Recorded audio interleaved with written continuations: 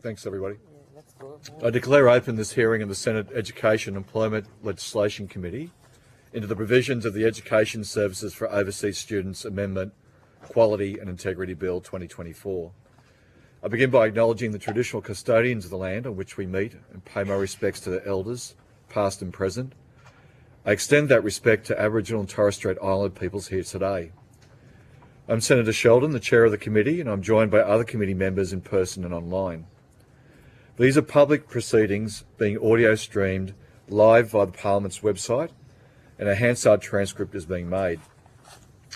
I remind all witnesses that in giving evidence to the committee, they are protected by parliamentary privilege. It is unlawful for anyone to threaten or disadvantage a witness on account of evidence given to a committee, and such action may be treated by the Senate as a contempt. It is also a contempt to give false or misleading evidence. Witnesses also have a right to request to be heard in camera. If a witness objects to answering a question, they should state the ground upon which the objection is made, and the committee will determine whether it will insist on an answer, having regard to the ground which is claimed. If the committee determines to insist on an answer, a witness may request that the answer be given in camera.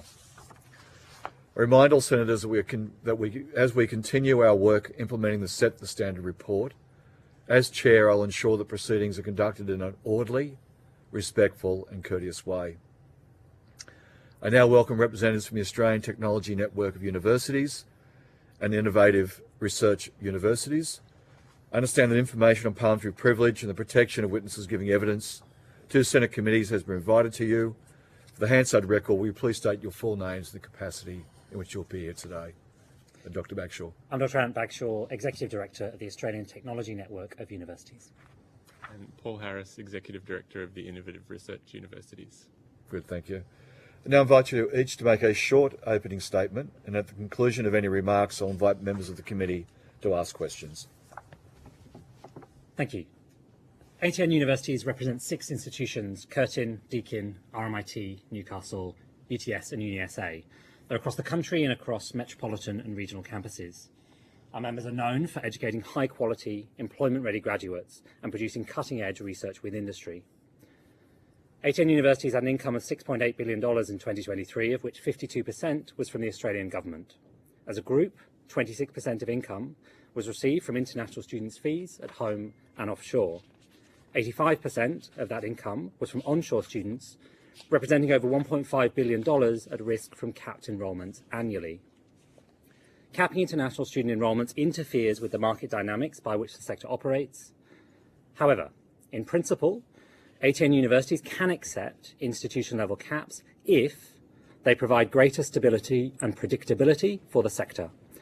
We are on record having made the case to Minister Clare for setting caps on a principled basis, reflecting unique institutional contexts. We propose that the negotiations with universities start from an assumption that there should be a maximum of 35% onshore international enrolments as a percentage of overall enrolments onshore. We note that implementing caps at this late stage in the recruitment cycle will have a devastating effect for the 2025 cohort. Students have made plans, they bought plane tickets, and they've upended their lives in anticipation that they will be studying in Australia next year. We cannot support course-level caps. Aside from the impracticality of implementing caps on tens of thousands of courses, they represent ministerial overreach. Students will, and they should, study whatever makes sense for their aspirations and careers, and noting that Minister Clare said that only around 16% of international students stay on in Australia after their studies end. Beyond the proposed legislation, it is critical that current visa settings are urgently overhauled. ATN's members have done everything asked for them by government. Increase the diversity of an already diverse international cohort. We have high proportions of domestic students with disabilities from low SES backgrounds and from non-English speaking backgrounds. We kept proportions of international students to an average of 23% of the student cohort, and we collectively educate around 40,000 students offshore, which equates to around a quarter of all Australians' transnational education. And yet, we've been hit very badly by Ministerial Direction 107. As of last week, we calculated a total number of 2,333 missing students, so students who would otherwise have attended, equating to around $289 million in lost income for semester 2, over $500 million for the year as a whole. A failure to reverse Ministerial Direction 107 will cripple the sector's ability to plan, to fund itself sustainably, and to attract the best and brightest students from around the world. ATN universities are not the ones that crash the system, and yet we and Australia are suffering for it. We invite you to take the opportunity to give our students, our institutions, and the whole education sector the certainty that we need now. Thank you. Good, thank you. Thank you, Chair. Thank you for the opportunity to be here on behalf of the Innovative Research Universities. The IRU is a group of 7 universities across the country committed to expanding opportunity for Australian students to attend university and to research that benefits our communities. International engagement, particularly with our region, has always been a core part of the IRU University's mission, and our universities, for example, were the first in the country to teach Asia-Pacific studies. Across the IRU, 21% of our students are international students. We have more diverse international student cohorts than the sector average, and we also have higher than average rates of offshore delivery with successful international campuses. The context for our consideration of this bill is the government's changes to visa processing for international students, which were announced as part of its migration strategy last December. These have had a disproportionate and unfair impact on our students and universities. While commencements by new international students this year are up across the higher education sector, they're well down across the IRU. And the number of new commencements this year by Indian students in our universities has been cut in half.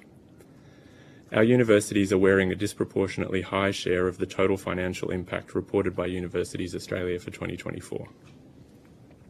We support measures to improve quality and integrity across the international education system, but we do not support this bill as drafted. For example, we do not support the Minister having legislated powers to control or cancel individual courses within universities. We believe that it's not unreasonable for government to want to have a discussion with universities about the optimal balance of student numbers across the system, and we're committed to working constructively with government for a more managed and equitable system with sustainable growth. Our first priority is the removal of Ministerial Direction 107, which is unfairly targeting some students and some institutions and actively undermining equity and diversification. We totally agree with Minister Clare's statement last week that we need a better way of managing international education. We believe that it should be the job of the new Australian Tertiary Education Commission to work with universities to set sustainable growth plans for both domestic and international students. If the government wants additional control over international student numbers before the Commission is up and running, we believe that this should be done through further amendments to this bill and then the removal of Ministerial Direction 107 at the same time. We've proposed a number of amendments to the bill in our submission, and we recommend that a sunset clause be included so that new ministerial powers are removed as soon as the ATEC is operational. One particular amendment that I'd like to highlight is exemptions for certain groups of students. We believe that the bill should make it clear that postgraduate research students, exchange students, and students on mobility and transnational education programs, such as 2+2 degree programs, are not included in any limits on overall student numbers.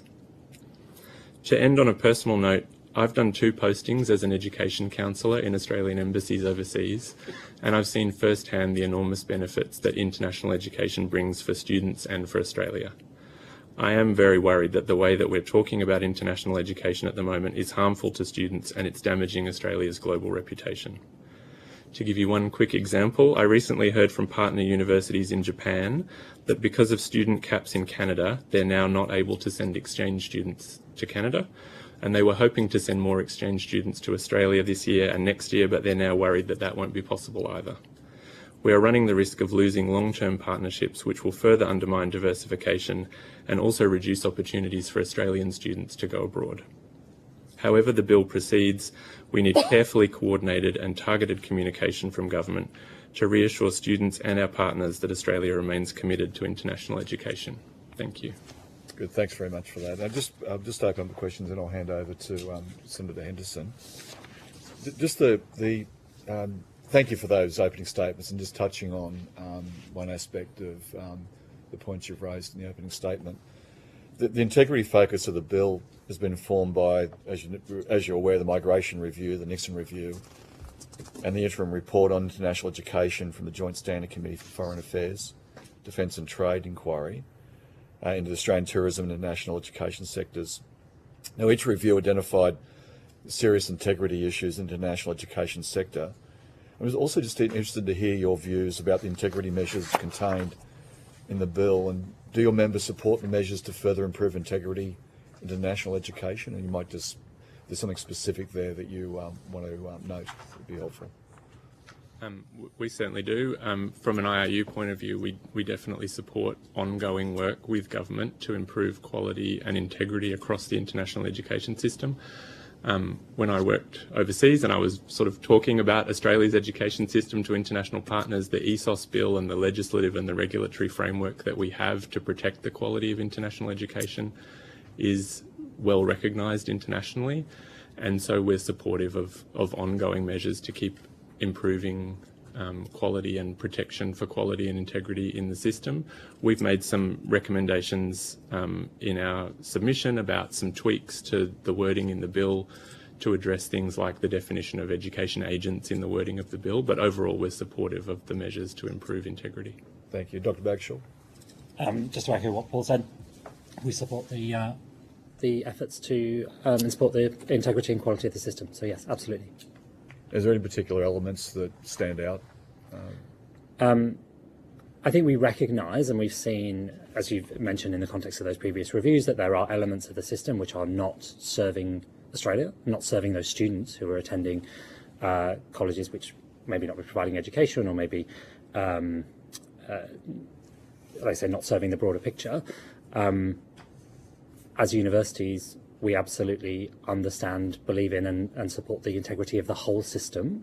And my members are committed to high English standards levels, high levels of entry qualifications, and certainly overall kind of compliance with a high quality system. Thank you. Senator Henderson. Chair, thank you and good morning. Thank you so much for being with us this morning. Can I start by asking how many international students each of your member institutions have? If you could quickly race through that, both in terms of raw numbers and a proportion of total student numbers. Absolutely. So what I've got a mandate to do is to share the aggregate numbers across the group. And No, I didn't ask for that. I asked for your individual member institutions, and I trust that you've come prepared with that data today. So the data I've got is on the aggregate number, and I've got the spread so that we can understand the shape of our 6 institutions within the context of the sector. Mr. Bagshaw, that's not what I asked, and that's not good enough, frankly. I'm asking, you've only got 6 universities, is that right? That's correct, yes. Yes, so that's just most inappropriate that you do not have that data. So can I ask you to ask one of your team to urgently get that data together so that we can have proper information before our committee? Could you do that now and come back to me as soon as possible on that? Of course. I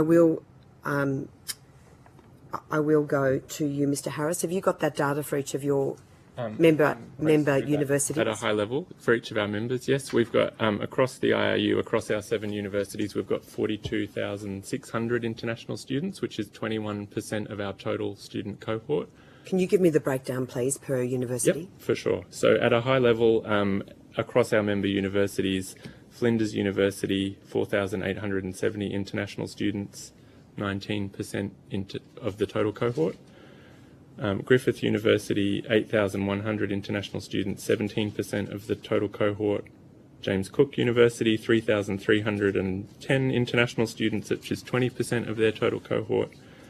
La Trobe, 7,150 international students, which is 21% of their total cohort. University of Canberra, 3,450 international students, 21% of the total cohort. Murdoch University, 6,900 international students, 35% of their total cohort. And Western Sydney University, 8,750 international students, 19% of the total cohort. I really appreciate that. Thank you so much. Mr. Bagshaw, are you able to indicate when you can provide the committee with that information during this session? We can provide it by lunchtime. Sorry? We can provide it by lunchtime. That would be very much appreciated. If someone could put their skates on, we could even get it earlier, because Absolutely. We are talking about international students at your member university. So I just want to put on record my disappointment you don't have that data. Understood. Can I ask about revenues, international student revenues for both your member universities, please? How much revenue is generated? So if you want me to start across the IRU universities, in total, 20% of our total revenue across our universities is from international students onshore. And I can give you a breakdown, if you like, by university. What's that? What does that represent in dollar terms? In dollar terms, across the IRU, $980 million in 2023. Look, I might take that on notice, Sure. just in terms of the breakdown, because we've got very limited time, so I just want to get to the... Do you have that data? So the equivalent figure for ATM was $1.5 billion. 1.5 billion? 1.5 billion from onshore, total of 1.8, and that's the 2023 outturn, and we can get you the breakdown by those institutions. That's public. Thank you so much. I appreciate that. Can I just ask about the impact of Ministerial Direction 107 on both of your member university groups, please? Absolutely. So it's been absolutely arbitrary, and we feel aggrieved that, as you know, those institutions that recruit large numbers of Chinese students have seen their enrolments grow, while we're not yet back up to 2019 levels across the group. The financial impact we estimate at across our universities between 18.5 million and 103 million, totaling $542 million, and that's the students that we would have expected to join across this year, and that's the sort of total tuition value that we'd have expected. So a total financial hit of 542 million. Yeah, 542 million. So just to cut to the chase, so Chinese students, who are primarily going to the group of 8 universities, their visa approvals have gone up, as we know, and we heard that in the last hearing. So how many visa rejections have your university suffered? So we're missing 2,333, and the range there is between 250 and 582 by institution. And so I think we see that not just in revenue terms, but clearly that's over 2,000 people who made plans and then who are not able to go and study anywhere else because they've been anticipating that they would come to Australia. And so I think that's 2,000 people plus their families plus everyone they know who now sees Australia as an unreasonable and fickle potential destination for their education. And what does that do to Australia's reputation? It's devastating. And we're hearing from members, particularly those members with overseas campuses, where they are getting representations from foreign ministers, from the diplomatic corps, saying, this is unacceptable. We are being treated arbitrarily. And then when you see the rejections that are being received by students, that are spurious explanations, I'll come to one example. Got an institution... So just to be cut in, sorry to cut in, but this is not about quality or integrity, is it? This is just about arbitrary decisions made by the government to drag your numbers down whilst bolstering the universities at the top end of town. I think the evidence would suggest that, yes. Yeah, we've Mr. Harris, can I ask about Ministerial Direction, the impact on... Ministerial Direction 107, the impact on your universities? Yep, and I think what we're definitely seeing, and like Dr. Bagshaw, the evidence in our universities clearly shows that Ministerial Direction 107 is having a disproportionate impact on our students and our universities. As I said, total commencements of new students across higher education this year are up, but in our universities they're down by almost 20%. With the latest data that we've got, at the same time last year we had almost 13,000 commencements. This year, because of the impacts of Ministerial Direction 107, we've got about 10,000. And we estimated back in March a financial impact of about $135 million. But checking with members again last week, we're, as we're working our way through the year, we expect the financial impact on our universities to be much higher than that. Mr. Bagshaw, you're supportive of a 35% cap. That's correct, isn't it? So we're supportive of that level of cap in the context of a managed system, yes. So we've been promised a managed system on the back of the Universities Accord, which would include... We're not talking about promises. We're talking about what's going to be in legislation, in the law. Because you obviously need the requisite certainty of what's in the law, not what someone in some department or some minister's office might promise you. Absolutely. So my question is, if you support a 35% cap across your universities, and Mr. Martin, the VC of Deakin, has particularly made the point about the importance of the social licence that universities have or should hold in relation to bringing in international students. Why don't you support a cap on courses? So in other words, are you saying that it's okay to have 80% of international students in any given course? So I think there's a couple of dimensions to that. The first is the impracticality of ministerial set caps on courses, and I think the ability to execute that, and you've seen particularly in the evidence that Professor Andrew Norton has supplied to the committee that demonstrates why that's actually very, very difficult. It's not impractical, just say. It's not impractical to say that universities on a course level, as Ian Martin has recommended, should not exceed 40%, for instance, in any given course. There's nothing really impractical about that, is there?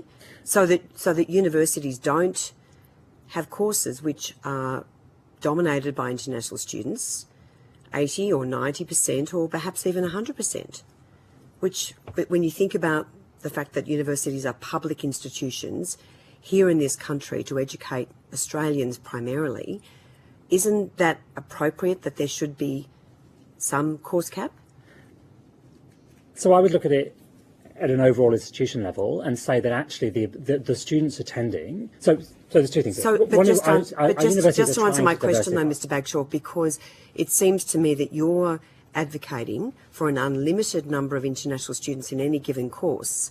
So going to one of your member universities, let's say Deakin, you say that it's okay that 95% of students enrolled in commerce at Deakin are international students? So I'm making the case that that institution can make a decision, should be permitted to make a decision based on what it thinks is right in the context of serving its students, both domestic and international. But the Vice-Chancellor of one of your member institutions, and in fact the former chair of ATN, correct, has actually strongly advocated for caps on courses so that universities don't lose their social licence. So what do you say to that? I understand that position, and I think that's a position that any institution can make within their purview. And as you say, that's a position that Professor Martin has taken, and not every institution has adopted that position. Mr. Harris, can I ask for your view on course caps? Should universities have an unlimited ability to stack courses with international students?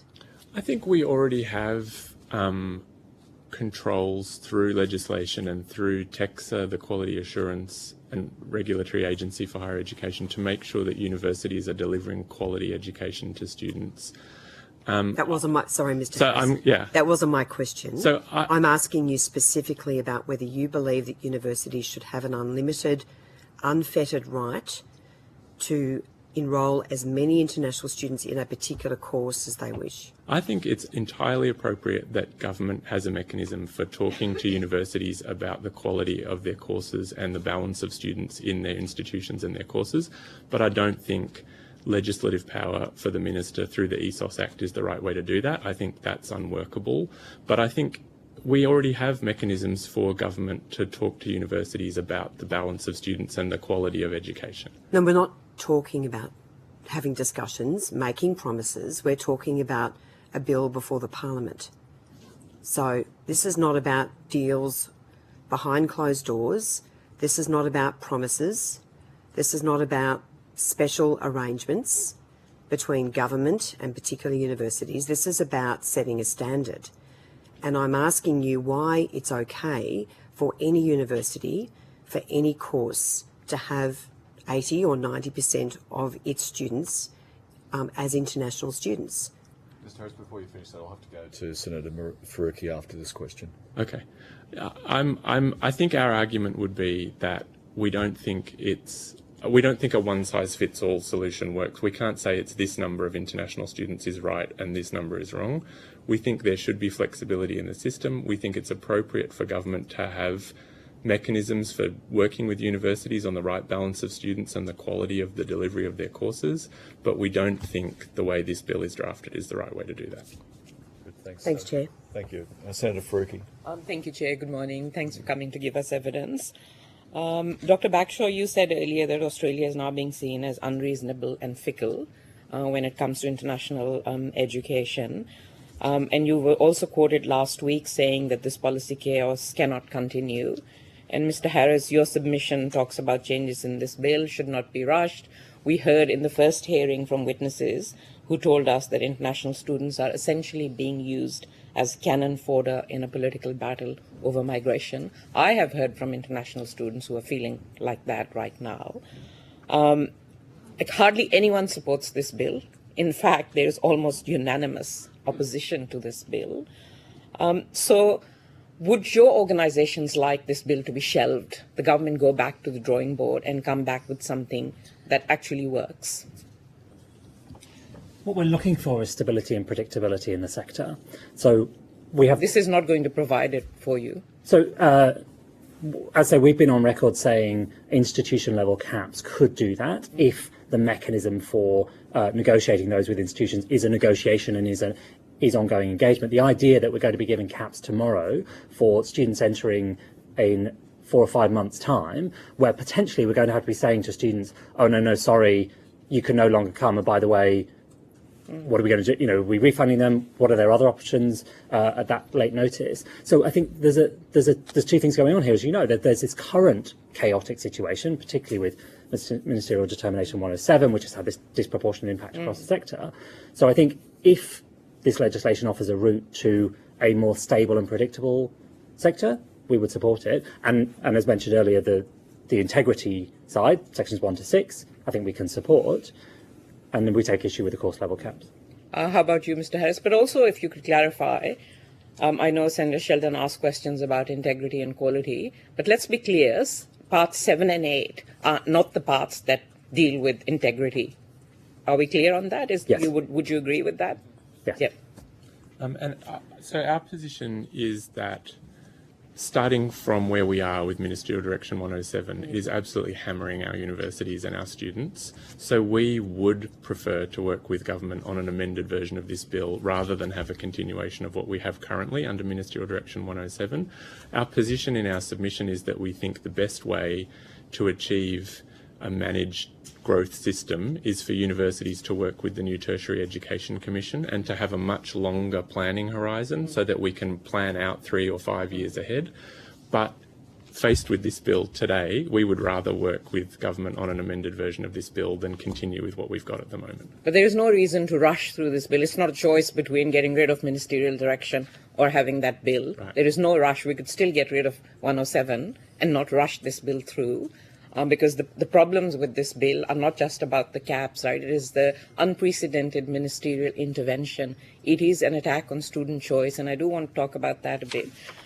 Because students should actually study what they want to study after they've paid humongous amounts of fees, not what Minister Clare wants them to study. And we know that intervention in trying to get students to choose, what they should study through the job-ready graduates has completely failed. Is there any reason that these sort of interventions will force students to study what the government wants them to study, or will they just go elsewhere?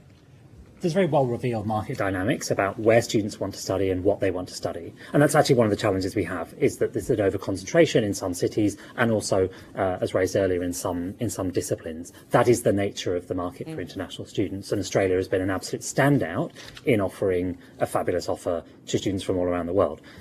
These students have choices, many more choices than, say, a domestic student would have in terms of where they will go, but by definition as international students. So absolutely. So when I was talking to counterparts in New Zealand and in the UK, they are delighted with the action that's been taken to include in that the more than doubling of the non-refundable student visa fee. If we look at this as a market, then our competitors are delighted by the action we're taking. However, I think we should always look at this as more than a market. This is about talent. This is about attracting people to Australia to build their lives here, to offer them the opportunity of applying their skills for our society and our economy. And so, and also enriching the experience of domestic students, as we know. So look at it in the round. The whole policy settings of which this bill is one part is, as I've said before, causing chaos. It's fickle, it's unreasonable, and it's doing long-term harm.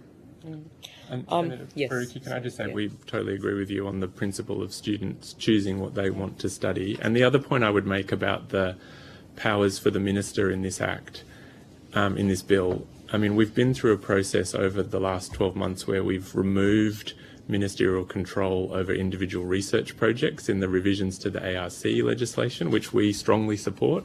And we think there's a similar principle here about not having legislated powers for a minister to intervene in particular courses. We think it's absolutely appropriate for government to have some mechanism for working with universities on the right balance. We agree with the need to have a more managed and balanced system, but we don't think the powers in this bill are the right way to achieve that.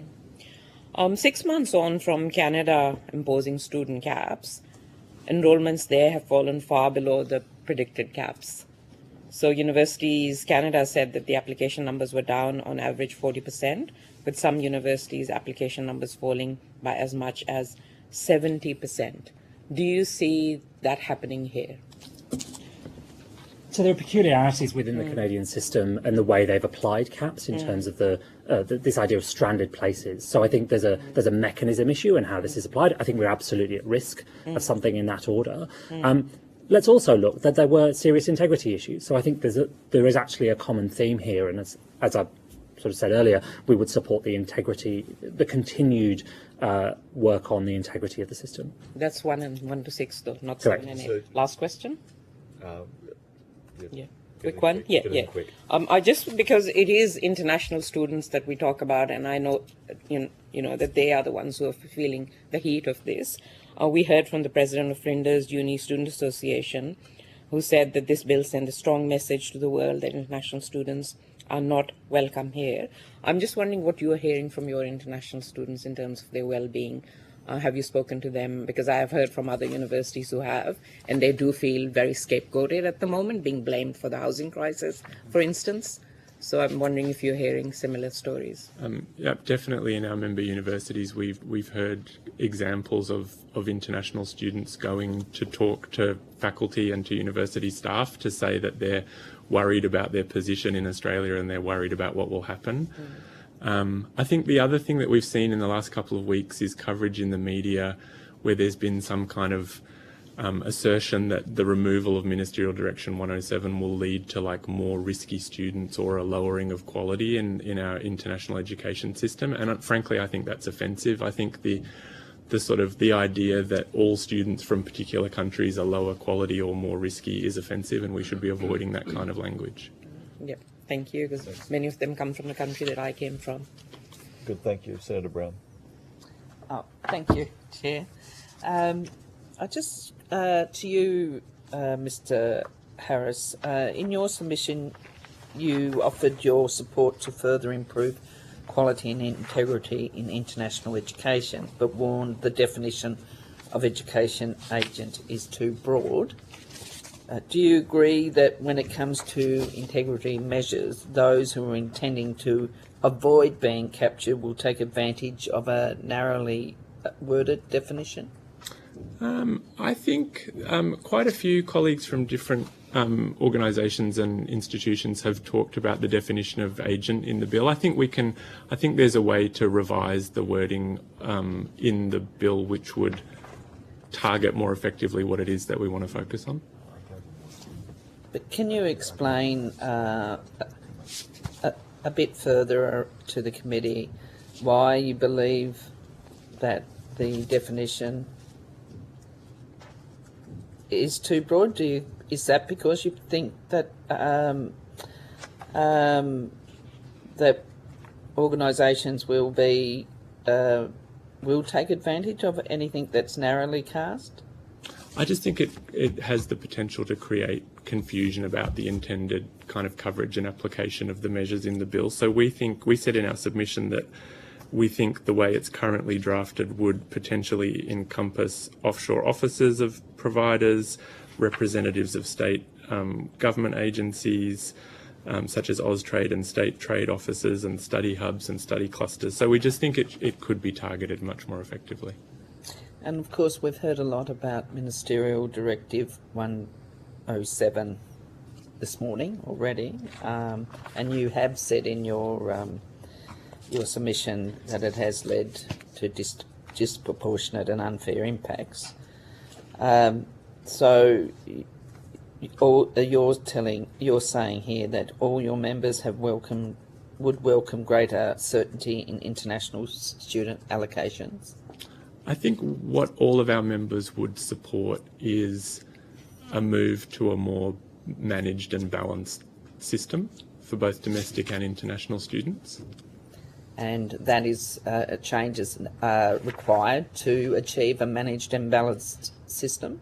Yeah, we think we're very supportive of the moves that the government is making through the broader reforms with the Universities Accord process to create a tertiary education commission and move to a new funding model for universities. And we think that a negotiation between universities and government through the commission, which would encompass both domestic and international students, is the way to get to a much more kind of well-planned and well-balanced system. Thank you. Thanks, Chair. Senator Pocock. Thank you, Chair. Thank you both for your time.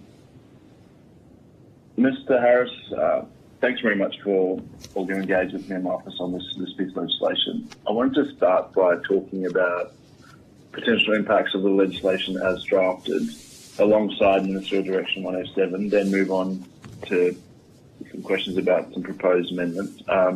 And starting close to home, as one of your members of the University of Canberra, I saw that they told staff last week that their operating deficit was blown out from an expected 26 million to 36 million, and this is due almost exclusively to a decline in international student numbers. Acting Vice Chancellor Lucy Johnson has said there is a risk to sustainability for the university, which is pretty serious. How much does this legislation worsen that risk? I think, Senator Pocock, the things that are impacting on our universities at the moment are the current arrangements through Ministerial Direction 107. We definitely think that this bill, as currently drafted, would be damaging, and I think in terms of ministerial control and power over individual courses, it's actually unworkable in terms of implementation as well. But I think there is potential through further amendment to this bill to work to a regime which would be better than what we currently have under Ministerial Direction 107. But I think the bill as currently drafted would add complexity and uncertainty to what we're already dealing with.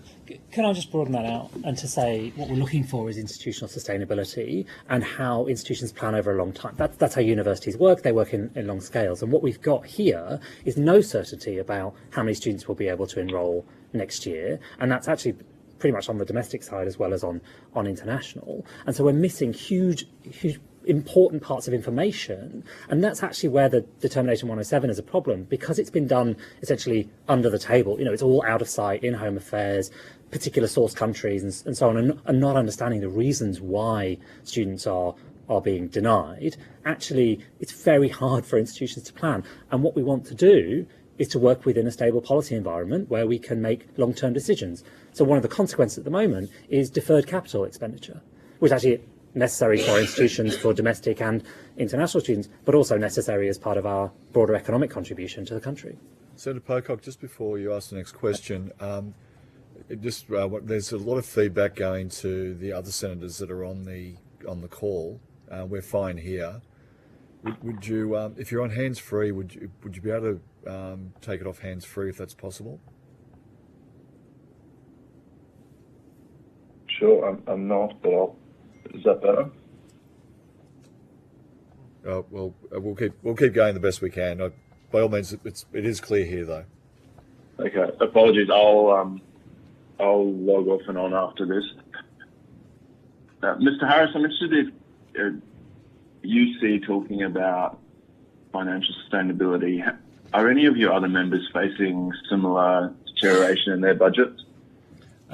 Thank you, Senator. Yes, we estimated the financial impact of the visa processing earlier in the year as a hit of around $135 million across our universities. And when I checked with our member universities again last week, everyone that I managed to talk to about this said that the financial impact was worse than they had estimated earlier in the year. So it is definitely having a worse impact than we had imagined and estimated, and that is impacting on our ability to invest, as Dr. Bagshaw said, in other things like capital works or like our regional campuses. And it's also impacting our ability to invest in new models of international education like offshore delivery.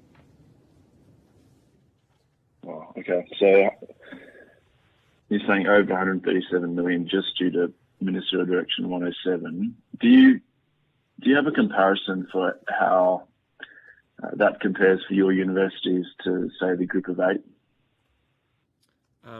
I don't, Senator. All I can say is that across the sector as a whole, and I think in the Group of 8, their numbers have been going up this year, whereas in other parts of the sector, like our universities, we've taken a real hit. One of the other things that we've heard a lot about in this committee is universities needing to use revenue from international students to cross-subsidise research after reductions in Commonwealth funding. I'm interested what impact this is having on research at your universities. As is well known, research is underfunded in this country relative to our global peers. The recovery rate, sort of additional funding in addition to grants, is low by international comparisons, and that is funded by the surplus from international students' tuition fees. I think we won't see this as an immediate cliff edge in terms of the impact, because institutions can weather a certain amount of change, but over time, a drastically reduced international student cohort will absolutely diminish Australia's research effort. And we'll see there's also got a worse experience for domestic students, and as I say, also on capital and our sort of long-term investment plans. And if I could just add to that, I mean, from the point of view of the universities in the IRU network, obviously research is very important to our universities, but it's not just research. I mean, part of what our universities want to be investing in is sustainable, high-quality campuses in regional Australia. We want to be investing in new models of transnational education. We have an example at the moment of a group of universities working together on a new model of offshore delivery, which would be the first time that a consortium of universities went in together to deliver Australian degrees offshore, but the financial hit that we have taken so far this year is having a material impact on our ability to invest in those new models of international education. Thank you. Can I, Chair, just finally, one of the other things that's cropped up is timing, and that being a major issue with this legislation. We've seen reports that the government is planning to tell universities what their caps for next year will be sometime this week, obviously subject to the passage of this legislation, but I'm interested if your members have received their proposed caps yet. Not that I'm aware of, Senator. No. Okay. Thank you, Chair. Good. Thank you, Senator. Senator Stewart. Thank you, Chair. Hopefully there's not too much feedback on... No, we're good at this end. Thank you. Yeah. Awesome. Thanks to the witnesses for appearing today. My questions are for Dr. Bagshaw. An article in The Australian on the 3rd of July this year reported that the 6 Vice-Chancellors in the Australian Technology Network of Universities wrote to Minister Clare, calling on him to declare a 35% flat cap on the number of international students. Group of 8 CEO Vicky Thompson said that that was arbitrary and nonsensical. I'm curious as to why your members put forward that position to the Minister, and how do you respond to criticisms from the Group of 8 universities? There's no objectively right way in which to set international student proportions, so it varies across our institutions from 12% to 32%, so that's partly reflective of market conditions, it's partly reflective of institutional decision making.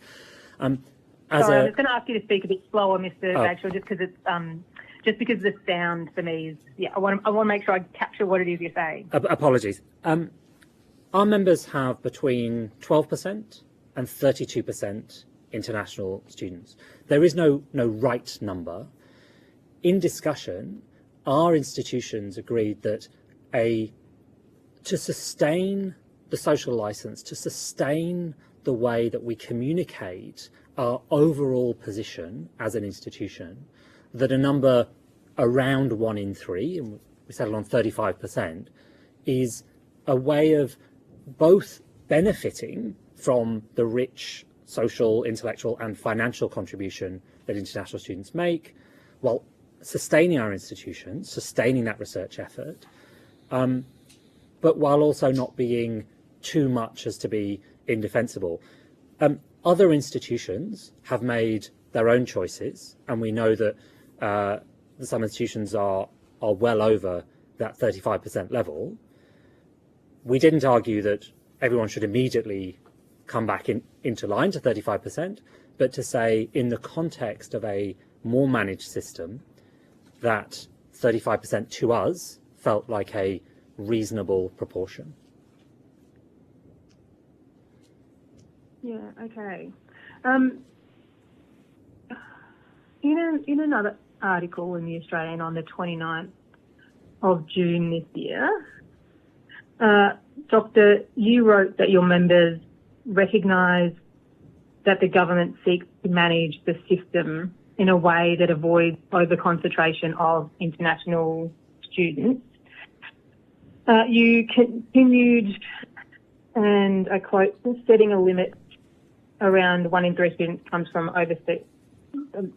from overseas should provide confidence to the public that Australian universities are striving for Australians.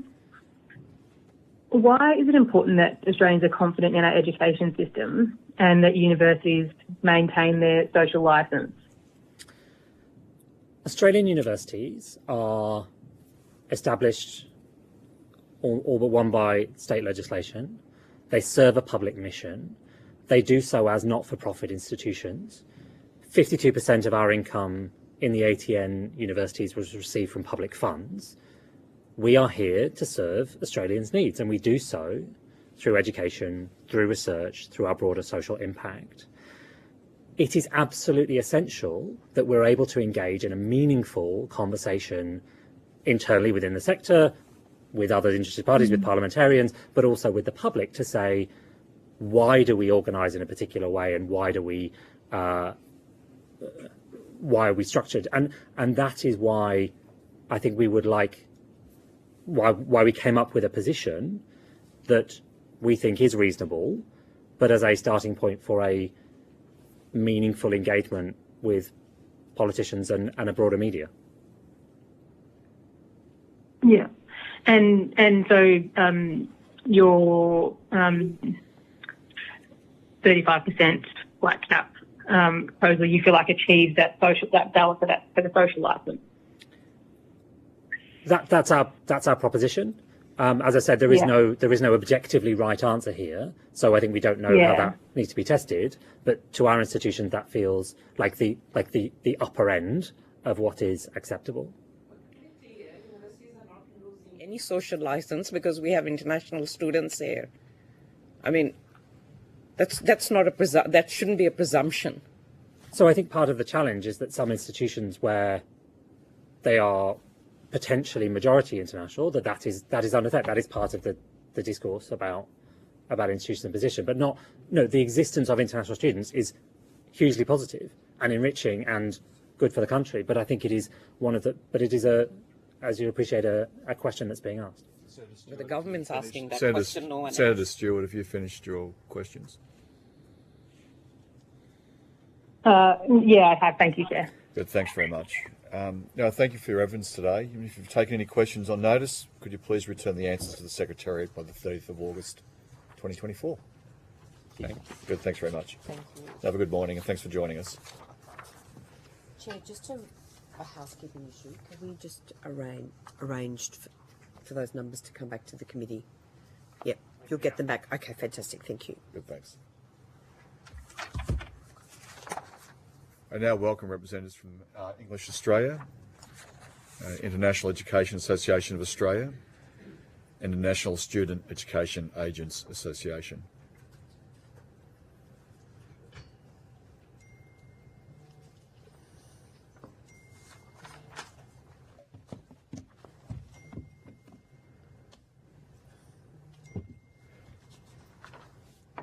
I understand that information on parliamentary privilege and the protection of witnesses giving evidence to Senate committees has been provided to you for the Hansard record. Will you please state your full names and the capacity in which you appear here today? Philip Neville Honeywood, CEO of the International Education Association of Australia, IEAA. Ian Add, CEO of English Australia, the national peak body for the ELICOS English language teaching sector. Robert Parsonson, Executive Officer, International Student Education Agents Association. Akram Madini, Treasurer of the Board of Directors of International Student Education Agent Association. Good, thank you. I'll just now invite you each to make a short opening statement, and at the conclusion of any remarks, I'll invite members of the committee to ask questions. Thank you, Senators. IEA appreciates the opportunity provided by committee members to speak to our submission and provide further evidence if required. Since we were established in 2004, our association has provided leadership, research, advocacy and professional learning for international education professionals, academics and students. Our membership base currently consists of 4,166 individual members, 84 education institutions, including all 39 public universities, a large number of quality independent providers, public TAFE institutes, English language colleges, government and private secondary schools, as well as 27 corporate affiliate members. IEA comes before you with a strong view that the January to June 2024 Department of Home Affairs offshore student grant data already highlights that enrolment caps on international students are not necessary. According to this data, compared to January to June 2023, higher education visa offshore grant totals are now down 26%, English language is down 60%, and vocational education training is down 73%. We therefore submit that the blunt instrument of visa processing delays and refusals, as exacerbated by Ministerial Direction 107, has already done the job for you. As a consequence, jobs in the sector here are already being lost, leases are being terminated, and research budgets reduced. As a direct consequence, education agents are now redirecting our prospective students to more welcoming study destination countries, including the USA, New Zealand and the UK. We further submit that this legislation is unnecessary because it involves a knee-jerk reaction to bad policy decisions inflicted over recent years by both major parties in government. The combined effect of these decisions have all led to a temporary surge in our nation's overseas student numbers. Further to our written submission and its 11 recommendations, we would urge Senators in your deliberations on the bill to give careful consideration to the following issues. 1. Quality education agents. Both offshore and onshore, they play a crucial role in counselling genuine students as to which country, institution and course is most suited to their individual needs. Onshore commission payments should also be permissible in certain circumstances, and in equal measure, some of our largest and most respected companies and independent providers act as agents for our public universities.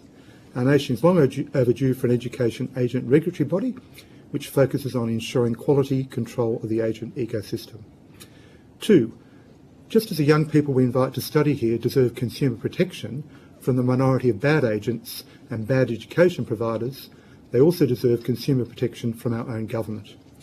If Part 3 of the bill is enacted in full, a minister's subjective determinations to suspend, cancel or terminate certain course provisions could result in inequitable restraints on trade and leave enrolled students abandoned midway through a course. We have 2 national regulators, ASQA and TESCA, whose job is to do exactly what the government wants a minister to now do instead. 3.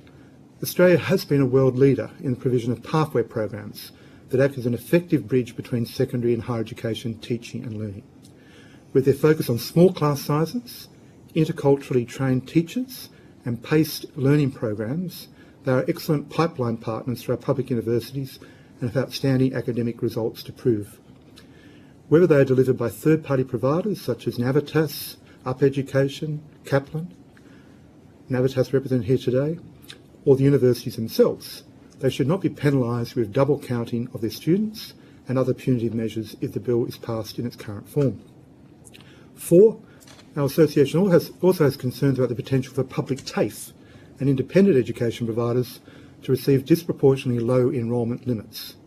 While approximately 2/3 of Australia's international students are enrolled in our public universities, the remaining 1/3, who often have very good reasons to enrol with non-university providers, should not have their enrolment choices diminished. 5th, and finally, we believe that senators should require from the government further explanation of the supposed 3 variables that might permit an education provider to have enrolment cap enhancements. A. Jobs and skills for Australia. There has been no information offered to date as to how providers, who have often invested heavily in infrastructure to deliver a skills-in-demand qualification, will benefit from the proposed variable above their normal proposed cap. B. Purpose-built student accommodation. I sit on the Student Accommodation Council, which involves all the large PBSA companies, and Australia is fortunate to have overseas government investment corporations and superannuation funds who've been willing to construct tens of thousands of student living spaces. But encouragement for them to make further investments will be totally reliant on all 3 levels of government here, offering fast-track planning approvals and reduction of ever-increasing punitive taxes. Effective national coordination of this housing class is long overdue. C. Regionality. It should not be left to the Minister of the day to come up with their own definition of which institution qualifies as regional for the purposes of enhanced enrolment limits. There has been too much political interference to date in which cities in Australia should receive additional migration points, for example, the whole of Canberra, Adelaide, Perth, Gold Coast, to name a few. In some, how much? Sorry, I'm just in summary, 2 sentences. In summary, as our submission makes clear, our association opposes the premise of enrolment limits on overseas students. We maintain that they have been designed as a politically blunt instrument to address a spurious narrative that international students are the principal cause of the current rent increase in Australia. International students are embedded in our communities, and a significant loss of them will seriously impact other industries, especially tourism and hospitality, as was highlighted during the COVID pandemic. They were very short 2 sentences. You got them in anyway. But just so the other, if you have got long introductions, we can put them on Hansard and they'll make it public. So if you want to summarise it, that would be a great deal of assistance to the committee, because we would like to ask some questions. Is anyone else? I thank the committee for this opportunity to present the concerns of English Australia and its members with respect to this bill. Our members include university colleges, TAFEs, private colleges and schools. Membership is exclusive to high-quality colleges that go above and beyond the legislated minimum standards, and we deliver across our membership 80% of all ELICOS within Australia. This bill has been drafted on the run without meaningful consultation of those impacted, without consideration of its economic impact or the jobs it will cost, and without concern for students. The bill claims to be about quality and integrity, but it does nothing to require, encourage or incentivise quality. Instead, it will drive away investment in quality and drive away quality international students. The bill puts unprecedented power into the hands of the Minister, whose decisions will have no requirement to follow a transparent procedure or to provide either evidence or reason. The likely result will be that instead of focusing on quality and integrity, educational institutions will need to focus on building political favour. The context of this bill is the government flipping almost overnight from encouraging rapid growth in the sector post-COVID to desperately shrinking the sector pre-election. Since December last year, student visa applications have been refused at record levels and delayed at record levels. Visa grants from 1 January to 30 June for offshore applicants wanting to study English are down 60% on last year. The visa cuts alone will cost an estimated 15,000 jobs over the year. If that wasn't bad enough, so on 1 July, the student visa application was hiked 125%, and it's now nearly double the visa fee required to study in the UK at Oxford University, triple the visa fee to study in the US at Harvard University, and nearly 10 times Canada's visa fee. Even worse, and unlike those competitor nations, an enrolment of only 4 months, the average for ELICOS, pays the same $1,600 as a higher ed enrolment of 4 years. Most ELICOS colleges hadn't recovered financially from the COVID border closures, And some of our members tell us that the current government has done more damage to their business in the last 6 months than COVID did. And then we have this bill. It's hard to understand how limits on visas came to be part of an education bill, but it's equally hard to understand how this bill gets it all so wrong. From nonsensical definitions to provisions purposefully written to avoid any right to appeal decisions made poorly, unfairly or improperly, parts of this bill will confuse, parts will be practically unenforceable, and parts are economic self-sabotage. Part 8, for instance, gives the Minister unfettered power to remove courses from CRICOS, giving only 30 days notice to all providers to eject all students. That's thousands of international students on the street overnight. No warning, compensation or recourse. This will bankrupt organisations and cost thousands more Australians their jobs. It will destroy all trust in Australia for future international students and cause lasting damage to Australia's reputation globally. The government keep referring to the Nixon Review findings to justify the bill's provisions. The Nixon Review revealed illegal behaviour and recommended law enforcement, not broad legislative change. Everything in the Nixon Review, every shonk and every ghost college being used to attack the sector's social licence and defend this bill is all illegal already. It's all covered by existing legislation. We don't lack laws, we lack adequate enforcement of those laws. But instead of it supporting better enforcement of existing laws, this bill makes the minister judge, jury and executioner and sidelines the regulator along with good governance and administrative justice. The minister said last week he doesn't want to turn a $40 or $50 billion industry into a $20 billion industry. Well, we're well on our way.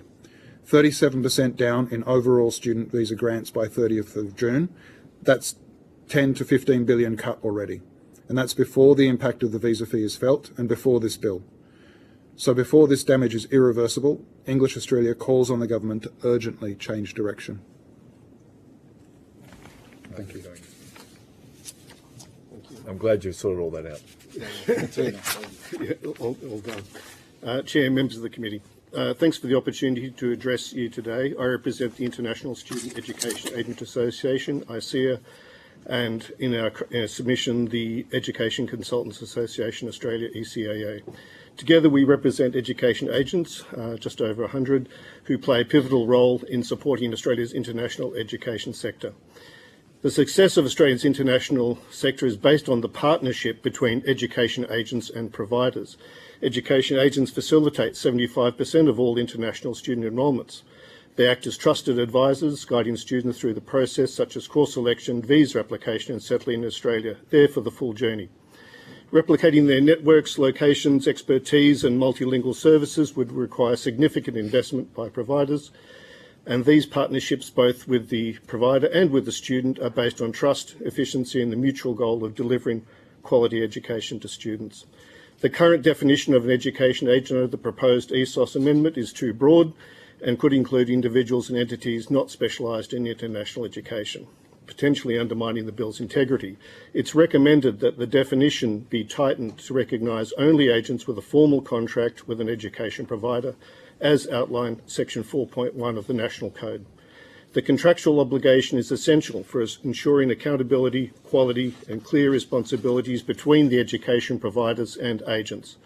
The proposed ban on onshore commission payments aims to uphold sector integrity, but a blanket ban could harm student welfare by reducing essential support services funded by these commissions, and it would destroy many local businesses. Instead, targeted restrictions are recommended, such as banning commissions for students who change courses within the first 6 months in Australia, and also we also recommend that students should have to apply for another visa when they change providers and courses. This approach would help bolster the system. We support the development of an agent certification framework. A standardised industry recognised certification would help protect students and providers and enhance Australia's reputation as a destination for high quality education. ICEA presented a certification model in 2019 to Department of Home Affairs and Education, and would like to collaborate with government and industry to implement this. Briefly on student caps, education agents are at the coalface and can unequivocally say that international student capping has already taken place from October 2023 through the Department of Home Affairs and the visa grants which have already been outlined here. Further to insult international students, that charging of $1,600 for a visa application that can be refused via an algorithm and no review rights. We urge the committee to recommend pausing the legislation and the government to take stock of the damage to providers and the reputational damage to Australia by destroying students' plans to study in Australia. Education agents are the ones who must break the bad news on visa refusals and try to explain the inexplicable that Australia does not welcome their application. Thank you for your attention and considering the insights of education agents, and we look forward to continue the dialogue to ensure that Australia remains a robust, competitive and welcoming destination for international students. Senator Henderson. Thank you very much, Chair. Mr. Ed, to you first, and thank you all very much for your attendance this morning. You've just given a devastating appraisal of what the government has done to English language colleges across this country, more damaging than COVID. How bad is the situation right now, and what will it take to recover? It's, as I say, we have a broad membership, and some of our members are doing okay. Others are looking down the barrel of closure within 6 months if the visa system doesn't change soon. They have had enormous shift in the nature of visa processing, and we've slowed really to a trickle. I speak to members week in, week out, who literally tell me that they are about to lose their business. Regional universities who have made redundant 50% of their staff, private providers who have made redundant 40% of their staff. It's hard to imagine when you survive COVID for an English language provider, which, unlike the other sectors, is 100% international. We survived COVID through a range of different means, but it wasn't easy. We have providers who mortgaged their house to keep their business afloat and their staff employed, and are now looking down the barrel of not just losing their business, but losing their home. And, you know, these are students who are coming out sometimes on a pathway. About 70% of ELICOS students go on a pathway to other providers. 30% study English and go home. I've had members tell me that, so when an application comes in that's refused, the provider refunds all the fees, and that might have meant 6 months worth of work to recruit a student, and that money all goes back. And I've had members tell me that in certain months their refunds to students outweigh their income because the go slow on visa processing, because we talk about visa refusals a lot, the go slow and the delays are as bad, if not worse. So Ministerial Direction 107, the government talked about integrity and quality. What do you say to that? Look, a lot's been said about Direction 107, and I agree with my colleagues who've said that Direction 107 is ill-conceived. But I'd say that the bigger issue is the total volume of visas being produced. I think we have a situation where quite clearly immigration have been told to go slow to limit the total numbers. And so, as my colleague has just said, we already have a cap in place. If you look back to the rush to get students in when unlimited work rights were being used to attract students so that they would come out in stock shelves in our supermarkets, and they were encouraged away from their study, when that was happening and we wanted to use them to kickstart our economy, we were able to process nearly 80,000 visas in a month. This year, we're seeing months where there are 18,000 being processed. That's not Direction 107, that's the total volume. So that's being prioritised according to 107, but the total volume is a trickle. In your submission, you highlight serious concern that regulators are not doing their job and not suspending from CRICOS unscrupulous providers and are no longer reporting on specific regulatory actions. Can you expand on your concerns, including whether regulators need greater teeth? English Australia for over 40 years now has been a champion of quality in this sector, and we support the regulator and the job that they do. We were very pleased to see them get more funding last year, and ASQA, which governs the majority of English language colleges, is certainly making innovations and making inroads.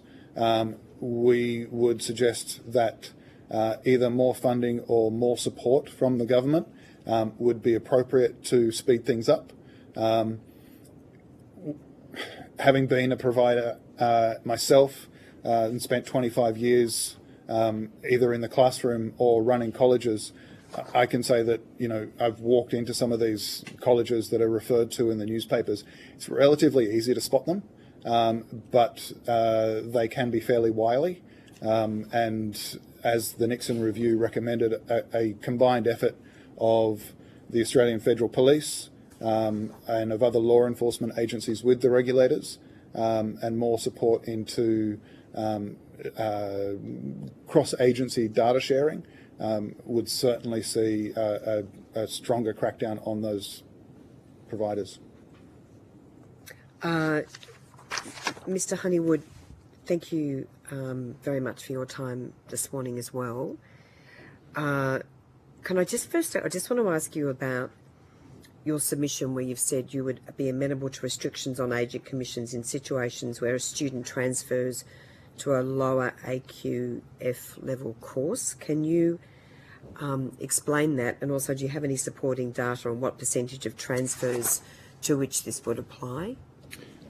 Thank you, Senator. So it's well known, and one of the issues we haven't discussed this morning is the impediment that provider risk ratings also create in terms of getting visas processed. But I mention that because, unfortunately, many students will use what we call a Trojan horse of a public university or a high-quality private provider visa approval to then get into Australia with the full intention of jumping to a lower cost, lower quality course. Where they can do more work hours as well. That's the implication. Yeah. So what we find is that, unfortunately, there's a large number. There's no figure on this because the department do not keep figures that are up to date on transfers of students.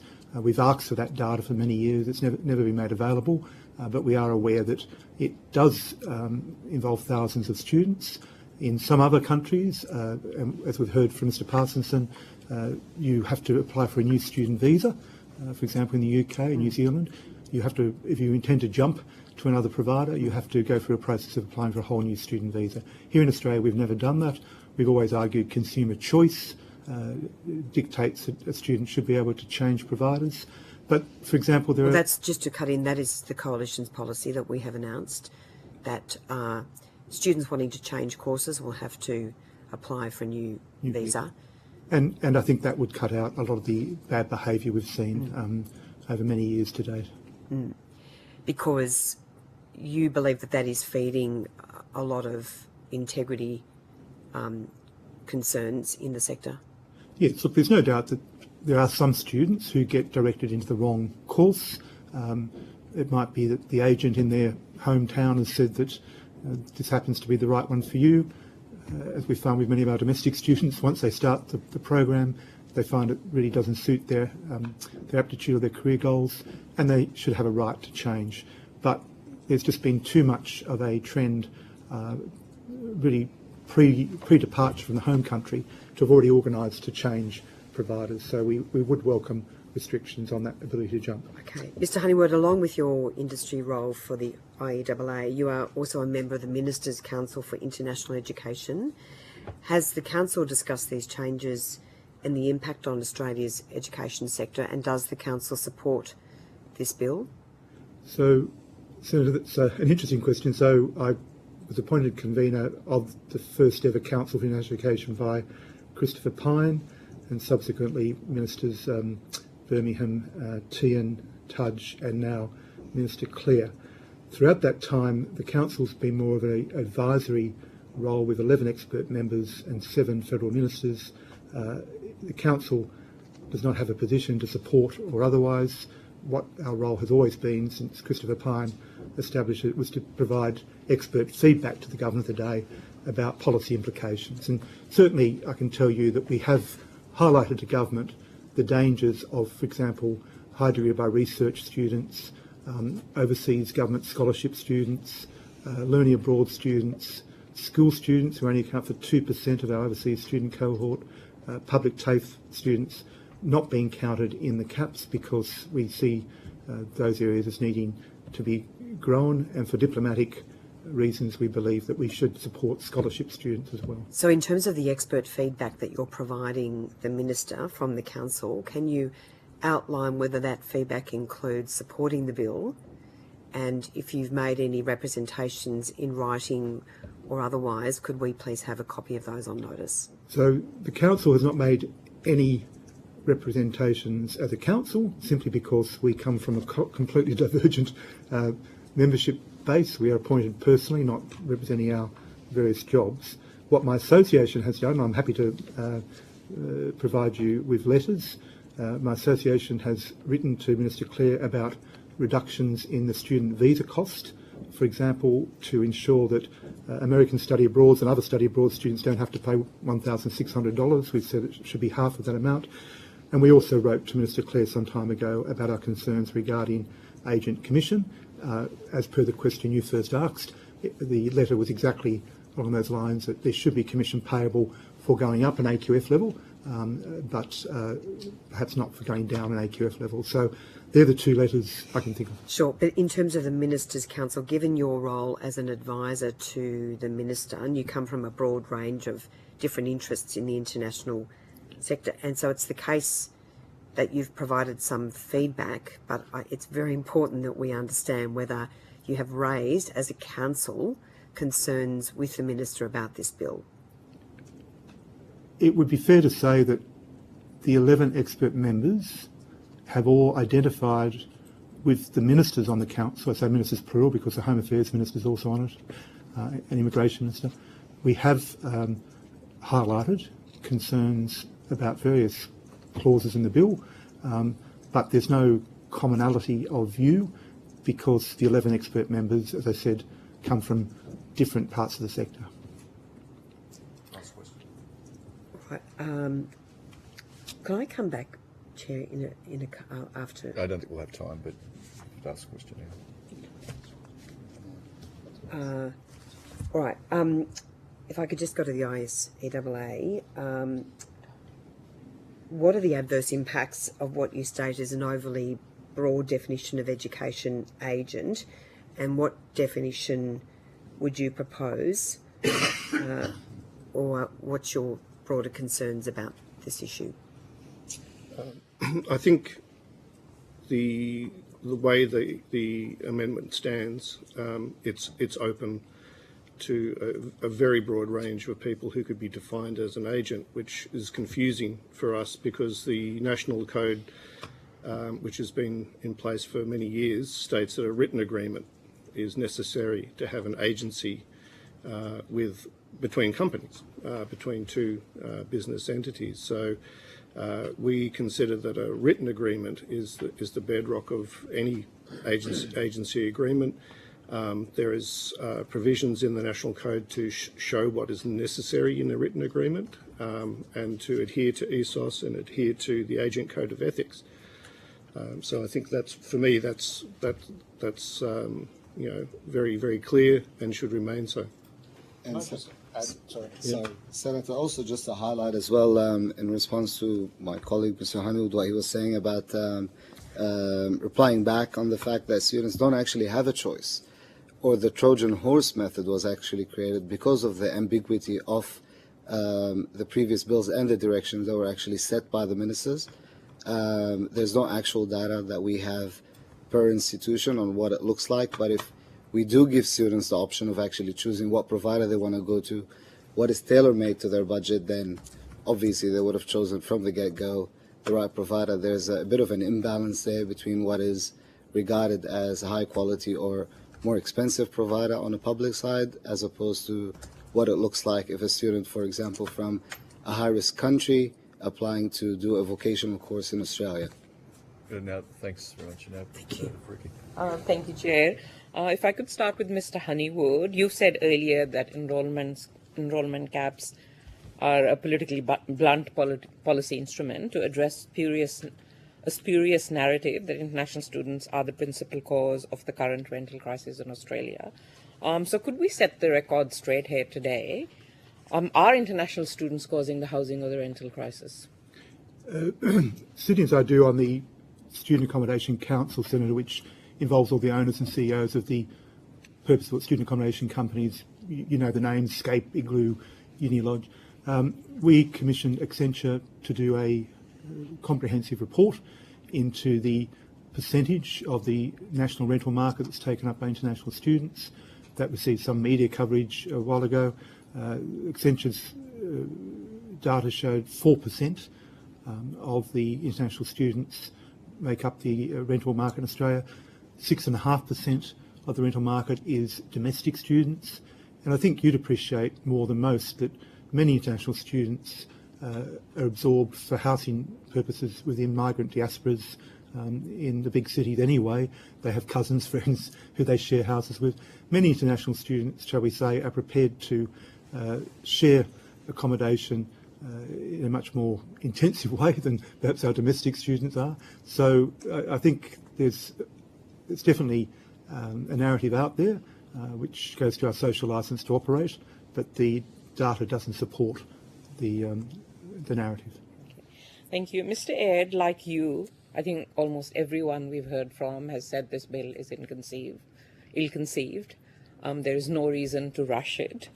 And you have also said that it will not achieve government stated aims. Could you kind of elaborate a little bit on those aims that it will not achieve? I think the only aim it will achieve is reducing the number of students significantly. I don't think any of it actually effectively achieves improvements to integrity. Your colleague, the Senator, asked a moment ago about agent definitions. We would all be agents under that definition, as would Austrade and Study New South Wales and other organisations like that, when all that's needed is quite simply to insist that every provider has an agreement with every agent that they recruit a student from. I think that there are basically every section I would suggest could use a bit of work to improve. Whether it's the section that requires international providers to deliver to domestic students for 2 years first, aside from the fact that it seems to suggest that domestic students should be test guinea pigs to international students, it's a completely different service operation and totally different business, totally different funding models. It makes no sense whatsoever. So there's very little within there that couldn't use significant improvement, and there's some things in there that should be excluded altogether.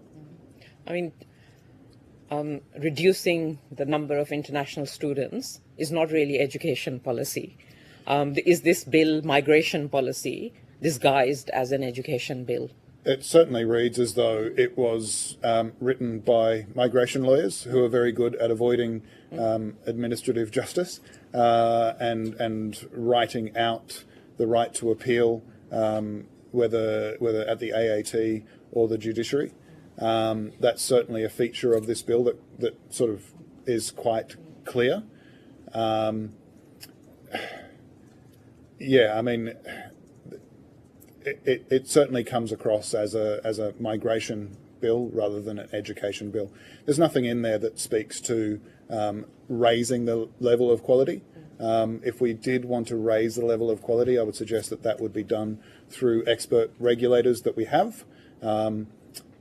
And I think, I mean, if we look back at the last review of the ESOS framework that was in 2018, that process took approximately 3 years, was a very robust collaborative affair between the Department of Education, the Department of Immigration were involved, the regulators were involved, many of the same people within those organisations now. They're very expert very good understanding of the sector, and we worked together and we developed what is a very robust and I would argue world-leading legislative framework.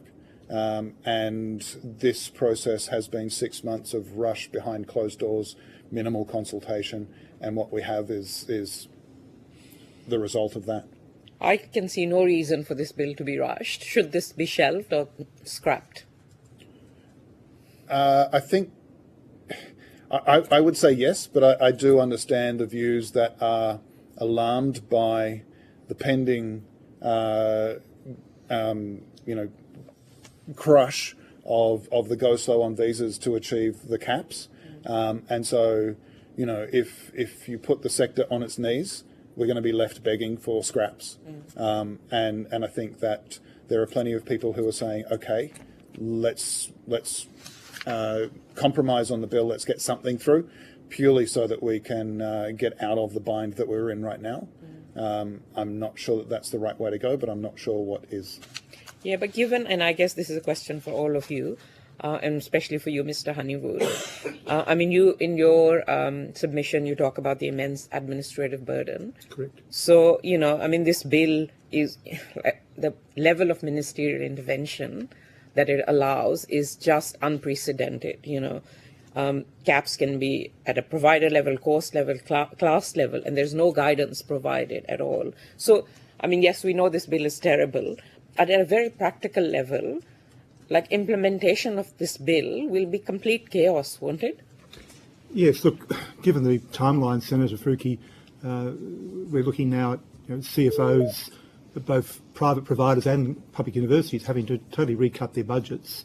We're looking at long-term leases on commercial buildings, not just by private providers, but also public universities from regional universities who've got big buildings here in Sydney, for example, on long-term leases. We're looking at infrastructure costs. So, in order to deliver a skill-in-demand course, like a dental technology, for example, whether you're a public or private provider, you have to spend hundreds of thousands of dollars in setting up a dental laboratory. And if the Minister of the day says, well, we're only going to give you 40 places for dental technology, but you need 80 places a year to pay for the infrastructure you've invested in, then you're left high and dry. So we would argue that the bill, at the very least, should not come into effect until January 2026, as per our submission. We believe there needs to be more time in which to go through the full implications of this and to signal to our overseas partners early enough so we don't finish up with the Canadian example where they're not even delivering the student numbers to meet the caps that they were given. They're way below the caps. So, we'd rather the bill have a sunrise clause from January 2026.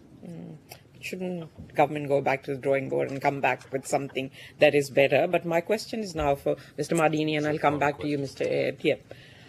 Your submission recognizes that international students choose the courses to meet their own needs, which is like very logical. Of course. And a normal process, as should any student.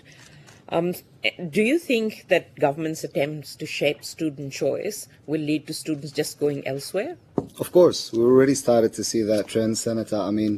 Across the board, you can look at new destinations that popped up. Europe was never on the map. You see students wanting to go there, Malaysia, the UAE. Everyone is now fighting over for international students that our government today is telling them don't come. We're sending the wrong message across. We're telling them you're not welcome here. Of course, they've got different options. They've got ability to apply much cheaper places, better chances of getting in. We're playing a lottery at the moment with who gets a visa, who's not. Refusal letters are very ambiguous, very unclear. Repercussions are on the institutions, and so the agents are also copying it because of refusals that just don't make any sense. So I'm going to be a bit less political than my colleagues over here, but I think they should get rid of this bill altogether, go back, actually sit with experts, take in the advice of people that actually know what's happening on the ground, and then come back with something that is a lot more thought of. Thank you. Mr. Ayd, you were going to say something. Yeah, I think that I speak regularly to people who invest in the sector, whether they're providers or just investors, and we're seeing a significant trend of all of that going offshore. The English language sector is growing globally. It's just not growing here. So major providers who are either here or would like to be here, when I speak to them, they're now looking at Dubai, they're looking at Europe, they're looking at Asia. They're not looking to grow here. And I'd say that with elements like Section 8, where the Minister can, at the stroke of a pen, wipe out a course midstream, if you're a high-quality provider, you're naturally, and you develop a great product that attracts students, you're naturally going to, make that a successful operation, which is going to attract others, and eventually going to attract those who shouldn't be there. And we need a regulator empowered to remove them, because if the action to remove them is to wipe those courses out, then why would you invest in the quality of those courses in the first place? And the students coming, why would a student who has the world to choose from come to Australia if that course could be wiped out halfway through, throwing away all of their investment in time, energy, blood, sweat and tears? You would just go somewhere else. Good, Thank you. Thanks, Chair. Good, thanks, Senator. Senator Brown. Thank you, Chair. My question is to you, Mr. Honeywood. The Nixon review refers to a 2015 Four Corners investigation about corruption among overseas education agents. I'm sure you're familiar with that reporting. The investigation found Australian universities were paying an estimated $250 million each year to unregulated education agents for the recruitment of international students, despite a number of these agents being corrupt and dealing in fraudulent documents. In your view, will a fit and proper test applying to education agents and associates of education agents mean that there is greater transparency in the sector and therefore increase the quality of education provided to students? Thank you, Senator Brown. Yes, I was interviewed by former Police Commissioner Nixon as part of her inquiry. I did point out to her that we are talking about a very small minority of agents in this situation, but the small minority nevertheless has done great harm. So the fit and proper person test, we believe, is one element. We also strongly believe that to the point made by Mr. Ed, better resourcing of our regulators to be aware of some of the activities by both agents and providers. And to that point, Senator Brown, of course, the bill before you does limit the extent to which an agent can also own an education provider, and that's a key issue where, cousin Fred owns the RTO and cousin Jacqueline owns the education agency, and there's collusion between those two parties. So we believe that the conditions in the bill will go a long way to limiting this type of behaviour that former Police Commissioner Nixon identified. However, again, it does involve proper resourcing of our national regulators, and it does involve proper resourcing of other agencies, be it ASIO as well, to see this as being a key performance indicator. So you support this section of the bill? We do. With that caveat? Yes. Yes. Thank you. Thanks, Chair. Senator Stewart.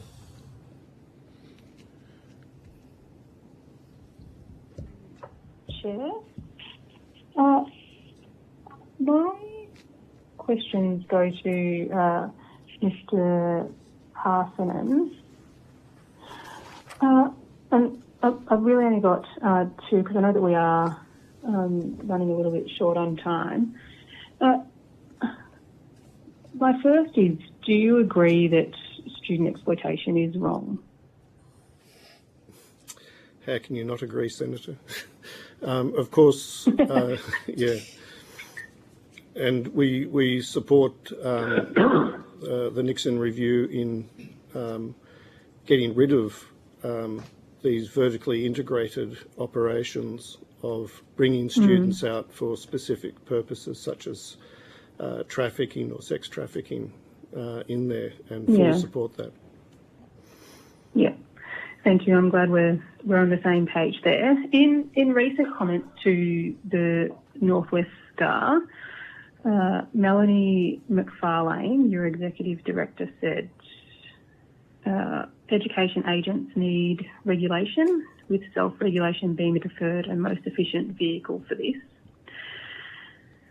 The Nixon Review found criminal syndicates, as you've mentioned, have exploited the Australian visa system to facilitate human trafficking, modern slavery, illegal sex work, illicit drug importation and money laundering. Recommendations 13 and 14 of the review call for the government to impose stronger regulations on education agents and providers. I'm interested to understand from your perspective, do you acknowledge that the integrity measures in this bill are preferable to your calls for self-regulation and will mean that fewer international students are exploited? Yes, we agree with the intentions of the bill for quality and integrity, and we agree with my colleague, Mr. Ed, that the federal police and others should be, if these are discovered, that these should be shut down immediately. We don't wait for our regulator or regulations of agents to try and fix these problems. If there's a criminal act being undertaken, shut it down. I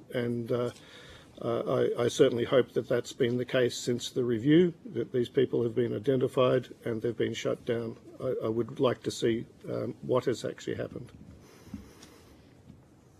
Thank you. Thank you, Chair. Good, thanks very much. And thank you all for your evidence today. If you've taken any questions on notice, could you please return the answers to the Secretariat by the 30th of August 2024. I don't say 2024, we might think it's 2026 or something. It's 2024. Thank you. It's quite obvious, but thank you. We'll now suspend until 10:50. Thank you.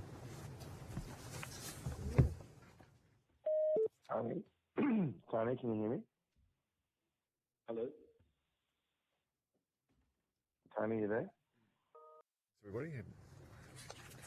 We now welcome in person and by teleconference representatives from the Holmes Institute and Navitas. I understand that information on parliamentary privilege and the protection of witnesses giving evidence to Senate committees has been provided to you. For the Hansard record, will you please state your full names and the capacity in which you'll be here today?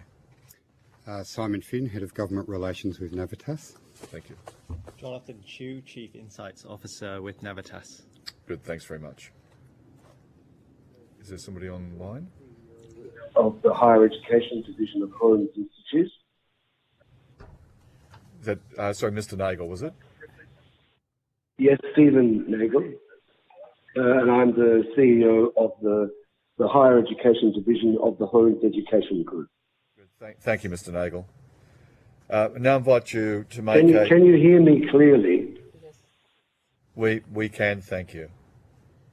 Yeah, good. Now I invite you to make a short opening statement, and at the conclusion of any remarks, I'll invite members of the committee to ask questions. And what if I start with you, Mr. Nagel?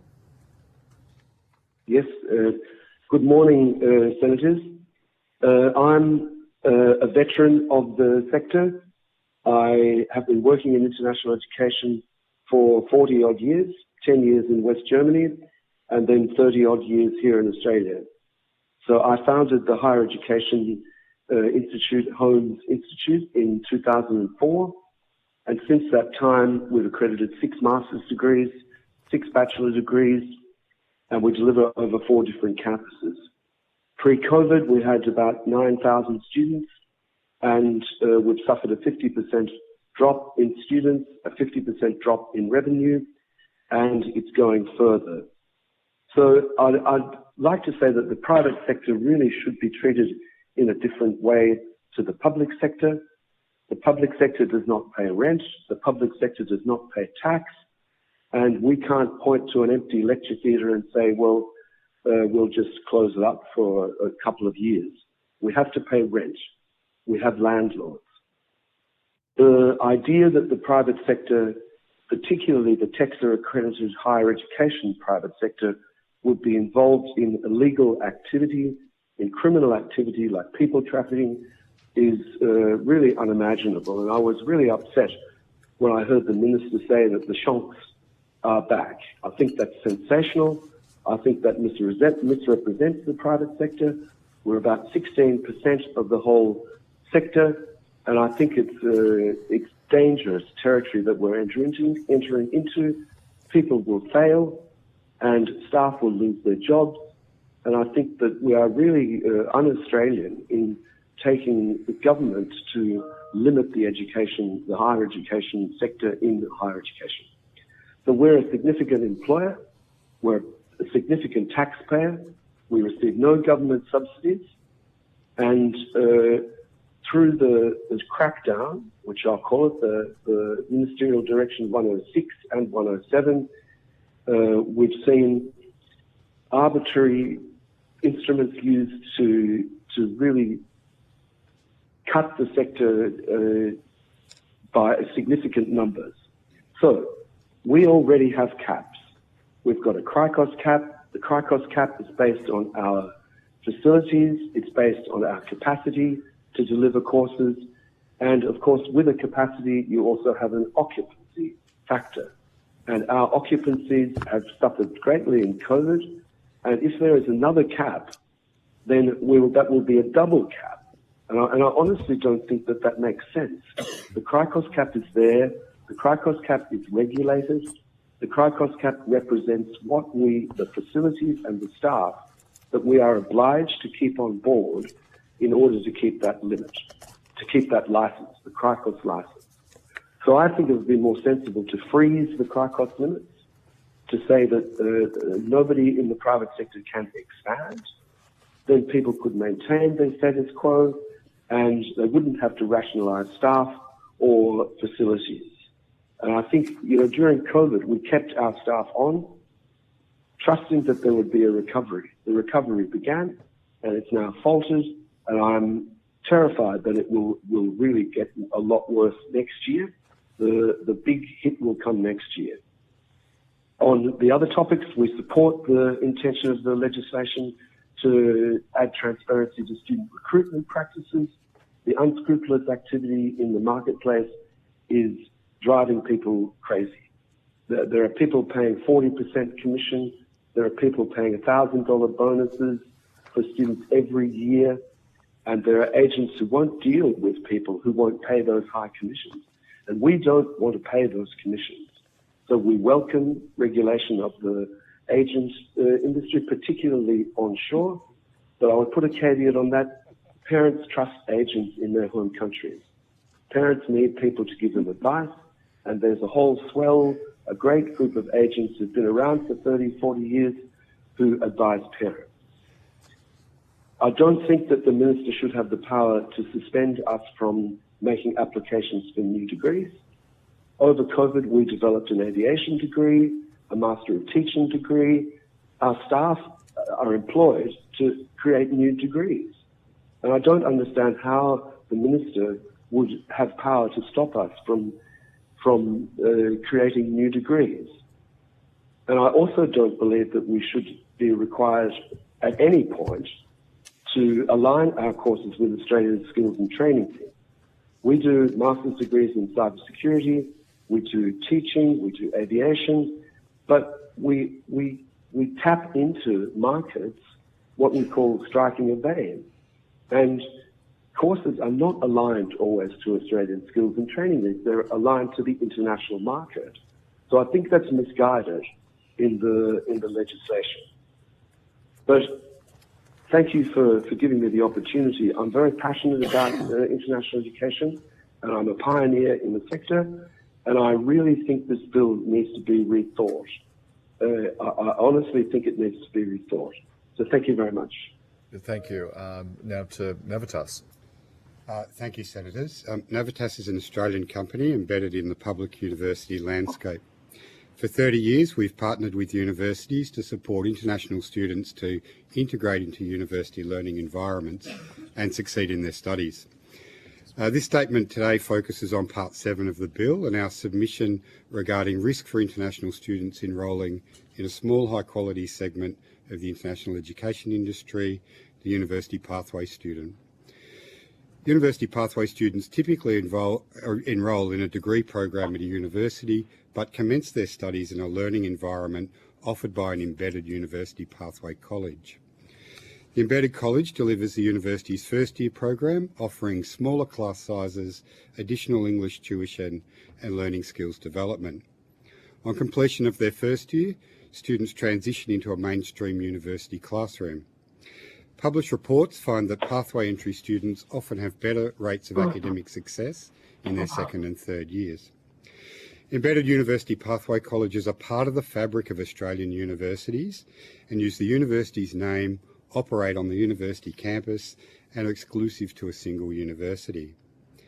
Embedded colleges have robust joint governance structures, with many having their own CRICOS registration, and therein lies the potential risk for the pathway student under the proposed managed system. Advice from government is that where an embedded college has its own registration, a pathway student will be required to fit into 2 enrolment caps, one at the pathway college and another when transitioning into the university classroom.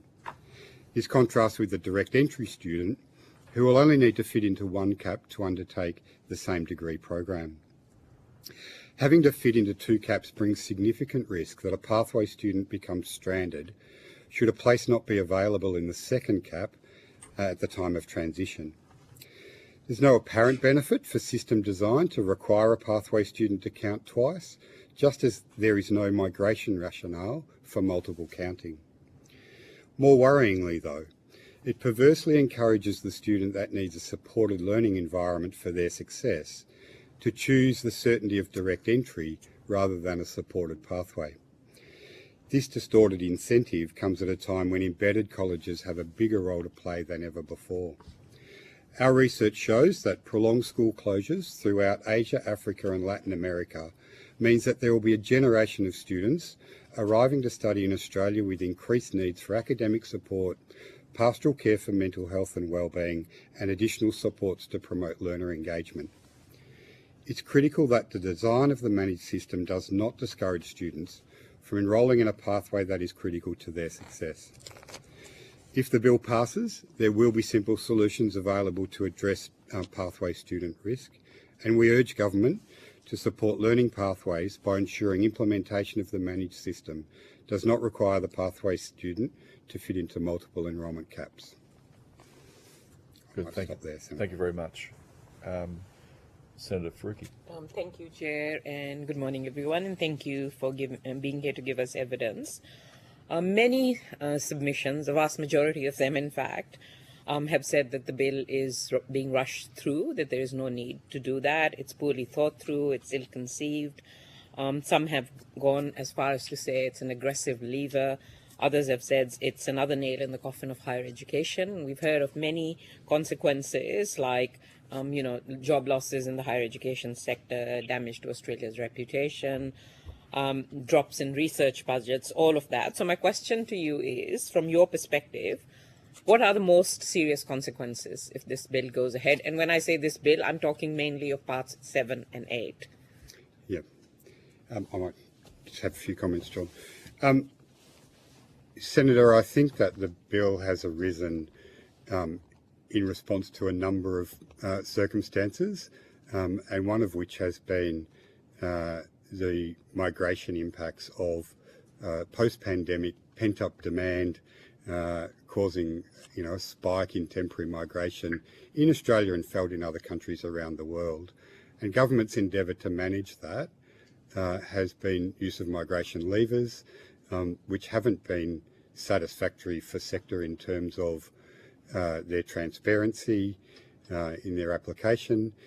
And it's probably difficult to have transparency in some of those levers where you're dealing with integrity issues or visa conditions and those things. So I think this bill is an attempt to provide some certainty and stability to the sector and to manage the industry in a longer term sustainable way.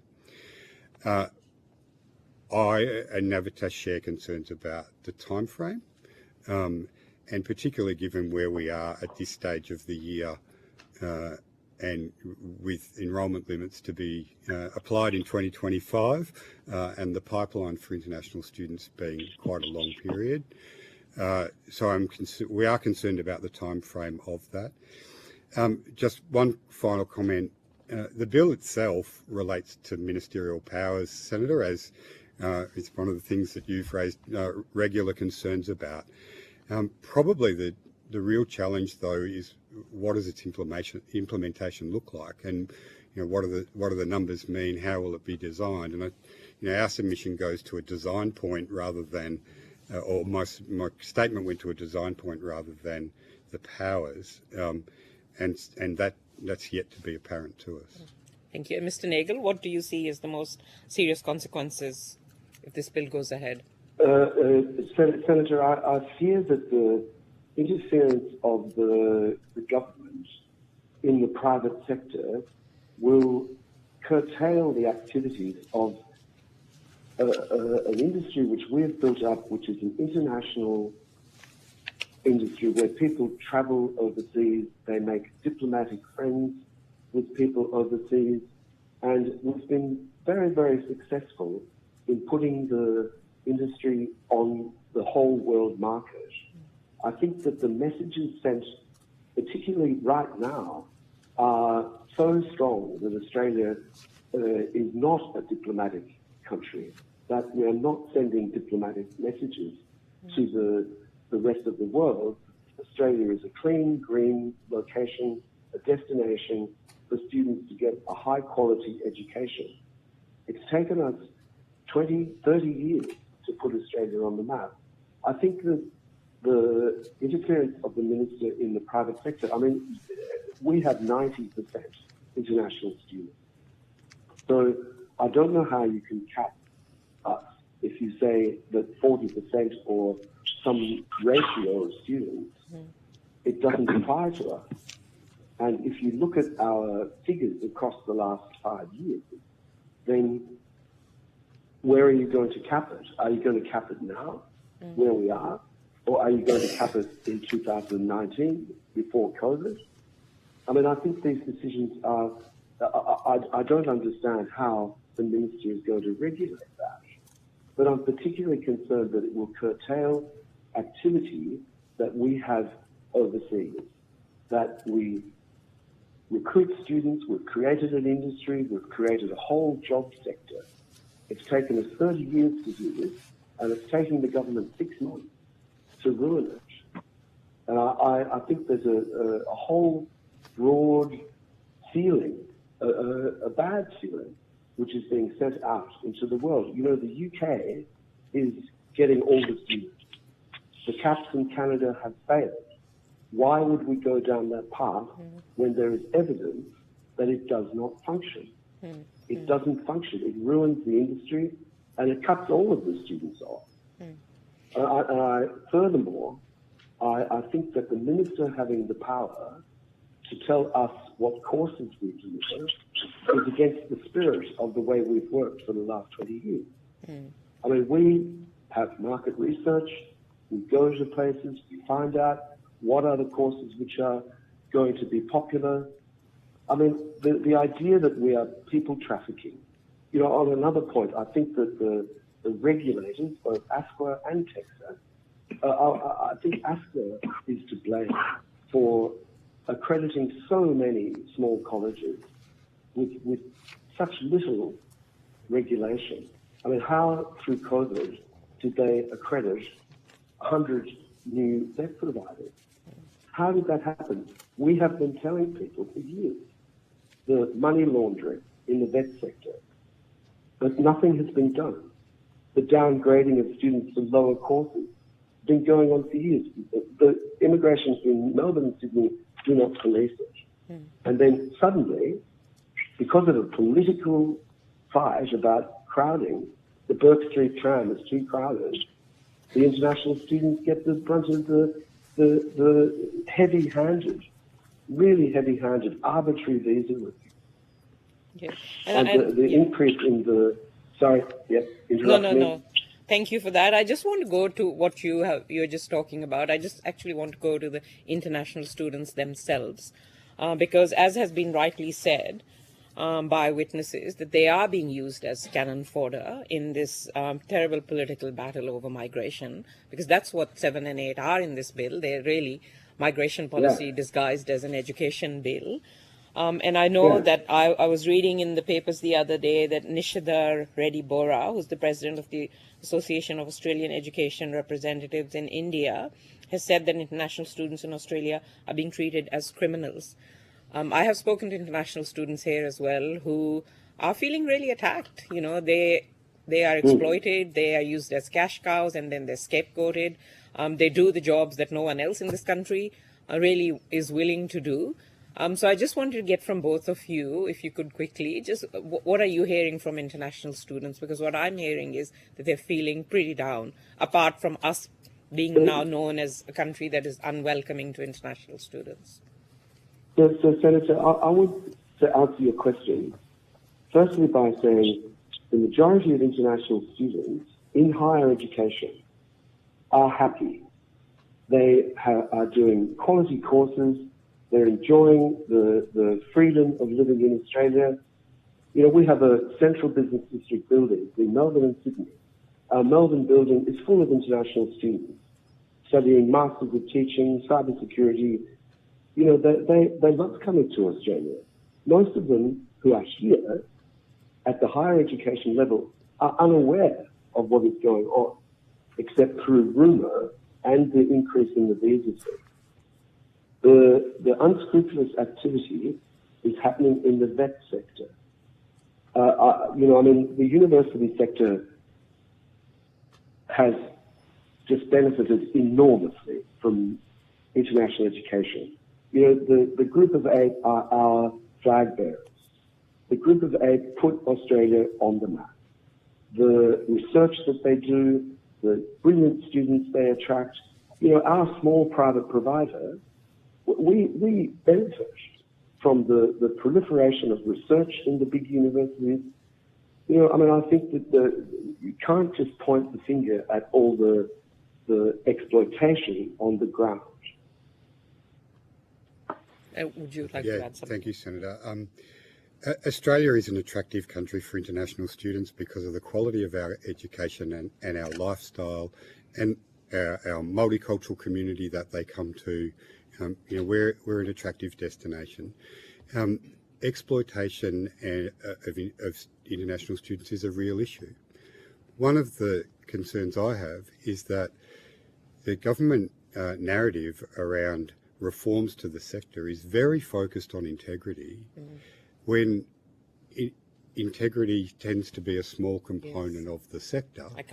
And we need to be alive of the message that sends to students, their families, to agents all around the world, that we effectively run down our industry by talking so heavily about integrity issues. And so that's a real concern. But also Part 7 and 8 have nothing to do with integrity, if we're honest, of this bill, or very little to do with integrity. Yeah, I think that's probably right, Senator, in terms of its motivation. I think there are some powers in the bill around course capping and those things that may have some issue around controlling those institutions that are in that integrity edge. But yes, I think that's probably right. Thank you. Thanks, Chair. But Senator, in the past, we've had these problems before where there has been surges of students coming through labour hire firms, you know, from particular parts of the world, and you know, particularly in the Indian subcontinent. You know, I've been in the embassy in Delhi, and they said, Stephen, no more students from the Punjab. The fraud is too great.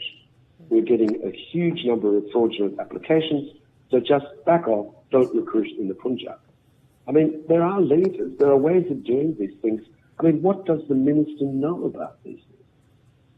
I mean, it just seems to me that sending the power to cap overseas student enrolments by a provider.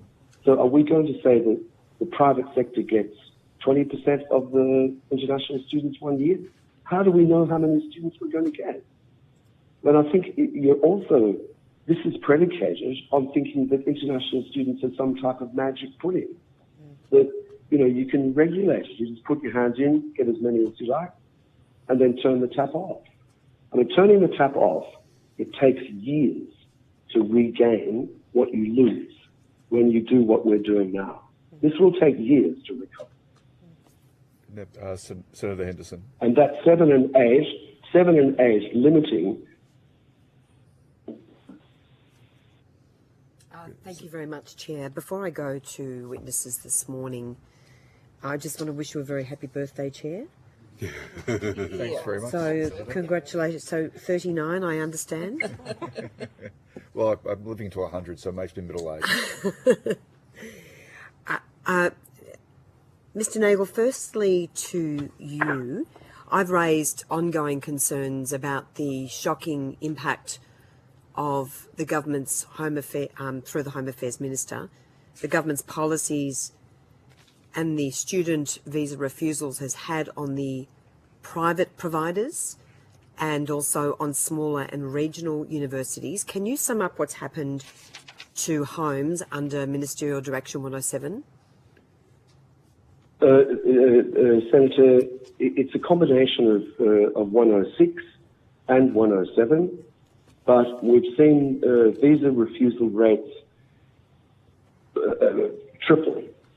But that's not the only effect. The effect on the market is that people are then unwilling to apply. The AL levels, we're an AL1, so and you know that's been extremely difficult to maintain. We enforce a genuine student criteria on all applications, but we're seeing, you know, the example that is given is that a set of twins apply for a visa to Australia, one is accepted and the other is refused. And it's illogical. The reasons given in the explanations to the students, a lot of them simply don't make sense. I mean, we had a student who applied to do a Bachelor of Aviation, whose father is the head of the aviation at the Dubai airport, and it's got unlimited amount of money in the bank, has a great track record, and they were refused. And we just can't work out what criteria other than just reject them. Go slow, reject, cut the numbers without any diplomacy. One of my biggest complaints is the lack of diplomacy in this whole thing, run by the Minister of Immigration, the Education Minister, the Prime Minister, all going, let's just cut international students. Who cares? The private sector is suffering through this arbitrary implementation. And it's not only 107, it's 106 too.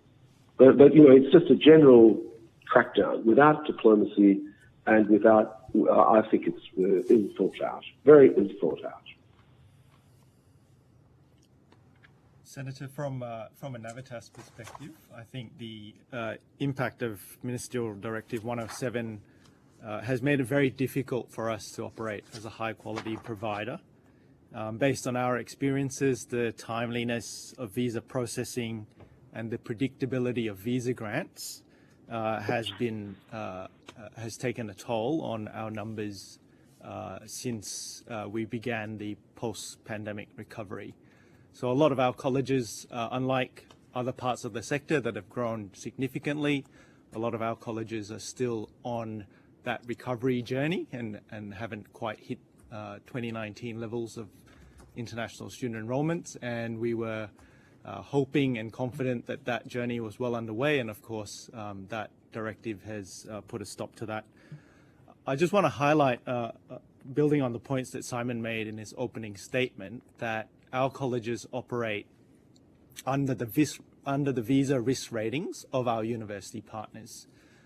So in a lot of respects, the stories that they've articulated about the impact of 107 is very much what we're experiencing, because we submit our visas at our embedded university pathway colleges as a package visa. So they go into Home Affairs as a single application. So a lot of what they've experienced, we've seen the same as well. And that's, I think, a unique feature of the embedded university pathway colleges, that we don't apply for student visas in our own right, that we're always going in as part of the vetting process, as part of the probity processes of our university partners, and sometimes more beyond that. So last week it was suggested that the Minister was going to announce the number of the international student cap on the morning of the Financial Review Higher Education Summit. It appears that that was pulled.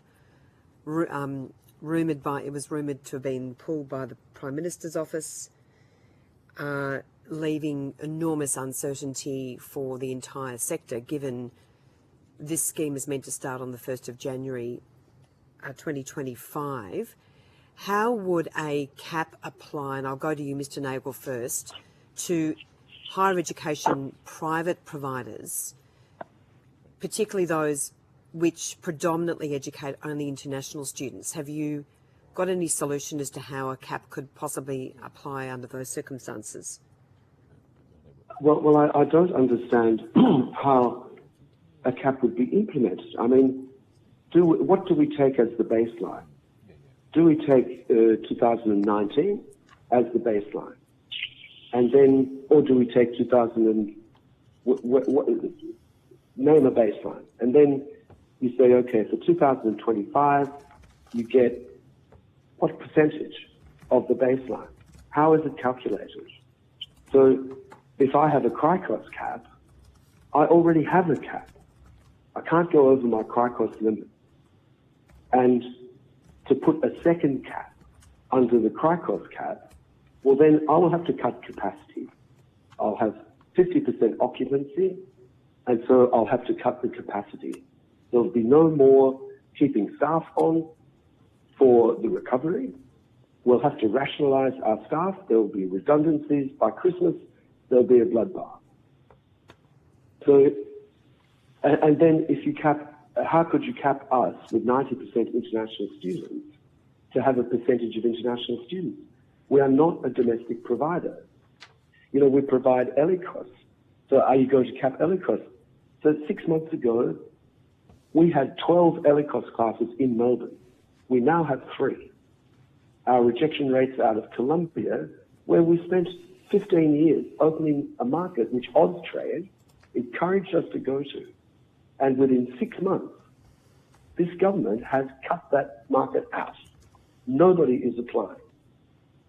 So, you know, the only caps I can see would be dunce's caps delivered to the Prime Minister and the Leader of the Opposition for treating international students as scapegoats for structural problems in the Australian economy. Senator, if I could respond to that, drawing on our experience in Canada, because Navitas does operate a number of colleges and campuses in Canada, and we've been through the experience of implementation of caps there. We take away 3 broad lessons that are really important if this is going to work well. I think what we've heard from different witnesses already, there's a big question around what is the allocation, what is the number, and how is that derived?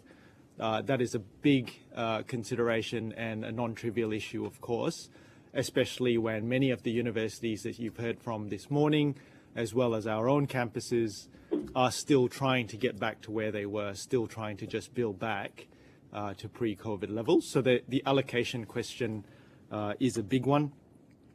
The second one is around implementation, of course, and again, that's been covered extensively. It was quite rushed in Canada. You know, the systems weren't in place. They had to go down a provincial model. We need, for this to work, if we are going ahead with it, we need implementation that's smooth and effective and efficient, and importantly, takes into account the sensitivities of different types of providers and institutions. So how are we going to treat higher degree research students? That's come up. How are we going to treat students in the schools and TAFE sectors? I think that's a very valid question. And of course, as Simon commented in his opening remarks, the embedded university pathway colleges, how do we count the students and whether or not they have to fit into 2 caps rather than 1? But then the third part, I think, is coming back to really just communication to the market. I think what students are looking for, and this is going back to Senator Faruqi's comments, questions earlier, I think the students do still want to come to Australia. I think the demand is there, but they're looking for certainty and predictability and strong signals from government that once these caps have been implemented, if they are to be implemented, that we will then see a return to some level of normality, some level of predictability, so that they can make these very significant lifelong decisions going forward. So that's the communications piece is something not to be underestimated as well. What do you say to the narrative the government is prosecuting, that this is all about quality and integrity? I've raised ongoing concerns about that. I think it's a false narrative based on the evidence, and I'd just ask you to respond to that. So, Senator, we have a police force. We have immigration police. We have the whole idea that education can control unscrupulous activity by criminals from offshore is ridiculous. Where are the police? Where are the like half of the vet colleges are technically insolvent. They take the fees and they spend the fees before they deliver the education. A proper accountant, a forensic accountant, could close half of these people down without this bill. The integrity is not going to be affected by this. The tricks that people get up to, you need forensic, you need police, not the Minister of Education. Like a heavy hand. People just slip under the radar. You need a Dob-in line.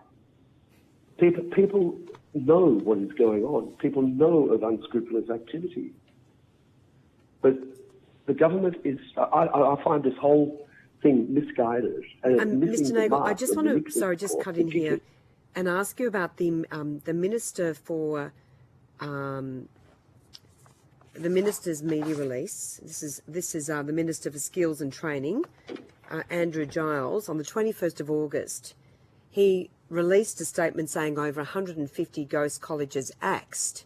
But when you dig down into that claim, I would say and put to you that that's very misleading, because the majority of those colleges were dormant and effectively were like a shell company. So they weren't really operating as so-called ghost colleges. I mean, yes, there were, I think, close to 50 colleges that were shut down. But I would just raise concerns about this narrative the government is prosecuting. When Senator Maria Kovic got up in the Parliament...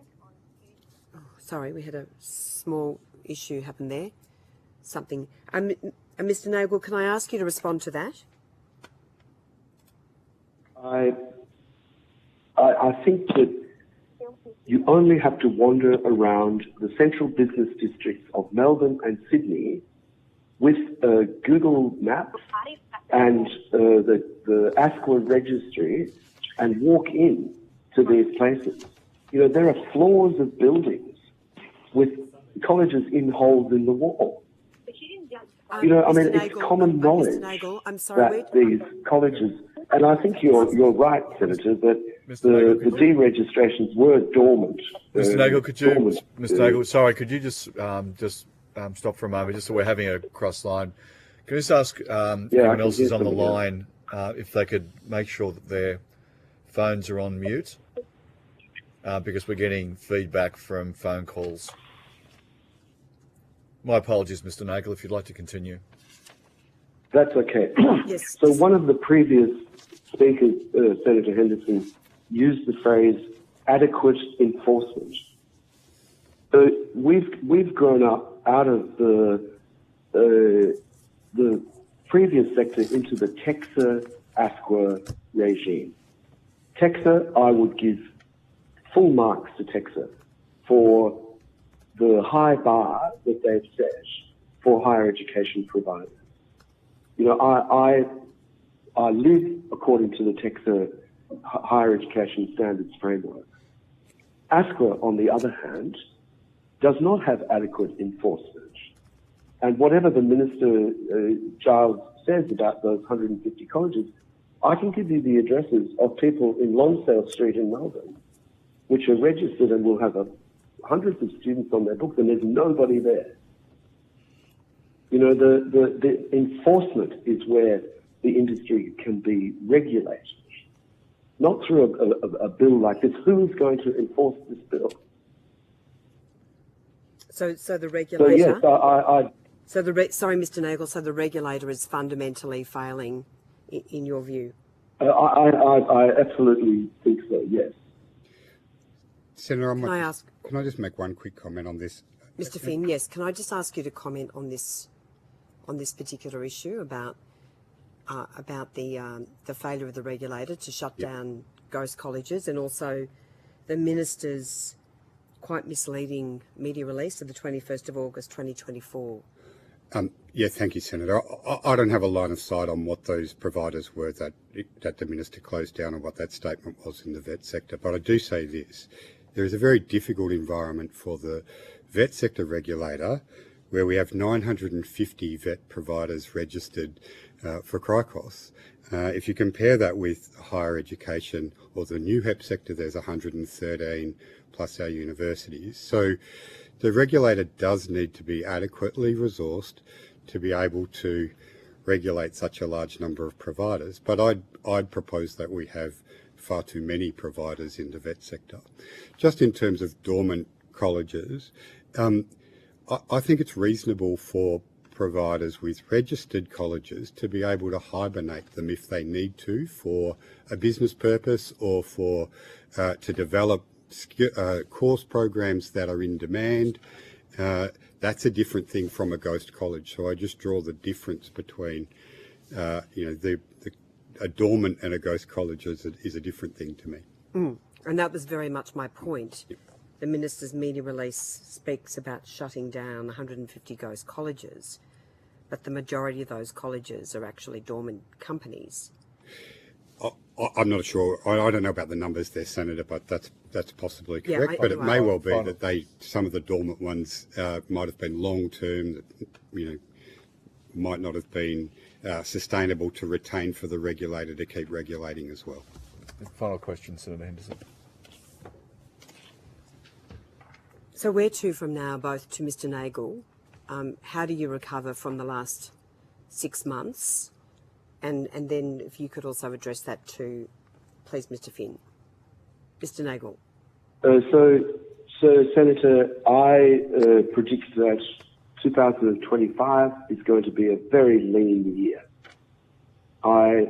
We maintain about 50% of our pre-COVID numbers, and trimester 3, which is a summer trimester, I predict will be down to 15 to 20%, and with no students coming in from offshore next year, I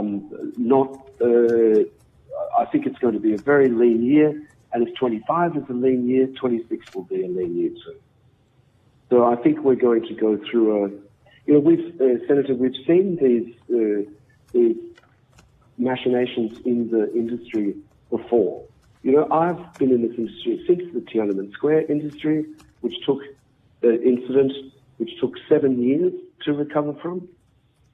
I've been in the Asian economic crisis, where so many people went bankrupt. We've had the Indian student abuse in Melbourne. We've seen these things happen before, but this is the first time self-harm. This is the first time it's been self-inflicted. And nobody is saying, oh, we remember Tiananmen Square. We remember the Asian economic crisis. We remember the Pauline Hanson caused drop in students from Indonesia, which never recovered. No, nobody's thinking like that. They're just going, the Burke Street tram is too crowded. You can't buy a house when you're 23. International students are not responsible for the structural problems in the Australian economy. So I'm predicting a lean few years, Senator. Thanks, Mr. Nagel. Mr. Finn? Thank you, Senator. Just quickly, the main thing that's important to us is certainty. So what is going to happen next is really dependent on when we can see numbers, when we can see system design, so that we can model and plan. At the moment, it is very difficult for us to know what 2025 looks like. We're a large company with a large number of employees, and so what's difficult for us is that certainty. going forward. Thank you. Look, I'll probably have to leave it at that because I have run out of time, but thank you both. Thank you all very much. Thanks, Chair. Thanks. Senator Brown. Thank you, Chair. You touched on hibernation, and you've mentioned that in your submission that you recommend that the ESOS agency should be given the power to approve the hibernation of a provider registration rather than what is contained in the bill, which is an automatic cancellation or of registration if they have not provided a course for 12 months. Now, you say this kind of hibernation can happen for educational or legitimate business purposes. Can you provide to the committee an example of why a course might be put into hibernation for 12 months? Yeah, thanks, Senator. Just in responding to that, I just quickly draw on a previous experience of mine when I was the CEO of the peak body, the independent peak body IHEA, through the COVID period. And COVID was a very uncertain time for providers, not knowing in a domestic and an international sense about what it meant for providers.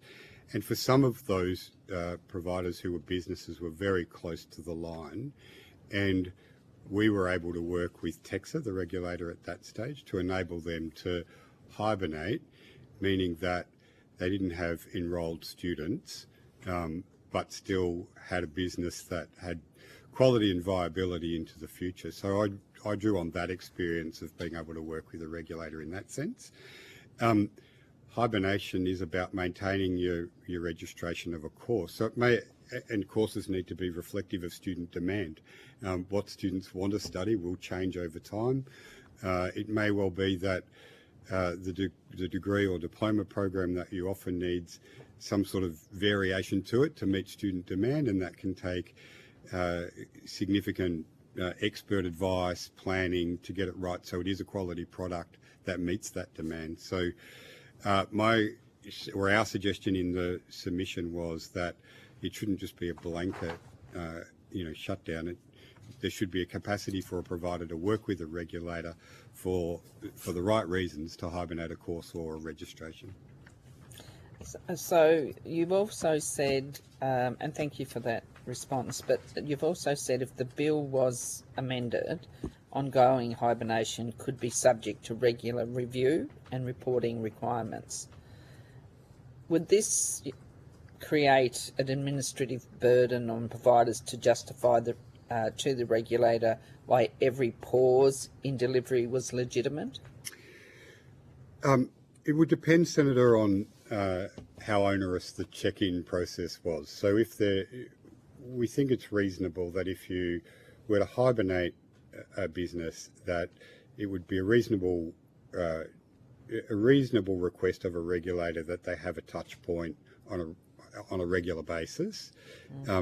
If that was a monthly report, that would be quite burdensome. If it was an annual report of the intention of the business, I think that might be reasonable. But the intent wasn't to create burden for regulator or provider. It was more about not having, long-term uncontrolled periods of hibernation. Because you could see how the suggestion that this situation where the regulator was constantly having to reinvestigate providers to see if they were not operating for legitimate reasons, how difficult that would be. Yeah, I think the first thing you'd have to satisfy is it's a legitimate reason to hibernate, and then it would be a checkpoint as to whether those conditions still apply. But each and every time? I think providers provide regular, I'm not sure about the ASCO requirements, but I think providers provide regular reports to regulators in any case. It's a reasonable condition of registration that you have regular touch points with the regulator. So, but you do acknowledge that non-genuine providers can bank dormant registrations to pivot their business to another registration when their practices come under regulatory scrutiny. Would an automatic cancellation of registration after 12 months of not providing course prevent this sort of unscrupulous behaviour?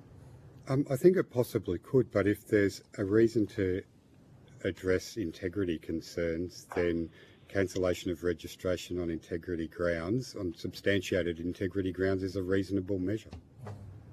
So are you suggesting that if they've found that if they are found not to be legitimate, that they I'm just trying to understand why you think that cancelling after 12 months of being dormant isn't an appropriate way to proceed. I think automatic cancellation for a genuine business that's decided to hibernate delivery of education to improve their quality or to redesign their courses is a reasonable thing. And I think a checkpoint with the regulator around their ongoing intentions is a reasonable thing too. I've seen anecdotal reports of banking dormant provider registrations to enable pivoting, or I think in the building industry it's called phoenixing or something to that effect. You know, if that exists at any level in the sector, then that's a reasonable thing to be stopping. Thank you. Good. Thanks very much, Senator Pocock.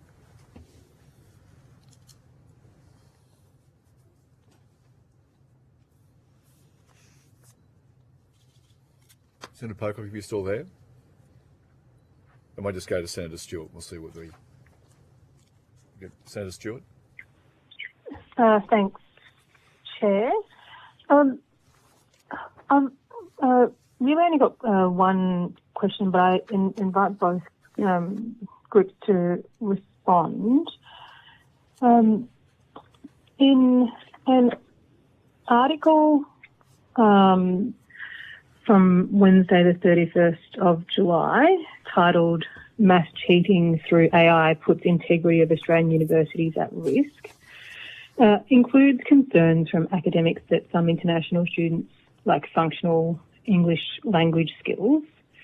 One academic said that universities have become profit centres chasing enrolments and revenue, and that language shortcomings mean that students are using generative AI like ChatGPT to pass assignments and online exams. And, while technology and its innovation has been an incredibly useful for lots of people, I suppose one of my main concerns here is that we're setting people up to fail, and not making sure they've got the skills they need to be able to succeed. How are you addressing the rise of generative AI to ensure your member colleges do not award English accreditation certificates to students who don't meet the required standards? I suppose going off we don't want to make we don't want to set people up to fail. Shall I go there, Simon? Sure. Yeah. By all means, go ahead. Senator Holmes Institute, which I represent, has a English language centre in each of its higher education locations. That's 4. And students are obliged to reach an IELTS 6 or 6.5 in order to begin degree level studies. There are significant problems, more significant problems with English, with universities offshore declaring that students' English is up to standard without having an IELTS test. So that is one point I would make. As far as AI is concerned, this is a problem facing the whole sector, all higher education. And each institution has submitted a plan, a strategy to cope with AI, with using it, not with abusing it or banning it, but with using it to TEXA, which we all have done. And we'll wait for TEXA to respond, but we face it on a day-to-day basis. The cheating through AI is the biggest problem in the sector. It will change the nature of assessment. And we all have to devise our own ways to assess students and guarantee that the award that they're getting has been justly deserved, as you said. But it's a big problem. I mean, on the one hand, you can say we all have to go back to face-to-face assessment, or we have to have proctored assessment. There's a plethora of ideas, but it's urgent, and I take your point. But TEXA is on our case. Senator, if I could respond to that, I think most institutions, including the universities that we work with and our own higher education providers, are taking this challenge very seriously. I think a big part of how we need to change is to ensure that we're assessing students on the process of learning and accumulation of knowledge, and not just on the product of outputs and artifacts at the end of the course. The one thing I would like to highlight, though, is I think this growing issue of academic integrity and the use of AI probably belies a much bigger problem that institutions need to be aware of, which is that the post-pandemic generation of students coming to Australia come with significantly different and increased needs because of what they've lived through. Now, if you've got kids and you've seen them sort of have fun during the summer holidays and then coming back to school, they've got to really readjust and reintegrate into learning and the classroom. Australia is now welcoming students who have been dealt a very difficult hand in Latin America, in South Asia, and throughout parts of Asia, where through lockdown they had the mother of all disruptions to their education. And they are coming now with increased academic needs, mental health and well-being challenges, and just difficulties engaging. So I think when we talk about AI and integrity issues, we really need to ask the question, what's the underlying reason for that? Sure, the tools are more accessible, that is one issue. But I think students that understand what cheating is don't come and they don't set out to cheat. And that's my firm belief, that they know that they're cheating themselves to some extent.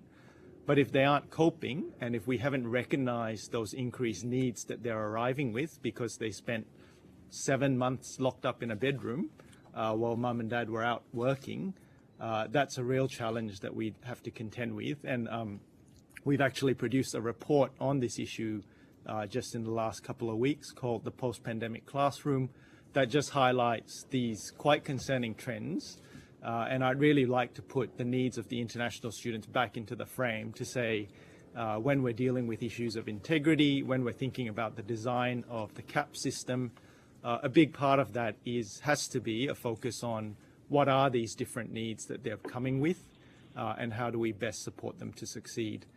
That could be through an embedded university pathway colleges, it could be through other means, but that's got to be front and center for us going forward as a sector. AI is a universal challenge. It's not like targeting international students. That's right. Is kind of, I think, an unfair way to look at it. It's a universal challenge in education. Am I right? Yeah.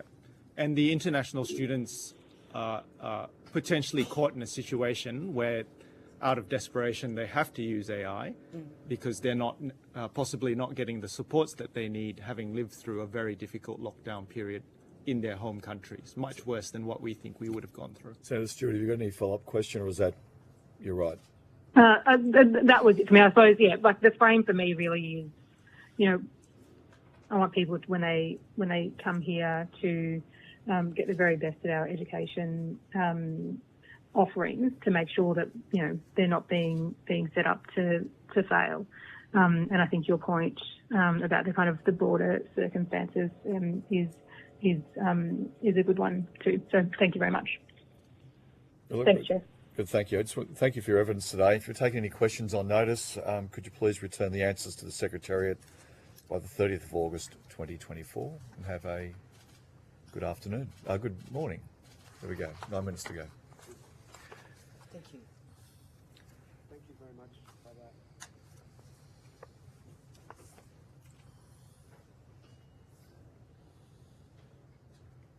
Now welcome representatives from MyStay International and Escape Australia.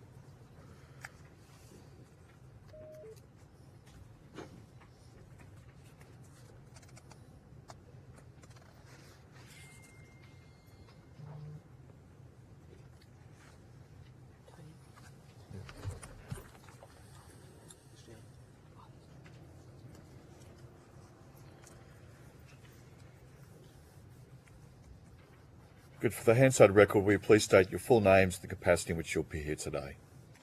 David Bycroft. I'm the director and founder of MyStay International, which owns the Australian Homestay network. I'm Chris Bycroft, executive manager of MyStay International. Anouk Darling. I'm Chief Executive Officer of Scape Australia Management, and I'm also the chair of the Student Accommodation Council. Ben Byrne, General Manager, Investment Management of Scape Australia. Good, thanks. I understand that information and parliamentary privilege and the protection of witnesses giving evidence to Senate committees has been provided to you. So now I invite you to make a short opening statement. At the conclusion of any remarks, I'll invite members of the committee to ask questions. I'm David Bycroft, as stated. I've been involved in this industry for over 25 years in both the overseas student health cover insurance as well as accommodation, including Australian Homestay Network. I've also been involved in helping education agents and education providers grow their businesses in this global market. Australian Homestay Network is Australia's leading standards-based hosted accommodation provider for international students. We have approximately 15,000 international students placed in Homestay just this year in 2024. And historically, over 100,000 students in Homestay across Australia, and a lot of people don't know this, but the large majority are over 18 years old. Preliminary industry findings, as you've heard, have stated that international students only occupy around 4% of the private rental market. But when we looked at the figures, that equates to approximately 120,000 rental properties, and we estimate almost 500,000 rooms. So predominantly the domestic rental market is being affected by international students to that level. Building more purpose-built student accommodation, I'm glad to see my friend Scape here, building more purpose-built student accommodation is the appropriate solution moving forward. However, there's a long lead time. And 4 international full-time students create 1 Australian full-time job. So we're very cautious about seeing anything that reduces the number of international students at the moment. We need a solution now, and that solution in our view lies in the estimated 13 million spare rooms across Australia in Australian homes. Utilising those spare rooms in Australia is, in our opinion, the only immediate viable solution while we wait for the buildings to occur to keep this industry viable and meet industry expectations and requirements. Just for your information and in wrapping up my part, in the last 12 months, Australian Homestay Network has contributed over $36 million to Australian households during this cost of living crisis. And interestingly, approximately 50% or 18 million would be in homes where there's an over 60-year-old in the home. And that's important for the point of view of cost of living, but more importantly, we've contributed around $9,000 per household of over 60. Now, MyStay International and AHN believe that all stakeholders can work together to effectively accommodate more international students without disrupting domestic housing stock. We understand that careful attention must be paid to increasing supply while maintaining standards and quality of services being offered by hosted accommodation providers. This can be done by supporting providers who have been independently endorsed by the National ELT Accreditation Scheme, NEAS. NEAS was appointed by Study New South Wales through the New South Wales Government to establish world-first standards and quality assurance frameworks for homestay and hosted accommodation in 2023. In summary, there are sufficient empty rooms in Australia to assist with the current international student demand. In fact, we're seeing hosting interest at an all-time high in 2024. Our proposed solution immediately addresses the reported accommodation shortfall for international students and circulates money into local households within the community. NEAS-approved hosted accommodation standards will provide safeguards against student exploitation. Properly managed hosted accommodation is known for fostering increased assimilation for international students while promoting diversity and multiculturalism. We believe this solution will generally be supported by the community, government and industry. Thank you. Good, thanks very much. Senator Henderson. There's been a lot of concern about student accommodation and particularly the lack of student accommodation being provided by the major universities, how much of the heavy lifting do you do in that context? This year more and more because the accommodation crisis. So in places like Perth, we're working with Study Perth and say groups like University of Western Australia. We have 7 times the available rooms we would normally have for accommodation in hosted. So where we work together with the institution and the various government agencies, we do build a lot more heavy lifting than we've been doing in the past. We estimate homestay or hosted accommodations approximately 5 to 10% of the market at the moment, and the largest would be private rentals. And what's the in your estimate, what's the pressure on the private rental market? Well, if you apply to rent a place and go to line up, you're usually with a lot of people who look international student-ish, so that the demand for private rentals is huge. So international student demand and domestic demand is very large Australia-wide in capital cities. So can you quantify the private rental market? I mean, there have been some reports on this. The Australian, for instance, did a lot of very good analysis and suggested that there was an undersupply of something like 400,000 students. Yeah, well, in international student terms, we estimate there's around 500,000 students already in the private rental market in a normal year in Australia. So if there was any way we could improve the use of spare rooms, we'd be reducing the demand and opening up supply for domestic markets. And what sort of pressure does that place on the rental market, particularly in inner Melbourne and inner Sydney, where obviously the housing crisis is particularly acute? Yeah, our view is the institutions should be promoting hosted accommodation as the option so that the rental pressure was taken off for the domestic rentals. So how much more hosted or shared accommodation could you provide if universities were more proactive in that respect? It's virtually unlimited because there's a huge demand. There's a lot of spare rooms first, because that's Australian government census, 13 million spare rooms. 13 million spare rooms? 13 million spare rooms. Right. So it's about giving the host the incentive to join a properly recognised organisation to manage the placement of the student in those homes, because you've still got to have safety as an issue. So from our point of view, there's a huge opportunity to open up the spare rooms. And also domestic people don't want the hosted accommodation. You know, they want to find the rental market. So it takes the international student away from there. So there's a lot of, in your estimate, there's a lot of international students using private rental accommodation. Do you have any more data in that respect? I can get you the exact data, but we've estimated that there's 500,000 international students at any point in time in the private rental market, or the equivalent of the private rental market. And what sort of pressure is that placing on the private rental market? Well, it takes 500,000 rooms away from domestic rentals. Rooms or rooms, houses? About 120,000 rental properties, and we estimate, say, 4 students per rental property. Sometimes it's much more than that, as previously stated here.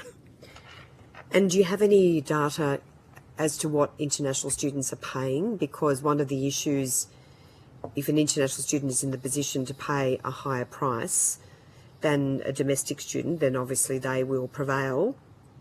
So have you got any further information in that respect? Only that hosted accommodation, we stay well under the market rate.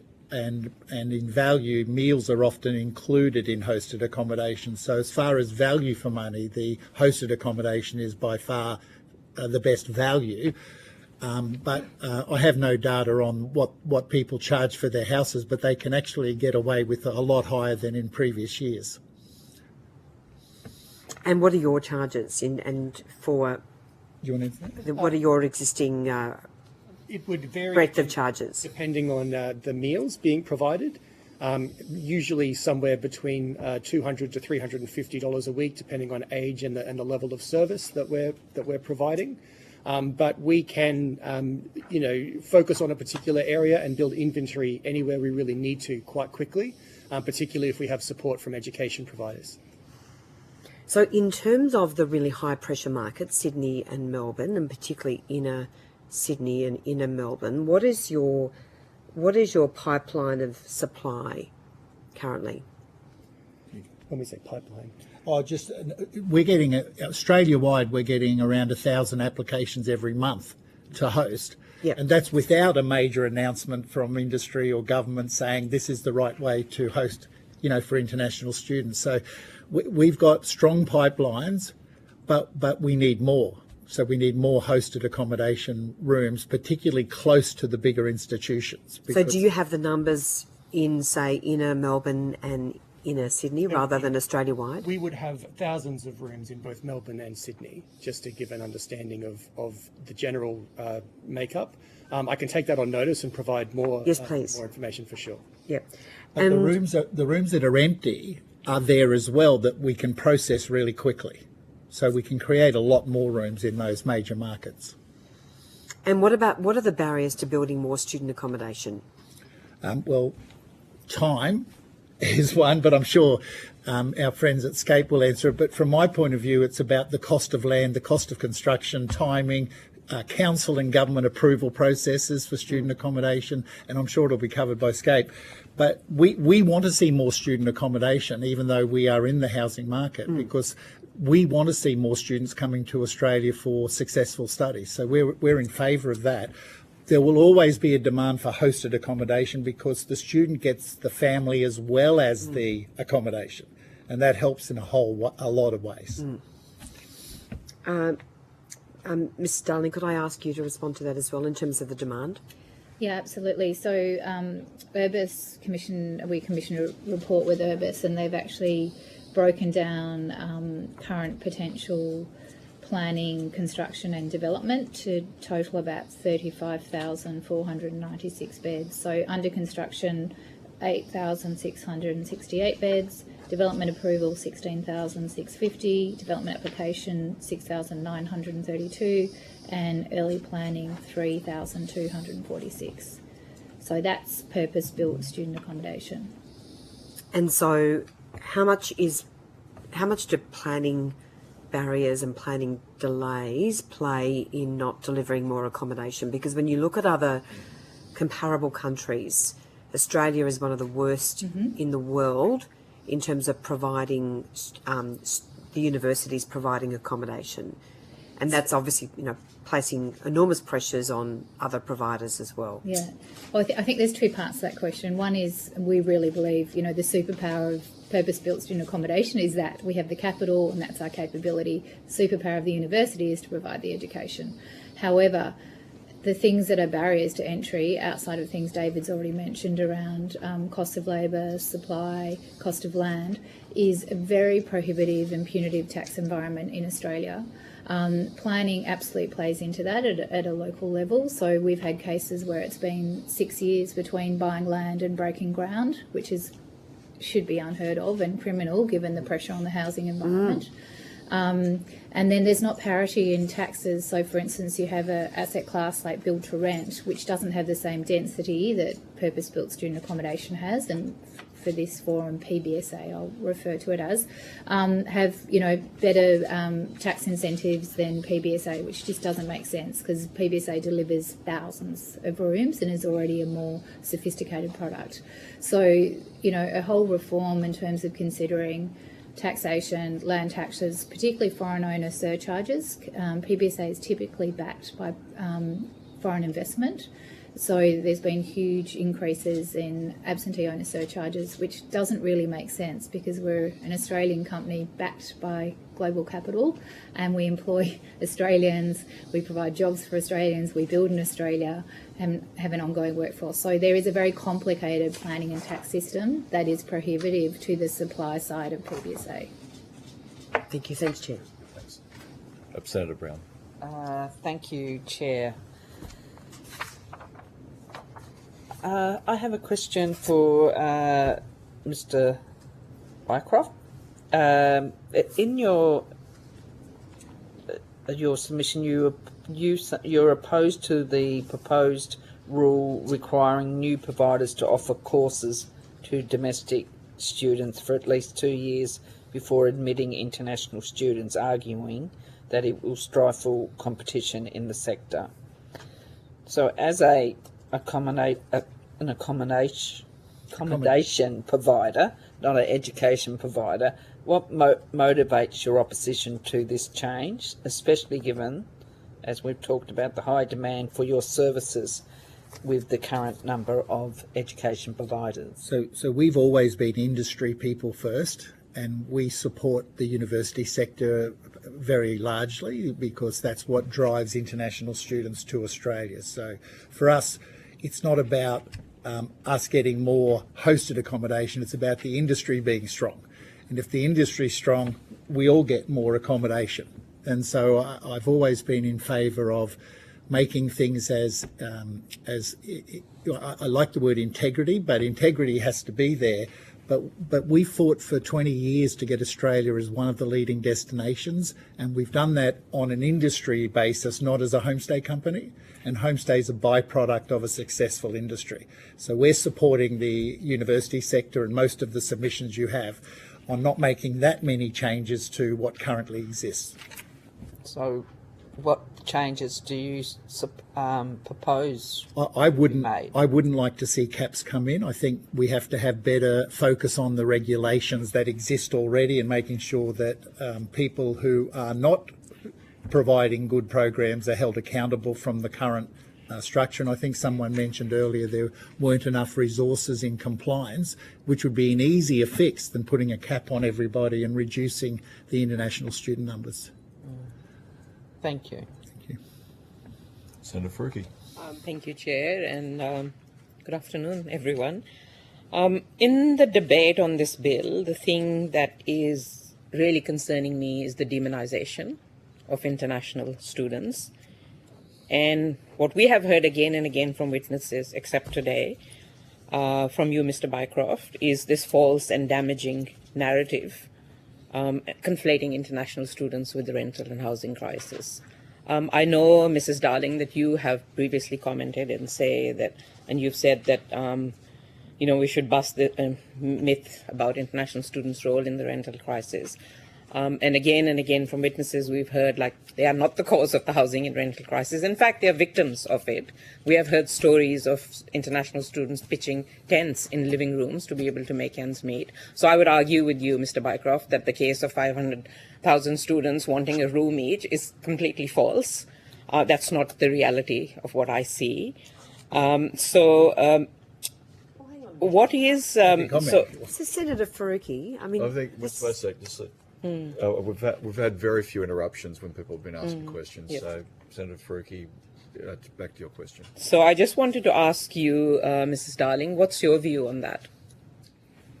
So I think if we have, I'm not sure the actual question, if it's about the social licence and the negative impact we're having on international students being perceived as unwelcome. Yes, that's one part of the question, and the other part is whether you think that they are the ones causing the housing crisis. Yeah, well, absolutely not to the latter. So the Student Accommodation Council commissioned a report which is called the Myth-Busting Report. It was actually provided by an independent party called Accenture, and they found that only 4% of residential for rent was taken up by international students, and that was in LGAs with close proximity typically to the Group of 8 universities. So that's inner city, Melbourne, Sydney, Brisbane, Adelaide.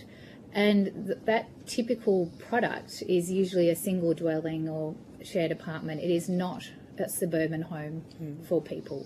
So then to look at international students as the cause for the housing crisis is simply not true, and it's unfair.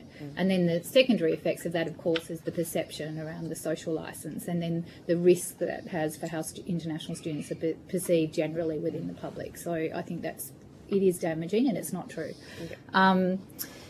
In terms of the supply side, and we didn't do our statement of response. I don't know how this is going to roll now, so I'm just going to answer questions.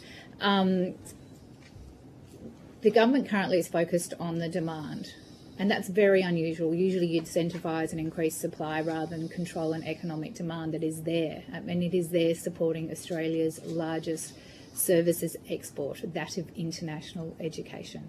And therefore it contributes to the economy far broader than the international education sector. We know that students, for instance, living with us in New South Wales have an average discretionary spend of $4,400 a month spent in hospitality and retail. So taking that out of the economy has huge impact on an economic footprint. So this is a broader context than just the international education. It's actually Australia's economic viability and future. It affects labour, it affects tourism, it affects hospitality, it affects retail, and of course international education. So we're in support of looking at supply and incentivising supply. Purpose-built student accommodation is here to do that. We're backed by very strong capital partners, but some things do need to change on the supply side. Could I just ask, and just a couple of quick questions from me, Chair, what is, let's say in Sydney, in the inner city area, what is kind of the range of rent escape kind of properties for one bedroom? Okay, so we get the studio apartments, which are en-suited with a kitchenette and their own, obviously, bedroom. I'm going to answer the question, but I just need to paint the picture because people have a very different mindset around purpose-built student accommodation. So the student's home starts at the curb. They enter a building and that's all their home. They don't live inside their room. Our buildings are all inclusive, so everything, Wi-Fi, games room, podcasting, music rooms, 24/7 care, huge security overlay. We run about 4,000 events, and our premise is to help students achieve their potential while they're living and learning in Australia. So within that environment, and that includes over 3,000 CCTV cameras, a command and control safety hub where we review, we have immediate response teams, we underwrite safety apps for them, we create events so they feel connected and feel like they've got a new home. Our rents range from around, in Sydney, probably $400 to right through to a very premium rental at a $900. That's for a large room, all inclusive in one of a premium building. So 400 to 900, but it's a studio, no matter. Yes. Yeah. And how much has that increased, that range, in the last couple of years? So the rental increases have increased in double percentages until this year. There's been a rapid slowdown. So I think what we've found is it's very hard because we're pre-COVID and then we're closed for 2 years. Our rents match the market. We don't set the market, so we only respond to the market. And where we can, we work with parity and fairness as much as possible. And where we can't, we commit as a business to do things over and above. So we have, for instance, 100 rooms a year that are given for Home for Good. So that's either students in crisis, scholarship, foundation, Indigenous, etc. So we have a big commitment to the community beyond just our rents. So they've risen as the market has risen in terms of rents. And just last question, how closely do you work with universities in kind of providing this accommodation? Yeah, so obviously throughout this process we've become a little bit closer, but I think one of the really big missing pieces is the collaboration between the sectors of purpose-built student accommodation and the university sector. In fact, one of the recommendations that I see to help the perception around the stress on the residential market is that PBSA fills first. And that's part of the visa or the enrolment to universities, pathways, vet, ELICOS, etc. And therefore we know that we're committing together that we're filling a sector that is there for that purpose only. Remember, we cannot open our doors to other residential. We can't solve the residential crisis. We can only solve for students. And it should be filled first. Thank you. Thanks, Chair. Thanks. Just got a quick question, Mr. Bycroft. You mentioned that you've got a view about having an industry alliance, and this is all an industry approach. Just want to clarify something. Just on the industry approach, the Australian Technology Network of Universities, in an article in the Australian on the 3rd of July 2024, reported that 6 vice-chancellors in the Australian Technology Network of Universities wrote to Minister Clare calling him to declare a 35% flat cap on the number of international students. Just so I can be clear, do you support that as well? It's hard, as I've heard earlier, it's hard to put one cap across the whole market. But so I just want to be clear, you do generally support a percent cap better than what we've got at the moment. So if it's 35 or 40 or 45. Thank you. Yes. And there was an article also, Dr. Bagshaw from the same organisation, from the ATNU, Australian Technology Network of Universities, which I'm probably sure you're aware of the acronym, wrote to members saying that they recognise that government seeks to manage the system in a way that avoids over-concentration of international students. He continued, in the quote, he also said, setting a limit around 1 in 3 students comes from the overseas should provide confidence to the public that Australian universities are striving for Australians. And I appreciate you made your comments about the cap, general support, but what the figure might be. Why do you think it's important that Australians are confident in our education system and that universities maintain their social licence? Well, I didn't make that statement, but I would think having international students at 35 or 40% of your entire population enhances the domestic student study, as our experience is that the integration of a global university makes sense for everybody. So we would like to see a high percentage, but obviously not domestics losing out. So I think that's one of the concerns, I think, if I'm hearing you right, is that domestics are missing out on university placements because of international students. I don't think that's happening. No. I think international students actually open up the funding of a university to provide a lot more. No, I just want to clarify what your position was. Thank you. Senator Stewart. Thank you, Chair. I've got a couple of questions for Scape International. In March last year, the University of Sydney's student paper, Honey Soit, reported that international students living in your accommodation experience varying levels of quality. Some described facing persistent issues like malfunctioning air conditioning, broken furniture, and faulty garbage chutes. Given that many of your tenants pay expensive rents, how do you ensure your accommodations meet quality standards? Thank you for that question. And, you know, Scape takes huge pride in the product that we build and we operate. We have acquired older assets that we didn't build and create, and like anything, we have to go through asset lifecycle management, which means that we review, we repair, we respond. We also track student feedback and surveys. And sometimes in some situations, unfortunately, we've had a builder put in a, aircon, for instance, that isn't performing and functioning, and it's still under its defecting period, and we're waiting for labour to come and fix it, and all the pains that are across the building industry, i.e. access to labour, etc., we experience as well. So in terms of how do we ensure by we track and monitor through social listening, we do Google review searches, we also survey our students regularly. We have 800 employees, and the majority of those are in our buildings working with our students 24/7. So we do care a great deal. Some of our assets are very, very old. Some we've acquired actually from UTS, which were in a very lowly state and needing much repair. So for us, it's about being relative to market, responding where we can, and providing, a safe and clean living environment. We also offer extra cleaning services, etc., should the students wish to take that up. We do inspections when they move into the room. We also do exit inspections when they leave the room. We do all the make good that's required. So I think compared to a residential market, I'd say we're highly stringent. We're across all of our asset lifecycle management, and we respond regularly to the feedback and responses from students. I think on the supply side, just to add to that, there's an opportunity for more collaboration between university housing, perhaps that is a little bit older, on campuses and ourselves in the industry to help stimulate the supply and the utilisation of that supply. Our understanding is, and at the present time, we have rooms that are available, same with on-campus student housing.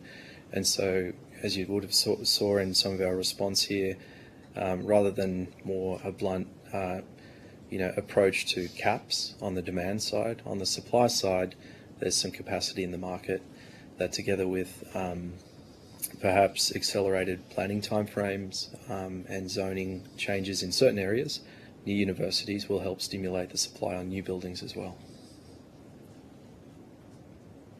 Thank you. And just going back to the, you talked about the capacity for students to complain, for want of a better term, about your accommodation. So what's that process look like, and what steps do you take to investigate complaints? So in terms of a process, there's many ways in. So it can either be directly to members of staff on our front desk. It can be formal when we do our NPS surveys and we ask for direct feedback. We've just had a survey go out right now about why they choose Scape, why would they stay, and what needs to be improved. That comes back to a review committee. It's across all of our operations managers, and I sit across it as well. And we collect the data and we review those responses and we pick up key themes, and then we respond to those key themes and we prioritise them as well and respond back to those. You have to remember we have 20,000 students approximately a year that live with us. And so we have to set about the right metrics and analytics to respond. Unfortunately, I wish it could be, absolutely individually, but it is coming back through our surveys and our direct communication that we respond to. And if somebody does complain individually, are you saying that you don't see that? Like you have no capacity to respond? I don't think I said that, no. I said that No, so I'm just wanting to clarify. So if someone complains vigilantly about something, it will come up through that committee and we will review that this is an ongoing issue. And we did, in one of our assets, had an ongoing issue with air conditioning. It was a priority of the whole business. And unfortunately, it was a little bit out of our control because it was a supplier and we had no controls over the way they'd installed it, etc. So we had to wait for the defecting period to go through that response. We're very aware of the key issues. We respond as we can, and we prioritise as well, because there's some that, like with anything, the complaint is just a hygiene maybe for something else, and they may need something else. They may actually just need some people to spend some time with them and listen to them. So yes, we do respond as best we can, and we have processes and systems in place to respond. Yeah. Okay. All right. No, thank you very much. Appreciate that clarification. Thanks, Chair. Thank you. Senator Henderson has a brief follow-up question. Yes. Mrs. Darling, I just wanted to understand what further student accommodation is in the pipeline. So in your submission, you talk about 8 buildings in planning and development that will bring the portfolio to 22,000 beds by 2025. Is that an accurate reflection of where you are at? 6 buildings. Yeah, 6 buildings. Yeah. 6 buildings. Yeah. So you've got 6 buildings in the pipeline, and how many beds? In aggregate, that'll take the total portfolio to around 25,000. Yeah. Right. Are the buildings bigger than they were previously? Because you had 8 buildings, bringing the portfolio to 22,000 beds by 2025. Yeah. I think there was 2 submissions, There's at 2 different submissions, dates, yeah. and then we've taken over management of some buildings that weren't included. All right. Could you just provide an accurate Yes. update on Yes. On Scapes, that's Scapes development pipeline. on the development pipeline, Yes. including where the buildings are and the number of students per building, Yes. and also the projected timeline for delivery of those buildings. Yep. Yes. Okay. Thank you very much. Thanks, Chair. Good. Thanks very much. If you've taken any questions on notice, and thank you for your evidence today, could you please return the answers to the Secretariat by the 30th of August 2024, and have a real good afternoon, and thanks for joining us. We'll now adjourn until 1:10.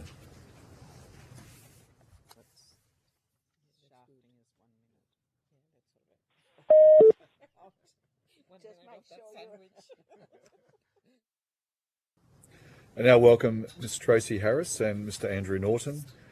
I understand that information on parliamentary privilege and the protection of witnesses giving evidence to Senate committees has been provided to you. For the Hansard record, will you please state your full names and the capacity in which you appear here today? Tracy Harris Solutions, the principal of, and although not representing them formally, I am a regular contributor to the Koala News. Thank you. Andrew Norton, Professor in the Practice of Higher Education Policy at the ANU, but here in my personal capacity, not representing the university. Thank you. I understand that information on parliamentary privilege and the protection of witnesses giving evidence to Senate committees has been provided to you, and I now invite you to make a short opening statement. If it's a bit long, then we can happy to hand it up and we'll hand on to Hansard. And then I'll then ask senators to ask questions once we've asked you both to do a short opening statement. So please go ahead, Ms. Harris. Thank you, Chair. I've worked in the international education sector for over 30 years in the public service and with education providers, and I support an international education sector that has quality and integrity at its core. However, I do not support Part 7 and 8 of this bill. With the Minister last week signalling his intention to push forward with enrolment caps, I'd like to use my opening statement to provide two warnings. The first warning is of the perverse consequences that may occur through imposing enrolment caps, as providers will be forced to, or at least incentivised to, take action to maximise their allocations. International education is a complex and nuanced sector, and the following are just some of the examples of how I see caps playing out.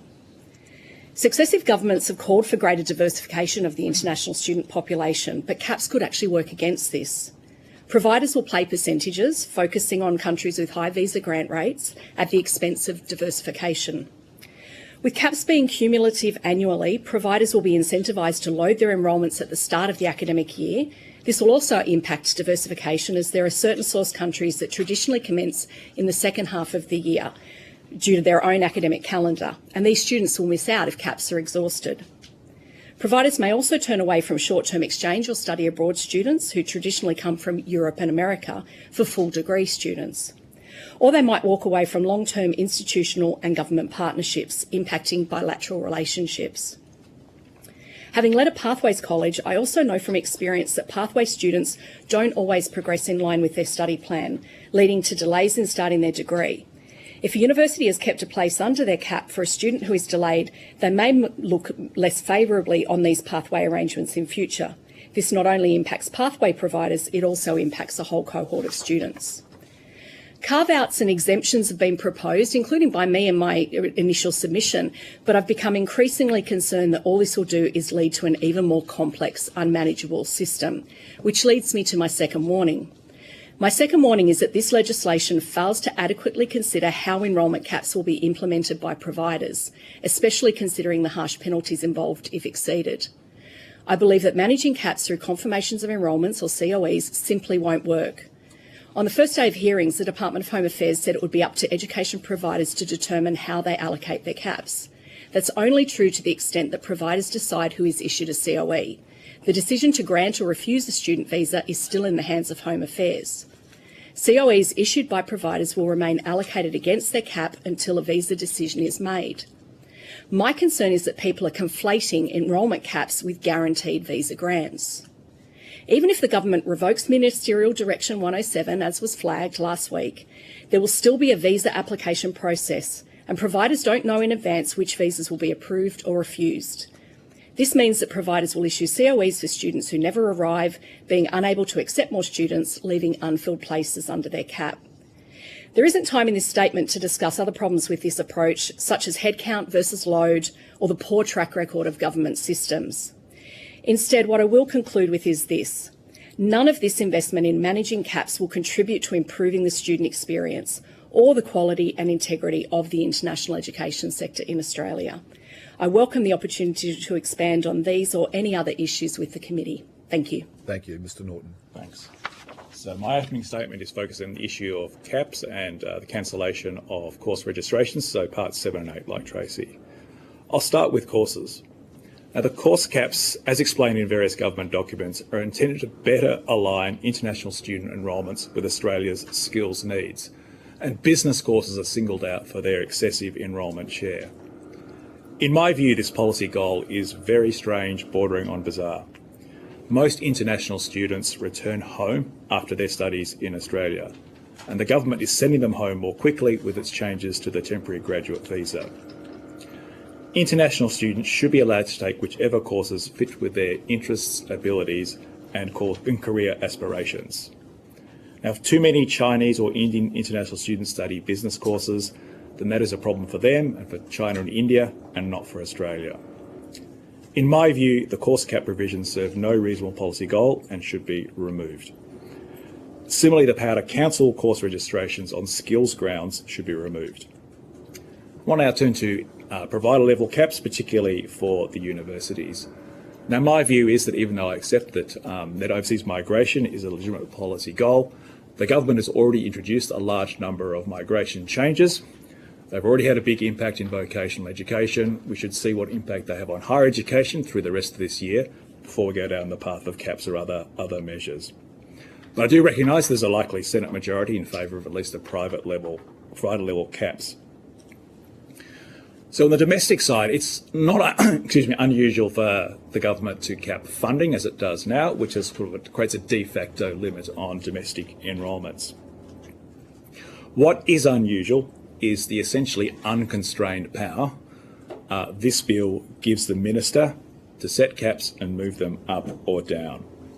In the domestic student funding system, for example, the minister cannot reduce the teaching grant below the amount that it was the previous year, providing some protection for the universities. With this bill, just the implied threat to cut international student caps gives the minister a new and significant power over universities. So this minister might only use the caps for their intended purposes, but a future minister could use them to basically implement unlegislated policy changes. This is not a system we should have, either as a country with a history of university autonomy or as a country that seeks to put constraints on executive power. So whatever the senators think about reducing international student numbers, I think the capping process should have legal constraints put around it to prevent misuse of this very significant personal ministerial power. Thank you. Good, thanks, Senator Henderson. Thank you, Chair. Good afternoon to you both. Thank you so much for your attendance at the inquiry today. Mr Norton, your submission makes some interesting observations on the data systems of the Department of Education and the Department of Home Affairs not being in a position to implement this policy. Can you explain your concerns?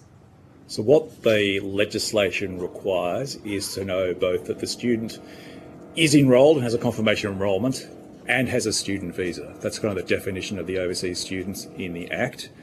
And I'm not sure that the two department systems are communicating well enough to know when that time period or when that happens.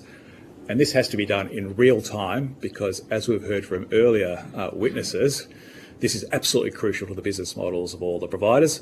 So if they know a student visa has been rejected, they need to know immediately so they can work on enrolling other students instead. Now, the Department of Home Affairs described the requirements as significant development of their systems.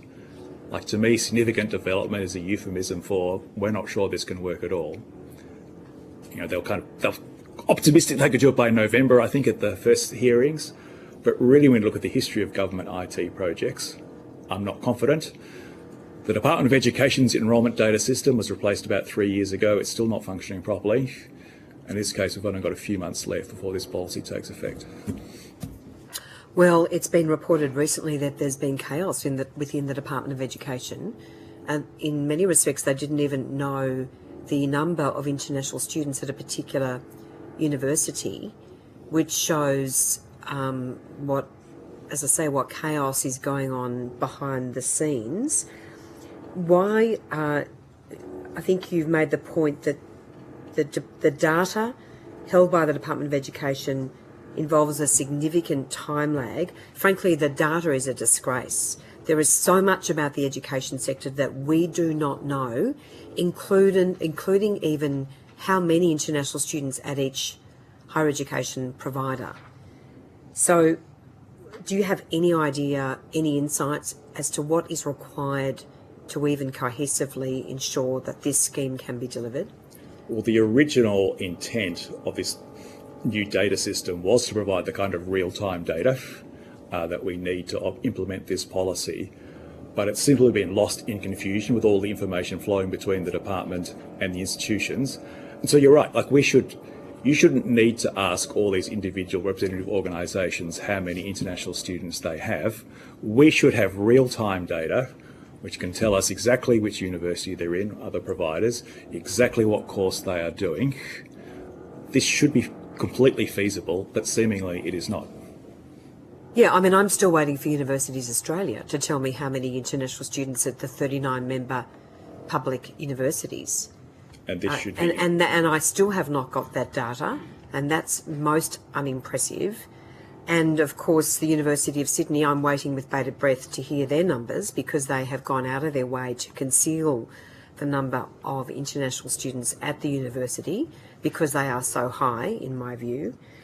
Can I also ask you about your concerns aligning international students' course selection with those of Australian skills needs, such as health and education? Can you explain your concerns in that respect? Well, part of it is that it's simply what international students not to do courses that they want to do and to do the courses that the Australian government thinks they should be doing related to Australia's skill shortages. In some ways, this is the job-ready graduates issue all over again, that there's only so much the government can do to persuade people to do a course that doesn't actually interest them. And so if you want to do accounting, it's extremely unlikely that you'll want to do nursing instead because the Australian government wants you to do that. And as my supervisor said, most of these students will go home and therefore they should be doing courses that will get them a job in their home country rather than in Australia. For those who are very interested in migration, there are courses, nursing is one, IT is another, where there's a history of relatively high rates of getting visas to stay in Australia. So that's already in the system as an incentive, but there's no guarantee to it. But simply, what will happen is they simply won't come to Australia if they can't do the course they want to do.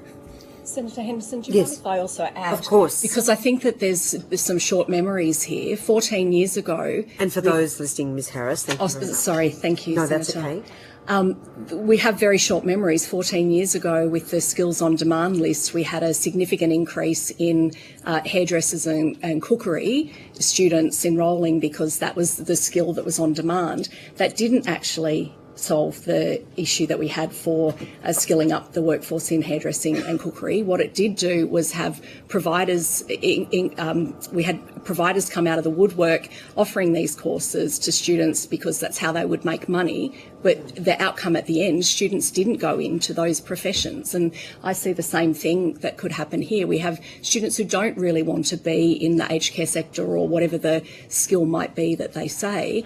They do the course so that they can get the extra migration points, but don't actually solve the skills workforce needs. Mr Norton, just want to go back to another issue you raised in your submission. Under the proposed legislation, you've noted the penalty for providers breaching the cap will involve a cessation of any new international students, but there are obvious complexities with that given the student recruiting process. So students could actually apply to multiple institutions at the one time. So it's very hard to know how many international students will end up at any particular university or higher ed provider. Can you expand on those concerns? The bigger issue too for here compared to say international, so to domestic students, is that they could be applying in other countries as well.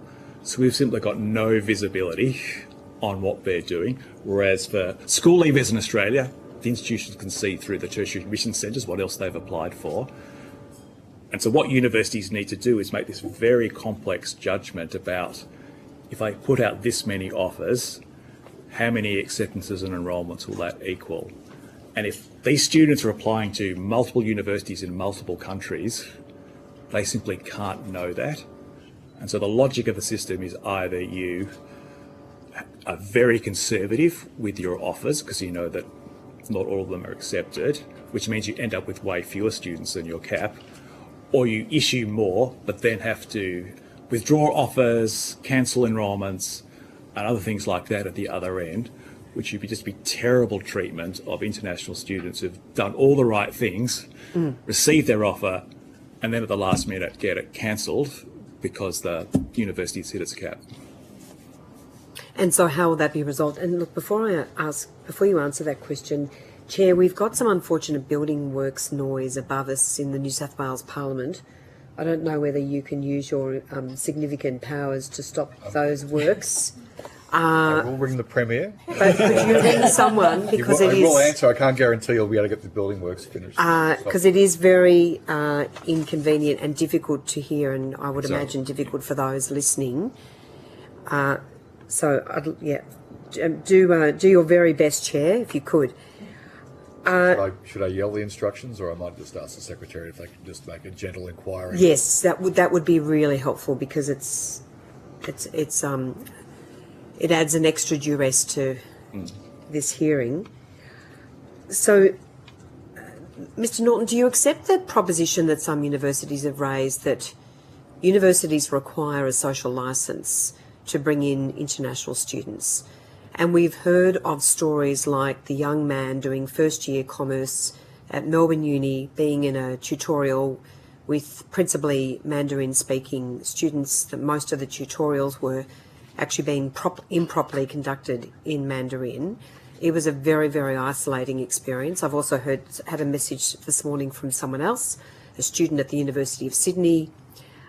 Most of the one particular course, 75% of the students are international students in this particular course at Sydney.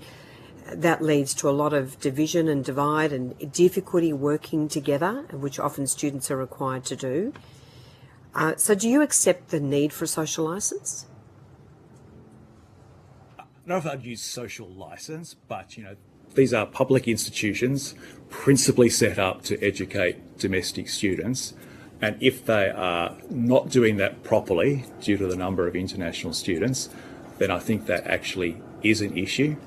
In this case, I think this was a pragmatic judgment by a tutor that he had a confused Chinese student, switched to Mandarin because that was the easiest way to fix the problem. But obviously, if the student had good English in the first place, there would never have been this need to, instruct in Mandarin. Sorry, just to correct you, all the students were speaking in Mandarin throughout most of the tutorials. Sure. And it's just one example. Yeah. But it's just a practical example. And that young man, a first-year student at Melbourne Uni, has now left his commerce degree because he felt so isolated and so disconnected.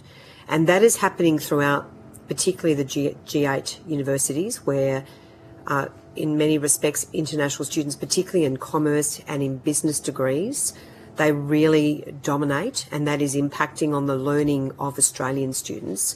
And I guess that is a genuine concern, isn't it? I think it is, yeah. And what the right way of dealing with that is, I think, is an open question. I think clearly the language issue is significant there. And even though the government did increase the minimum English language requirement from IELTS 5.5 to 6, 6 is not really high enough for higher education. Like the IELTS organisation recommends a 7, and there's actually a very big practical difference between a 6 and a 7. Like someone with a 7 will still make errors, but often they're errors that native speakers make, whereas a 6 is probably going to be struggling. And so increasing that would be important to fixing that kind of problem. But I do think particularly for a first-year class, and I was very surprised it was a first-year class rather than a postgraduate class, there really should not be a majority of international students in that class, I don't think. So given universities are not, in my view, exercising appropriate responsibility in terms of their fundamental obligations to Australian students, how would you propose that this be fixed? Because I think a lot of the concerns that we are hearing straight out of lecture theatres is the declining educational experience. We've got declining completion rates, declining student satisfaction. Arguably we've got declining standards. We've got more and more international students coming into the country, and we don't even know what standard they meet. We do know that of domestic students, because they are required to meet a certain ATAR, especially for school leavers, and I'm talking about undergraduate degrees. But there's also a very major concern about declining academic standards in our universities. Probably on English language, I would say possibly on the mathematical aspects, the international students might on average be better than the domestic students, because that's a strong feature of some of the source countries. But I do think the language issue is very, very significant, and while it may be too complex to manage at tutorial level, at an overall class level, I really think probably it should not be overwhelmingly international students, or not overwhelmingly from a single country like China. So in relation to that issue about course caps, so Ian Martin, the VC of Deakin University, has suggested caps on both students from any particular country and also caps on courses, and really, I guess, to address the issue of international students dominating any particular course, because otherwise a university could fill their course with 90% of international students.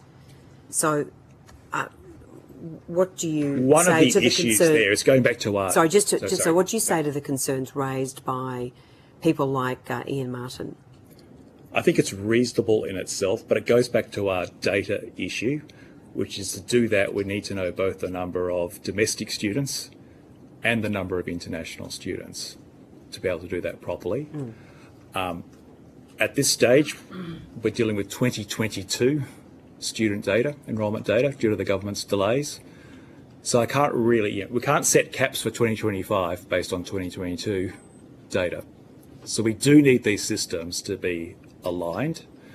They also work on quite different dates. So in the domestic system, you're not counted unless you reach the census date. Under this bill, you're counted as soon as you get your student visa. And that will usually be before the semester starts rather than 4 weeks into semester.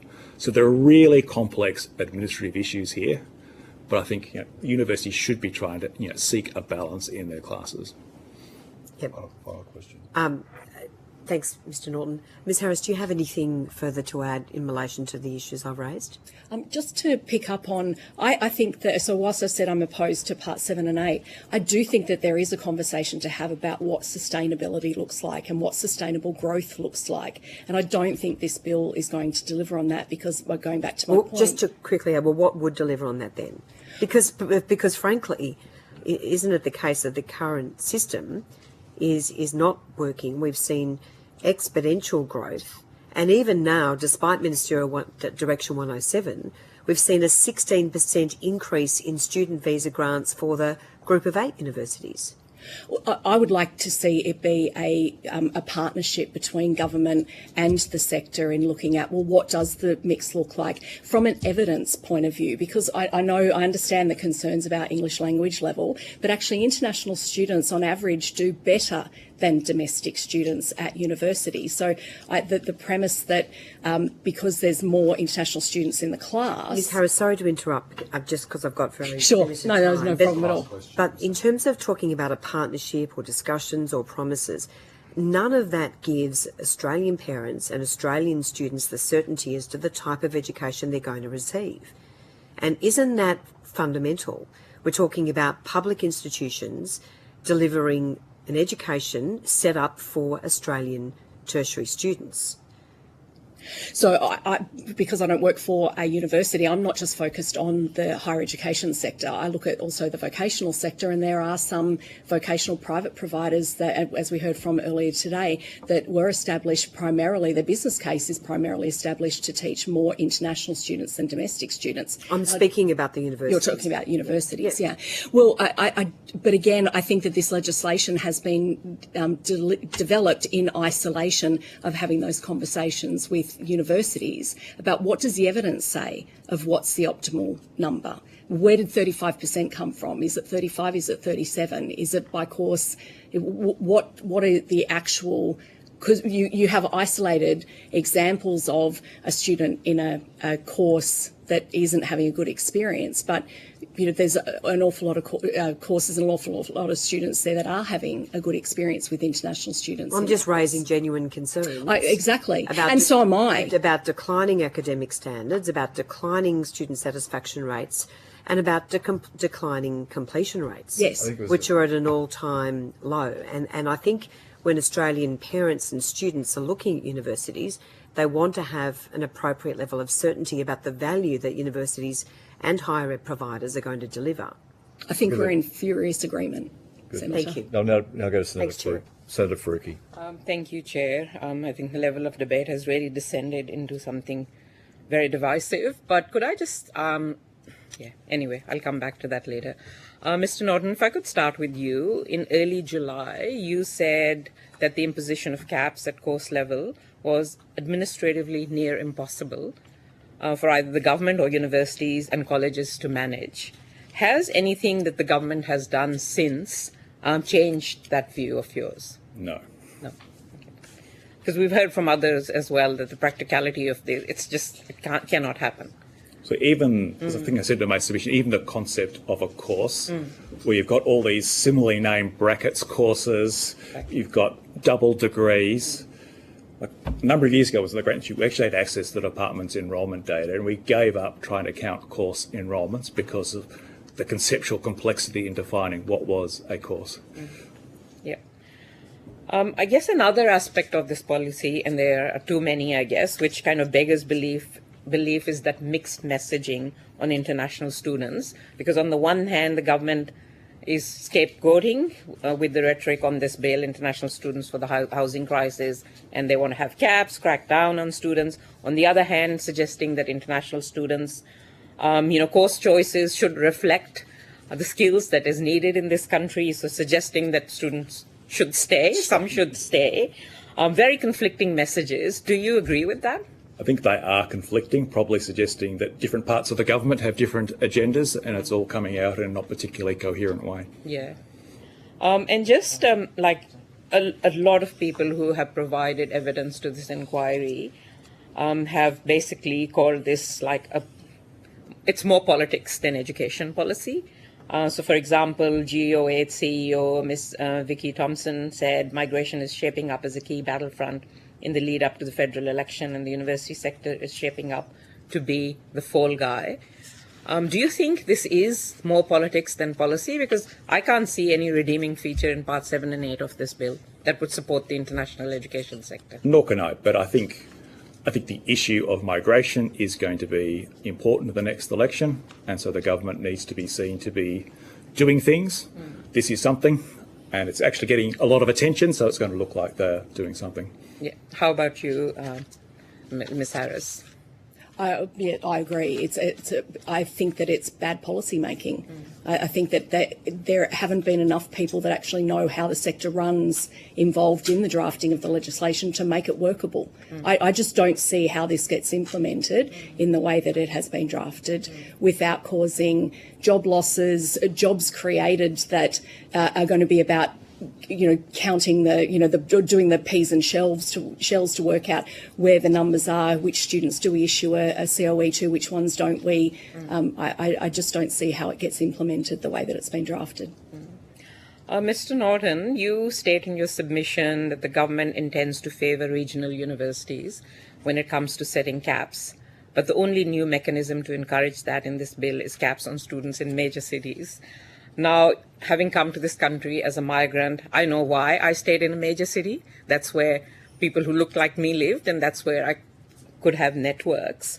And your submission also talks about the risk that the caps will cause stranded places.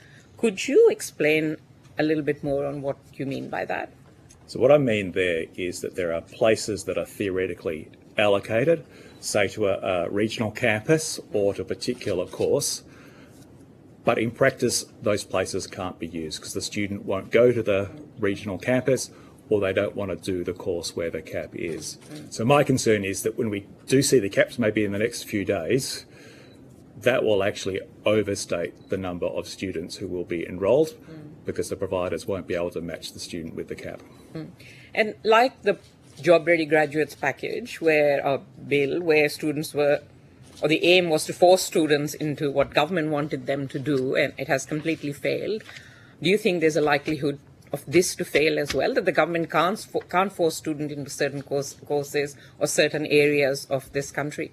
Yeah, so I think it will fail in doing that simply because it misunderstands people's motivations when they choose a course. Mr. Norton, I saw on Twitter or X that you responded to a message, and that message stated, "Who would have thought the ALP would be worse for universities than the LNP?" And you responded with the comment, "Surprising but true. The minister continues to talk about the sector in positive terms, but it is a case of the vibe being better while the substance is worse." Now, I have to say I'm one person who agrees with that, but because I am shocked by a few, I guess, higher education policies that have come from Labour.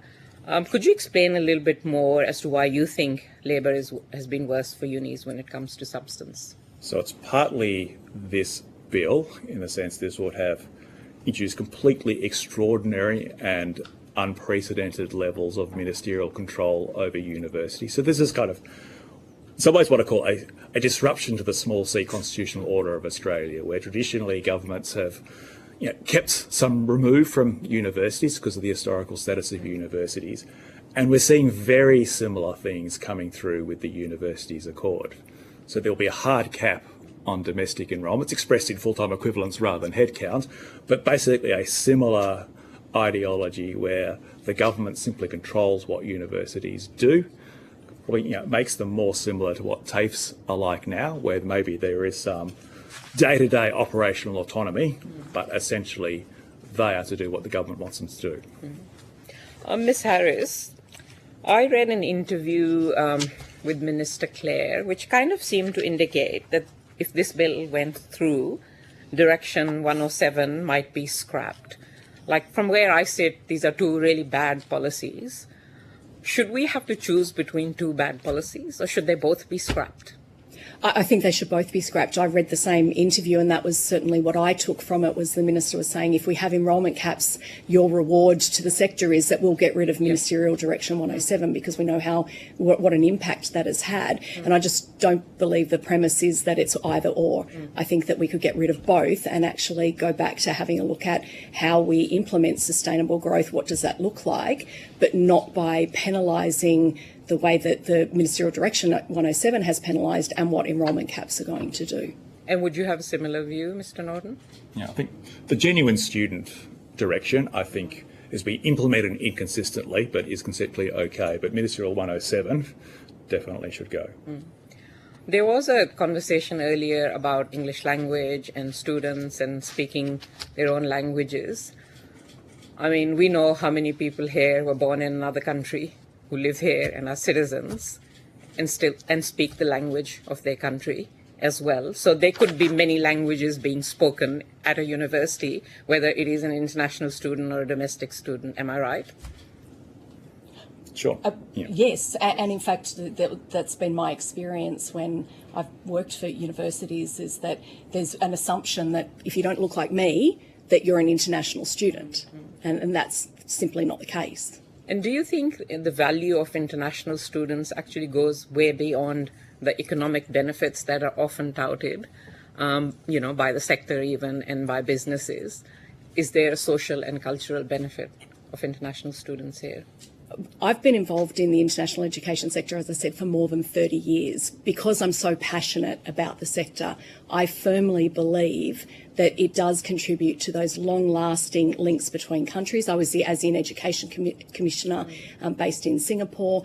Those diplomatic, cultural, social links that we have, we've got people who are in governments around the world that studied here, those are long-lasting and they're absolutely vital. And the reason that I'm here today is to speak so passionately about the sector, because I'm so worried about what this bill is going to do, the damage that it's going to do reputationally to Australia, to the students that we have here. The students have been lost in this conversation. And so I absolutely just so believe in the benefits of international education. And my last question to you both is, over the years, because of funding cuts to universities, there has been more and more reliance on the revenue that international students bring in. So would it be fair to say that international students do subsidize a lot of the research that happens at universities, and because of the fees that they pay, that they also are supporting domestic students to get, quality education and contributing to that as well? I'll take this one. So I've done research looking at the ABS's count of research expenditure in Australian universities, comparing that to the known research funding, there is a sort of $5-6 billion gap between those numbers. And if you add in discretionary donations, things like that, you're still looking at billions of dollars of unexplained expenditure. Profits on teaching, which principally come from international students, are the only possible explanation for the scale of research expenditure and why it has expanded so much in the 21st century in Australia. For the domestic students, I think the benefits have probably mostly been in better infrastructure than would have been the case otherwise. I think most of the studies of the cost of teaching show that in most disciplines, the government funding rate is roughly enough to cover their routine teaching, but not the infrastructure. So, Senator Henderson, international students are actually enhancing the experience for domestic students, unlike what you were saying.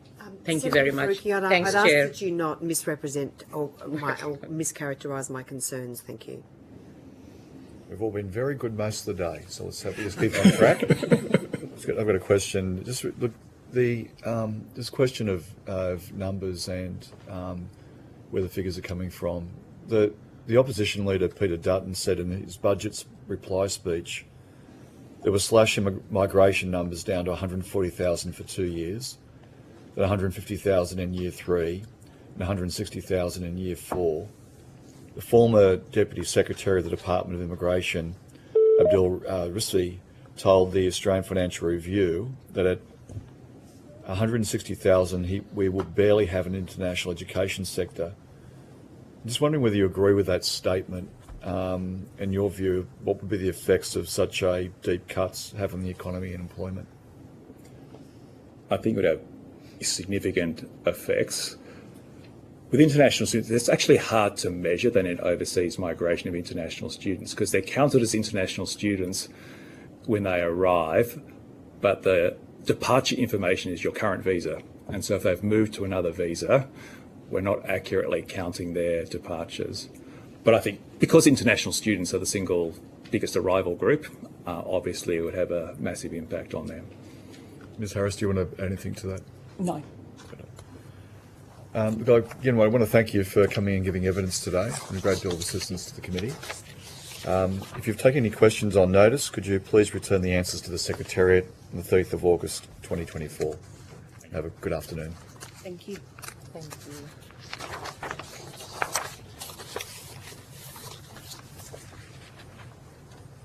And now welcome representatives from CQU, University of Sydney, UNSW, Sydney and the Western Sydney University.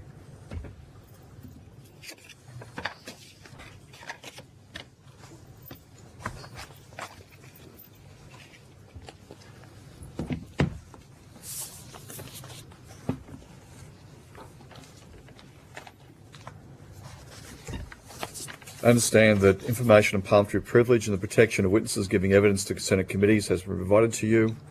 For the Hansard record, will you please state your full names and the capacity in which you appear here today? Professor Williams. Professor George Williams. I appear on behalf of Western Sydney University. Attila Brungs. I appear on behalf of UNSW University. Shahan Thampapillai. I appear here on behalf of Central Queensland University. Thank you. And Mark Scott, I appear on behalf of the University of Sydney. Good, thanks very much. I now invite each of you to make a short opening statement. And in conclusion of any remarks, I'll then ask senators to ask questions. I might just go in the same order as a matter of convenience. Professor Williams.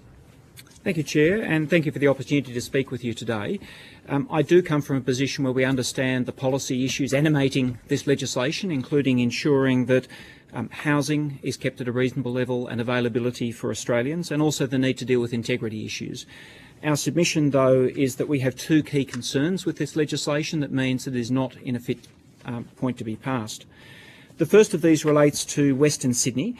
This legislation, in part, is directed at issues about the availability of housing, and we would say, and we're happy to open our books to this point, that we have a bed for every student who wishes to study with us internationally. In fact, we have capacity in our colleges, about 20% capacity. We also have 500 beds that we're in the process of developing and have planned for the future in line with Western Sydney's needs. It's also the case that many of our students, many of our students undertake homestay, which means they actually decide not to stay in college accommodation. They live with a local Western Sydney family. They provide an income up to $400 a week to that family, and they assist those families in defraying cost of living pressures. And in fact, international students play a key role in Western Sydney in enabling people to deal with those pressures. Another impact on Western Sydney is that we need international students in Western Sydney because they deal with key skills shortages. Our 9,000 international students are often directed to solving those problems, the largest of which is nursing. We have a shortage of about 10,000 nurses in Western Sydney. And last year, most of our 1,350 international students studying nursing went to work in Western Sydney in defraying that issue. If we don't have international students studying nursing able to deal with those shortages, the quality of healthcare in Western Sydney will be dramatically affected.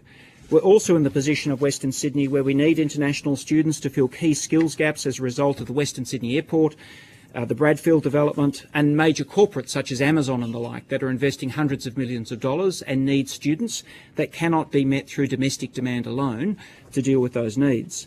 It's also, of course, the case that many local businesses depend directly upon these students for their survival. The last point about the impact upon us before turning to the bill itself is that we're a university that depends upon international students in particular to assist us with our equity programs.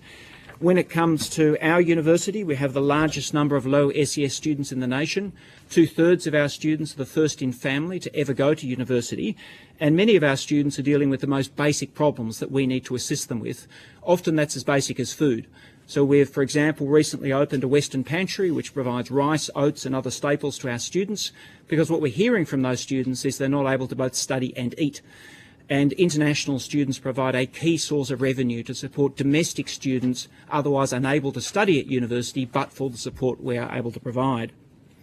The second point I wanted to make was about drafting issues in the bill, and I come at this as someone very recently a Vice-Chancellor of 4 weeks, prior to that a constitutional lawyer, and have appeared before many of these committees dealing with many pieces of contentious legislation. And when I look at this bill, it's remarkable in many respects. In fact, very surprising as a piece of legislation to even see it coming before this committee. The concentration of power is surprising. It's unfettered, coercive, and being concentrated in a minister in a way that you would normally associate, in my experience, with a Biosecurity Act or a piece of national security legislation. You would not expect it in a piece of industry policy, particularly something directed at higher education. The bill itself bears this out very clearly in its drafting, Section 26B, in dealing with the ability to set caps at a high level, of course affecting things like jobs, viability, billions of dollars of revenue, and of course students, fails to include some of the most basic things you would expect to see in a piece of legislation of this kind. There is no criteria by which the minister makes a decision, for example. Where is the reference to housing, financial sustainability, employment, integrity? Where's the reference also to differential impact upon states, which could lead to a constitutional issue with regard to Section 99 of the Constitution, where the Commonwealth cannot give preference to one state or another. Also, what is missing is a process. The minister may consult. Of course, that's as weak as you get in this context, but there is no process to inform this decision-making which is required by the legislation. And finally, of course, there's no reasons. So we have a power without criteria, without a process and without reasons, which again you would not expect to find in legislation of this kind. It's made worse in Clause 26C, where even the possibility of parliamentary disallowance is removed, removing even that basic check from the ability of Parliament to scrutinise these things, and these issues are replicated in Sections 26E and F. These things are magnified by the penalty provision in Section 96. It's not a clear provision, but as many times as I read it, it appears to say that a provider can have its licence effectively suspended should it go over the cap. It's hard to think of a more disproportionate penalty on the federal statute book than a penalty of this kind. And of course, the normal approach would be a fine of some kind to provide a clear and strong disincentive, not a use it or lose everything approach as this done. And finally, I just mentioned the transitional provision in Section 53.2, which enables in this year for the 2025 caps, the date for determining the cap to be put at 31 December this year as opposed to 1 September. And that, of course, is completely unworkable. Combined with the penalty provision whereby you can lose your licence, it's hard to imagine any industry being able to deal with this let alone so late in the cycle. And I'd simply say that if we were to apply this to other areas, if, for example, we applied this to mining and said that we're going to regulate how much you can export, we're not going to have criteria. If you export 1 tonne extra, you lose your licence to engage in any business, and we'll tell you the day before the new year, irrespective of what contracts you've entered into, that this is the impact upon your business. People would rightly be saying, what sort of measure is this? So my second point then essentially is this is poorly drafted, not fit to be passed, and simply not adapted well to the problem that we're facing. Thank you. Professor, over to you. Thank you, Senators, and I'd like to really thank you for your care and diligence in reviewing this legislation and for extending the consultation. UNSW supports the government's ambitions as articulated in the University Accord, which increases both equity of access to and success in higher education for all Australians, delivering both personal and family benefits to Australians, but also as the single biggest lever to help Australia's stagnating productivity, again driving prosperity to all. We support the government's intention for Parts 1 to 6 of the legislation, which is around integrity measures to weed out unscrupulous providers who exploit students, which is excellent.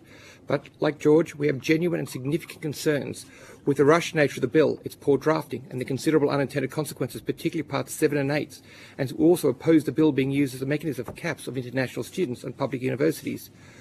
We see in here all the unintentional and devastating impacts that Ministerial Directive 107 had on high-quality universities earlier this year, caught up with integrity measures of VET. The current drafting of the bill will not only repeat these unintended consequences, but amplify that original mistake. Also, we're deeply concerned about the impact on the national economy. International students are a critical driver for national GDP. Experts' modelling indicates significant cuts to international students would likely drive the economy, already in a per capita recession, into full recession. So the legislation as currently drafted could have dramatic effects on unemployment and the cost of living challenges. We are deeply concerned this legislation is consequential has been hurried so quickly. Again, as Professor Williams has pointed out, but there's not even been a proper policy impact analysis conducted, and no cost-benefit analysis of what the impact and costs would have suggests the significant risks of the legislation has not been given due consideration. So again, I thank the Senators and beseech you to take all the time required to get this right. And finally, we are concerned about the consequences, I'm sure they are unintended, of the legislation on the quality of Australia's higher education, our ability to educate domestic students, our national research efforts which support the wellbeing, health and our national sovereignty. As currently drafted, the legislation misunderstands the extent to which domestic students' experience, particularly in critical areas such as health and engineering, will be impacted. You may not be aware that teaching activities for domestic students rely heavily on cross-subsidization that comes primarily from international student revenue, to your question before. To give an example of what this means in real terms, if you're unfortunate enough to have a car accident in the Riverina and you're taken to Wagga Hospital, there's a very good chance the medical care you receive there will be from a doctor who's been trained at New South Wales on the ground in Wagga and is part of one of the best medical training systems in the country, if not the world. UNSW has trained around 46% of all the doctors in the regions. We've been teaching across New South Wales regional areas for decades, but we can only afford to do this due to the cross-subsidy arising from international students. Broadly across our medical and health and allied health cohorts, 2022 cost analysis showed that while we received $30,000 from government student CSP funding, it costs us more than $40,000 for those types of students, every Australian student. That means $10,000 additional. We educate 43% of New South Wales engineers. They fill a whole range of roles critical to Australia's needs. And for a country facing severe skills shortages, the caps and mechanisms proposed in this legislation is a curious own goal that without massive increases in taxpayer funding will result in fewer domestic educated doctors, engineers, dentists, nurses, teachers. And it's important to highlight that international students make vast contribution to Australia far beyond their economics. They're a vibrant and diverse part of our society that we are and should be rightly proud of.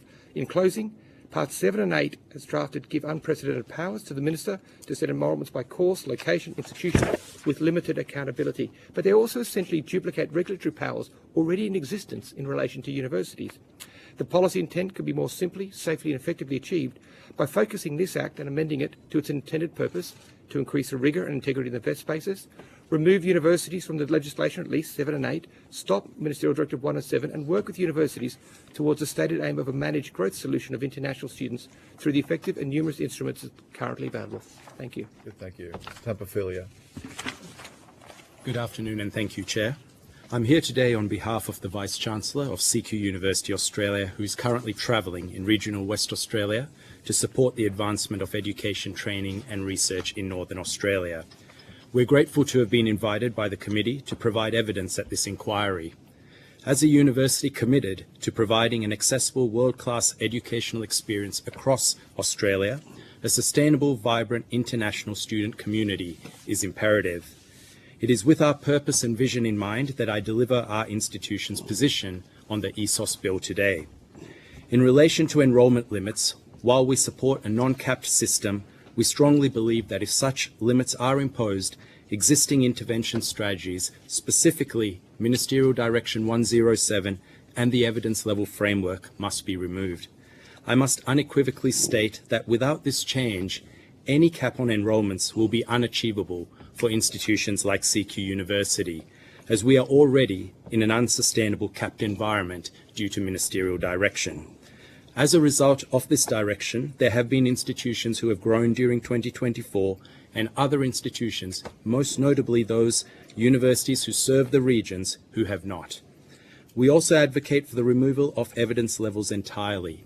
Instead, all students should be required to provide the same documentation for a student visa, regardless of the government-imposed evidence level of that institution at which they are choosing to study. We ask for a level playing field for all institutions to prevent what we have seen over the course of 2024, which is ostensibly a two-speed economy. CQ University is currently grappling with the after effects of COVID-19 and Ministerial Direction 107, and we are operating at a considerable deficit. New to university international student income is currently $33 million lower than in 2023, and post-term 3 is estimated to total $46 million. These financial impacts threaten not only our university's operations, but also our ability to serve some of Australia's most underrepresented student groups. These are the very groups that the Australian Universities Accord aims to support in increasing participation and success, which is crucial for the overall prosperity of our nation. While we acknowledge that the ESOS Amendment Bill 2024 is part of the government's strategy to manage net overseas migration, it is imperative that its implementation is balanced and thoughtful. If not, its consequences will extend far beyond international students and instead adversely affect our staff, our domestic students, and the regional communities we serve. Thank you very much. Thank you. Professor Scott. Yes, thank you, Senator. This is vitally important legislation. It goes centrally to the quality of education provided in Australian universities for international and domestic students. It goes to the strength of a sector that is an engine room of the Australian economy, and to the remarkable opportunities through soft power and public diplomacy of educating the next generation of regional leaders. International students are currently tracking to make up just about 50% of the total student number at the University of Sydney this semester. In Semester 2, international student enrolments will be 2.4% higher than in Semester 1. We always have an increase in the second semester, as it is peak enrolment time for students from the Northern Hemisphere. When I started at the university in 2021, I saw that its governing body, the Senate, had considered the matter carefully and felt around 50% represented a ceiling for international students we should enrol, despite continuing robust demand and remarkable affirmation of our programs across the region. Our era of solid growth in international students was drawing to a close. Great global universities are, almost by definition, international universities. UK universities like Oxford, Imperial and UCL have around the same percentage of international students as Sydney. The famed London School of Economics is higher still. At Sydney, for some years now, we have not planned to move further beyond where we are now. We're now focused on more nuanced settings. When considering the optimised student mix, what is far more relevant is the percentage of international students at an undergraduate or postgraduate level, the mix of disciplines, considerations around the country of origin and the quality of candidates. These are all matters we're working intently on. The Accord report demonstrated conclusively that the funding mechanisms for both teaching and research at Australian universities are fundamentally broken and totally inadequate. They represent a profound failure in public policy over recent decades. International students have helped meet these entrenched, chronic funding gaps for the betterment of Australian students, meeting the full cost of courses like medicine and dentistry, providing infrastructure for all to use, and allowing Australia to have a quality system of R&D despite embarrassingly low levels of government and industry R&D expenditure compared to OECD standards. The flow of international students has helped create one of the finest higher education systems in the world despite its challenges. Powers in this bill could put all that at risk, not just to educational cost, but to very significant economic cost. The economic analysis looks clear. For every 2 international students we stop coming to the country, we could expect to see around 1 domestic job lost. We've already seen the market spooked by the highly arbitrary implementation of Ministerial Directive 107 and the hike in non-refundable visa application fees. Treasury commentary suggests the additional powers sought in this bill are not required to meet migration targets. It is rare for there to be such important legislation on a vital national resource, the long-term impact on Australian higher education, with such clear implications for the strength of our economy and our international reputation. The unprecedented sweeping powers sought in this legislation looms as an extraordinary act of self-harm to the Australian economy and one of our most vibrant and successful export industries. Thank you, Professor Scott. Senator Henderson.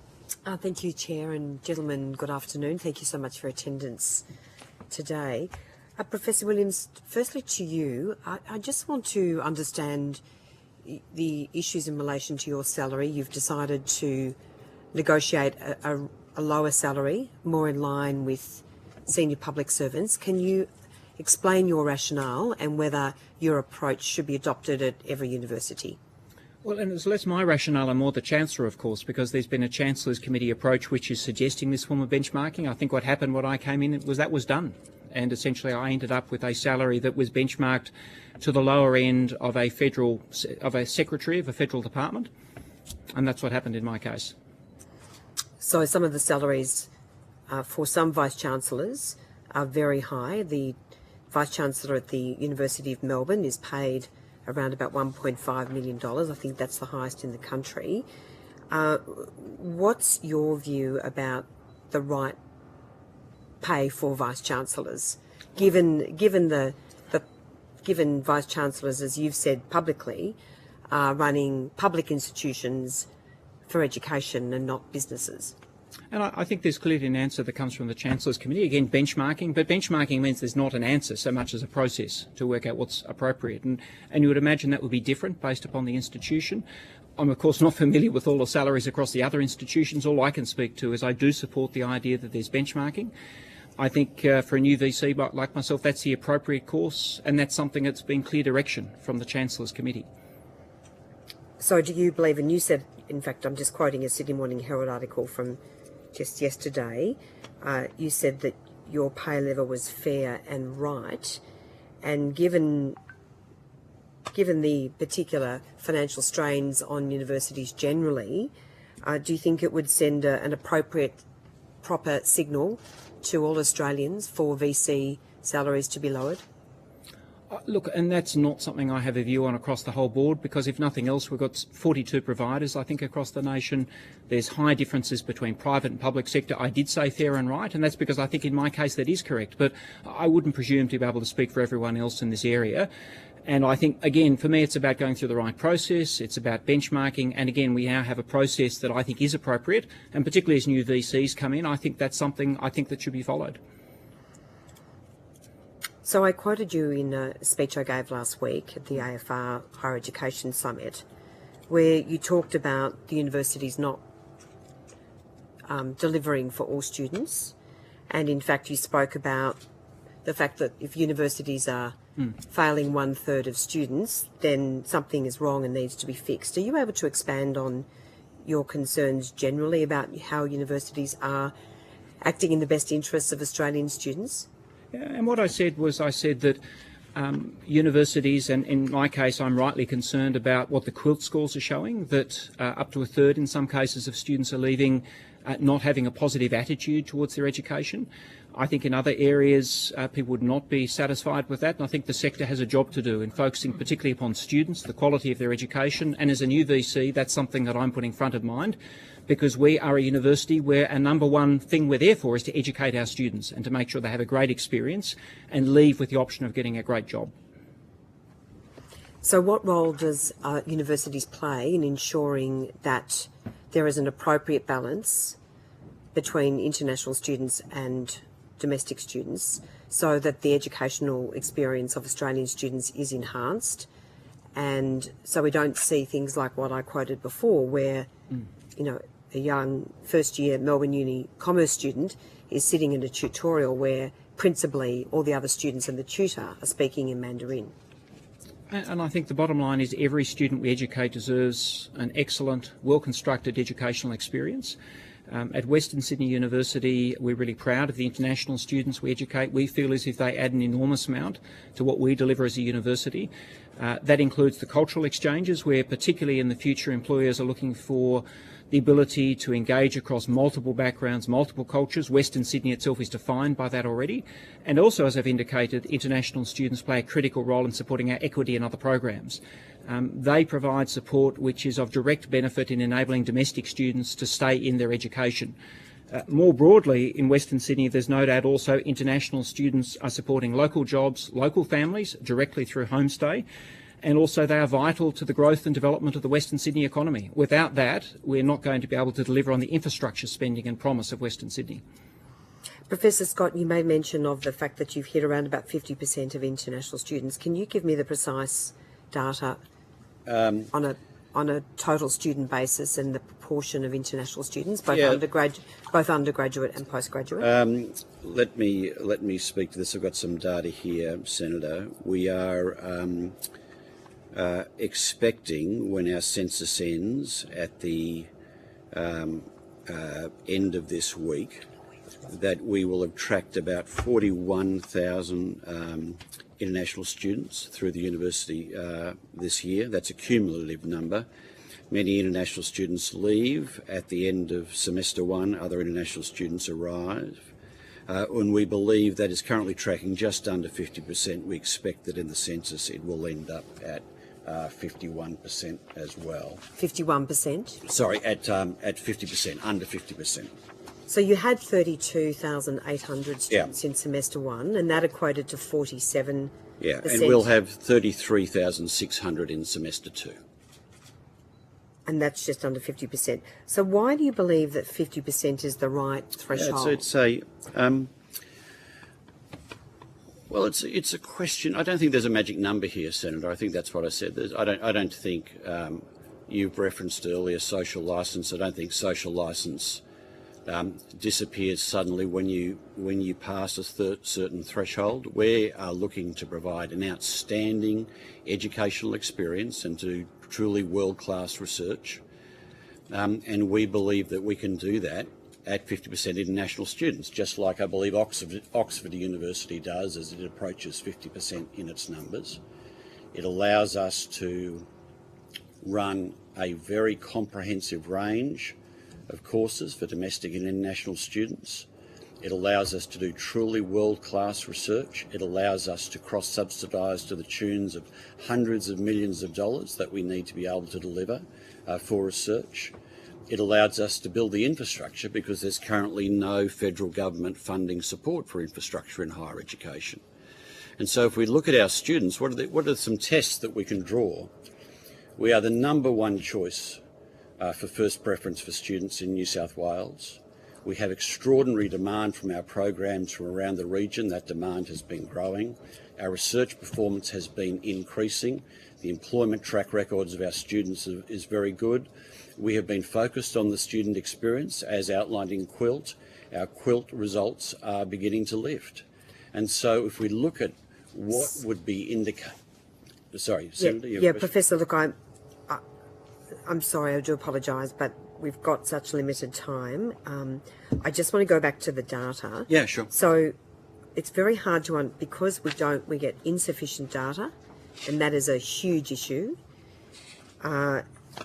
It appears based on your 2,000 enrolments compared to, say, 2023-24, that there are less Australian domestic undergraduate students. Sorry, year 2000 or 2020? Yeah, compared to 2000.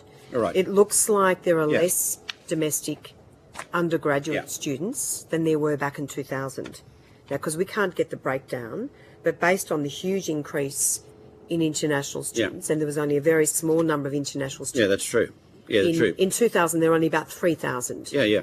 Now there are, as you say, as across the sector, a decision is made. So what's the breakdown in the undergraduate, across the undergraduate degrees between international students and... When you say across the undergraduate degrees, you're talking about course by course, Senator? Well, just as a total number would be helpful, just if you've got that number. Yeah. I'll pull that out, Senator. It's here in my material. I can get that for you. Get a precise breakdown of the figure.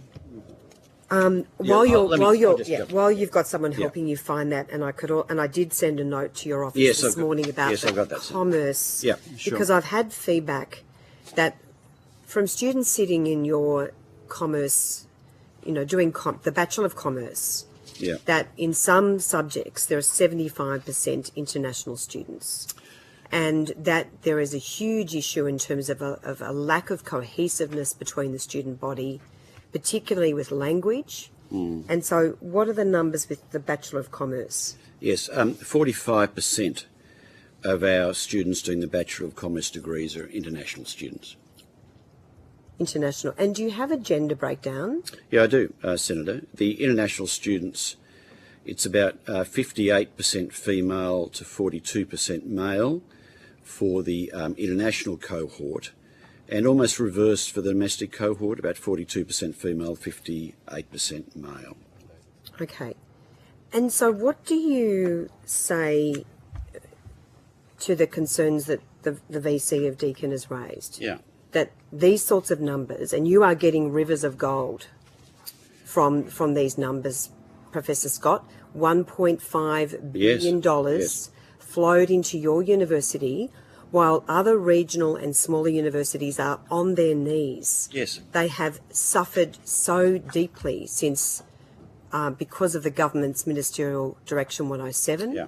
Their visa numbers have gone through the floor. The group of 8 universities, student visa approvals have gone up by 16%, as we've heard. So what do you say to this issue about social licence? And you're getting this enormous, $1.5 billion of revenue, while some universities are saying that if things keep going the way they are, they won't survive. They will actually go broke. So let me go to the thrust of your question as I understand it, Senator. I can understand the concern of numbers of my Vice-Chancellor colleagues around the impact of Ministerial Directive 107. It's been arbitrary. It's been particularly punishing on some universities. That's why I stand against it, as do all my colleagues here. So there's no debate there. I don't actually think if part of the thrust of your question is that, as has been suggested by some parts of this legislation, that there could be a migration of students from some universities to other universities. That's not how the recruitment process works in practice. I'm not suggesting that, by the way. Okay, so I'm just talking about your social. So on 107, we disagree with that policy and we support any moves to see it taken away. Let's be clear about what we're using the revenue for, Senator. It's a significant amount of revenue. The international student income represents 42% of the revenue at the university, but every cent of that is being spent at the university to further the effort of teaching and learning and research and infrastructure. Well, hang on a minute, Professor Scott. I mean, it's been put to me that you're spending $750 million on a medical research facility. Yes. And so in terms of characterising this revenue as going to teaching... Learning and research. Well, Senator, and I will say this: it's from another Vice-Chancellor who has addressed the enormous revenues that are flowing into your university. And, you know, I would put to you that you are gold-plating your university with these international student revenues, while many other universities, as I say, are on their knees, really suffering, not even sure whether they can keep Senator, the doors open. But, Senator, I actually think there's a flaw in logic there. You somehow are suggesting that the University of Sydney shouldn't be enrolling international students and investing in world-class medical research. No, I'm not. No, please don't mischaracterise. No, Professor Scott, please don't mischaracterise what I said. Well, I did not say that. Can you please define the phrase gold plating and why are you targeting medical research facilities? I'm not targeting anything. I'm just asking you to be transparent about your investments. Sure, let me talk about if the biomedical accelerator. Because I'm still waiting. I did ask for a breakdown of all the revenues that you're receiving in $100,000 increments. I did ask the university. So because one of the problems that we have as a committee, and I have as the Shadow Minister, is there is so little publicly available data about what is going on in universities, where the money is coming from, how it's being spent, how much it costs to deliver a course, what your cost base is, why there's been this massive increase in non-academic staff, which is, I think, in excess of 60%. So one of the big issues when we hear that, you know, you need all of this money is going to various purposes, it's very hard to assess that because we can't properly understand your cost base. Well, let me talk and we about don't even know about how much of it is being spent in what areas. Well, let me talk about the example you raised, Senator, which is the biomedical accelerator. We are investing $650 million in that building. It is an attempt to create a facility that will fast-track clinical solutions to medical research challenges like curing cancers and blindness. It attempts to speed up the gap between research and having patient impact. We're pleased that the state government believed in it so much they invested $150 million in funding. It will bring a far closer relationship between the University of Sydney and Australia's finest public hospital, Royal Prince Alfred Hospital. We have benchmarked and looked at similar accelerators that have existed in the Northern Hemisphere, like at the University of Toronto and at Harvard and at other UK institutions. And we believe that New South Wales and the nation will be proud of this extraordinary facility when it's opened in 2027. And have we invested funding we've got from international students into that? Yes. Do we have any regrets around that? Emphatically no. And I'll line up hundreds of our medical researchers to testify to that. Professor, I'm not debating any of that, so I'm just asking that you don't. I mean, I think one of the most important things a university can do is invest in medical research. Yeah. And in fact, I would love to see much more of our research dollars in the national interest being invested in medical research rather than in research that's not in the national interest. But what I'm asking is for transparency. Yeah. Are you able to provide this committee on notice a breakdown as to how all of your monies is being spent? Because when we look at your annual report, there's very high-level detail, but not a lot of fine detail. And so when we ask about how this money is being spent and cross-subsidization, there's a lot of smoke and mirrors. But can I will move on because I know I've only got... That's the last question, and after Professor Scott, we'll be going to Senator Pocock. Unless you unless you direct it somewhere else. All right. Well, look, there's lots to ask. Just in relation to Vice-Chancellor salaries, Professor Scott, and I would direct this to all the Vice-Chancellors here, except I've obviously raised this with Professor Williams. Do you agree that Vice-Chancellor salaries are too high and should be recalibrated? Well, when I was appointed Senator, in discussions with the Senate, I took a 30% reduction in the remuneration for the position of Vice-Chancellor of the University of Sydney on that which was paid to my predecessor. I did that happily and willingly in consultation with the Chancellor. I thought it was the right thing to do for many of the reasons that Professor Williams expressed in the article in the Sun Herald yesterday. The Senate takes its remuneration policy seriously as it determines that. There are benchmarking and review processes that take place around that. I believe that Vice-Chancellors are well paid. I believe it is a complex and demanding job for many of the reasons we're talking about today. The University of Sydney is a $3.5 billion organisation and has a community of students and staff that's probably in excess of 100,000. It's a complex and demanding job.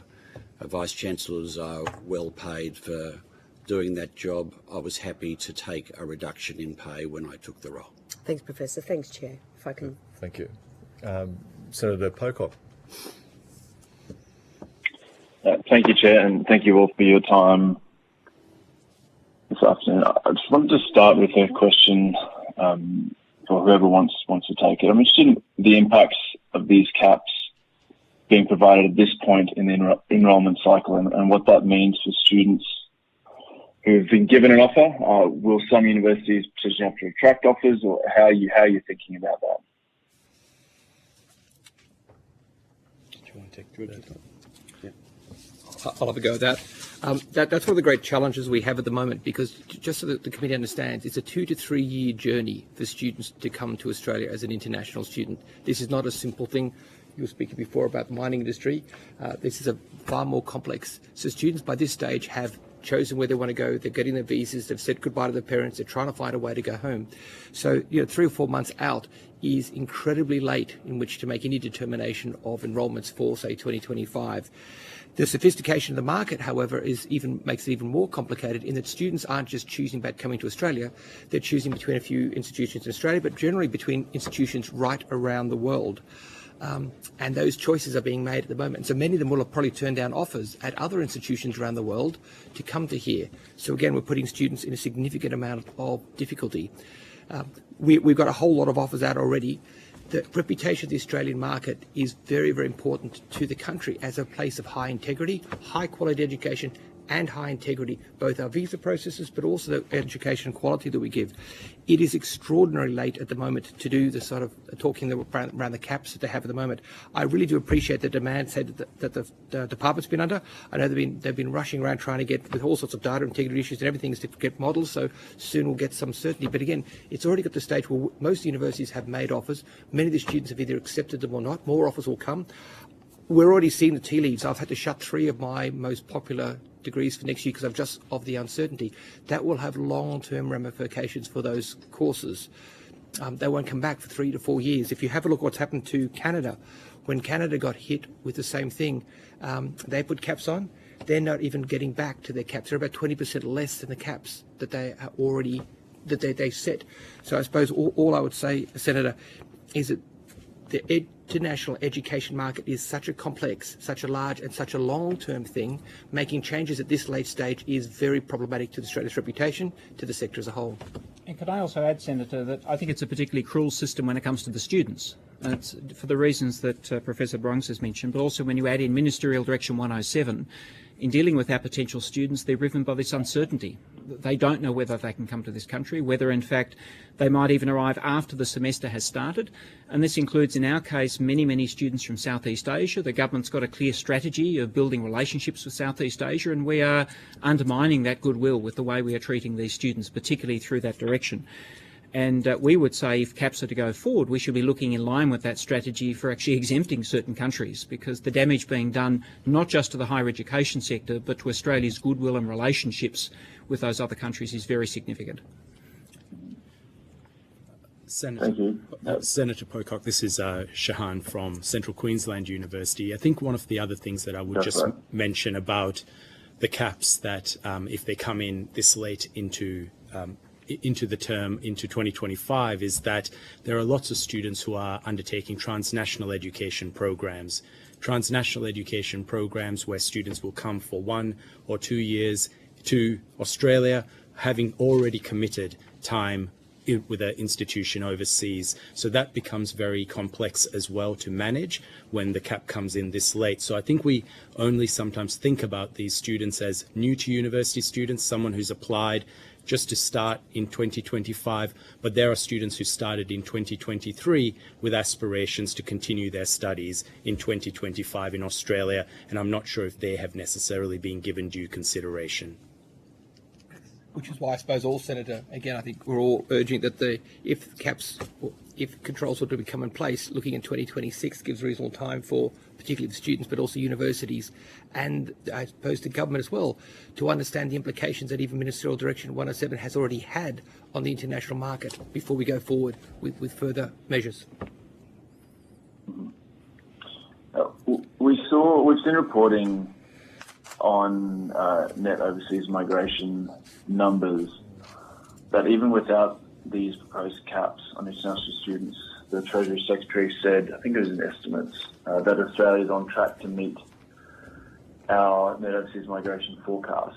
I'm interested if that is the case, why you think the government is insisting that these new caps do start from next year, given I guess the complexity of trying to put that in for all of you, but also the reputational damage. Again, from my perspective, Senator, I welcome the comments by Dr. Kennedy. The fact that we're on track actually gives this Senate an opportunity to do, I suppose, an excellent piece of work without being pressured by that, because it means the country is on track for that political process. We don't need to risk damaging the sector and, importantly, the economy, not just in the short term, but in the long term, by taking any other action, such as including caps in this ESOS Act. So you could do the amendments to the ESOS Act, as Professor Williams said, improve the ESOS Act, have it aimed directly at what it was intended to do, which is integrity issues in vets, remove 107, and then as part of the longer term strategy for, and I do believe the government absolutely has not just the right but the responsibility to what I call manage growth of the international market over the long term.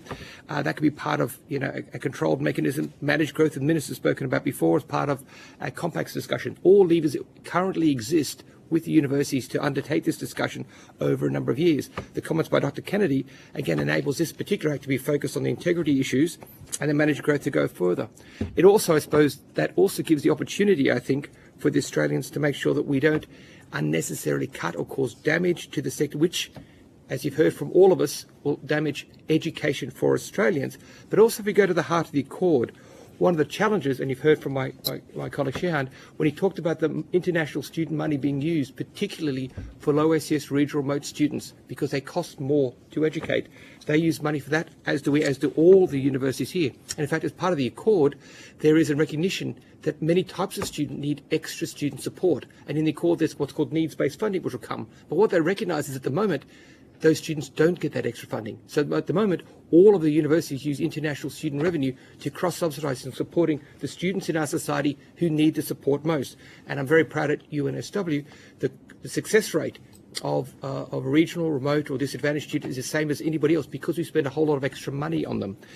If caps or anything like that came in now, Senator, that would also almost stillbirth some of the great aspirations that I fundamentally believe in around the accord, which is increasing access and successive equity of education for all Australians. And Senator Pocock, I just also like to mention that whilst the trajectory is that we will meet the net migration goals of the government, I think what we can't have is a disproportionate load being carried by certain institutions than others. So, for example, whilst it might be decreasing to the levels that they would like it to, we can't have a situation where Central Queensland University, other regional universities are seeing cuts to our student numbers because essentially Ministerial Direction 107 is doing that. It has to be something where we have a level playing field. And speaking to Professor Attila Brung's point, there has to be a removal of Ministerial Direction 107. Even if this act does not go ahead, it cannot just be discarded with Ministerial Direction 107 being in place, because if that remains in place, it will still be a cap for institutions like CQ University. And could I just add that these issues are even more stark in Western Sydney, as I've indicated, where it's really a solution in want of a problem. Because we, as I said, have a bed for every single student. We've got 20% capacity in our colleges. And if we are to have a change of this kind, it has the potential of having the perverse effect of actually making cost of living more difficult for families who depend upon international students. Local businesses will go under and will actually miss out on the skills we need to support economic growth in that region. So we would say we actually need time to differentiate by region as well. There are very different needs, very different opportunities in different areas. And in Western Sydney, we need growth and we need international students to support it and our families. Thank you. I wanted to ask about another issue that's been raised with me, and that is the discrepancy in data between the Department of Education's records and those of individual universities. I'm interested if any of you share these concerns, and if you do, how serious these differences are. Senator Pocock, I think the discrepancy is just the way that a student is counted. So, for example, a student might be on 2 COEs.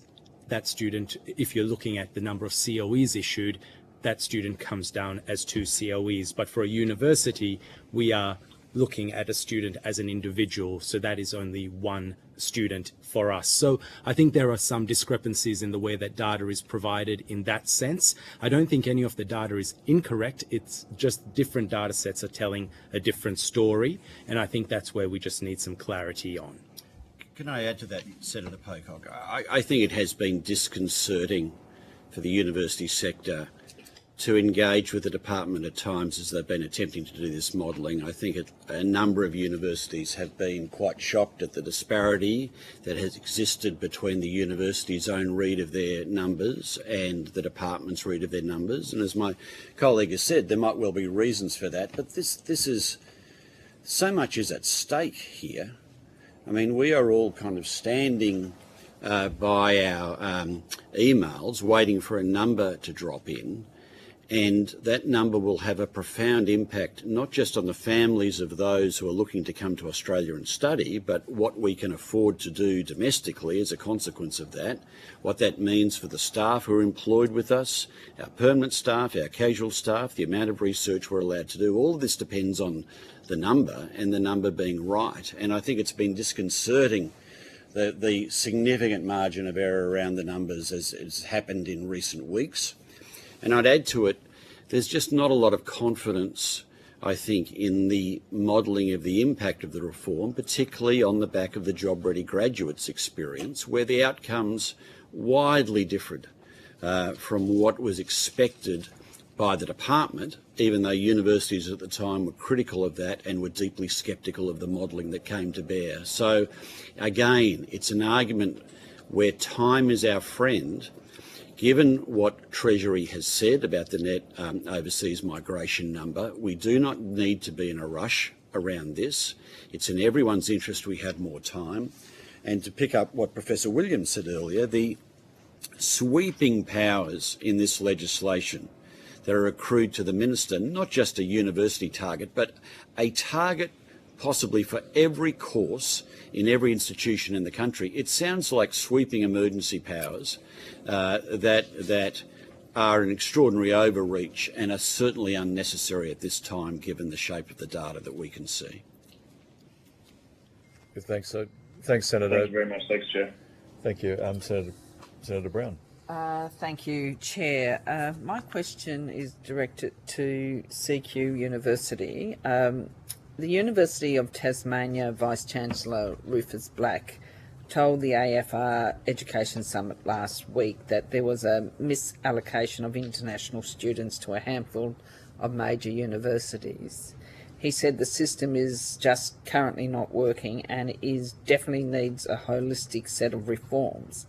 In your view, do the current settings operate fairly for all universities?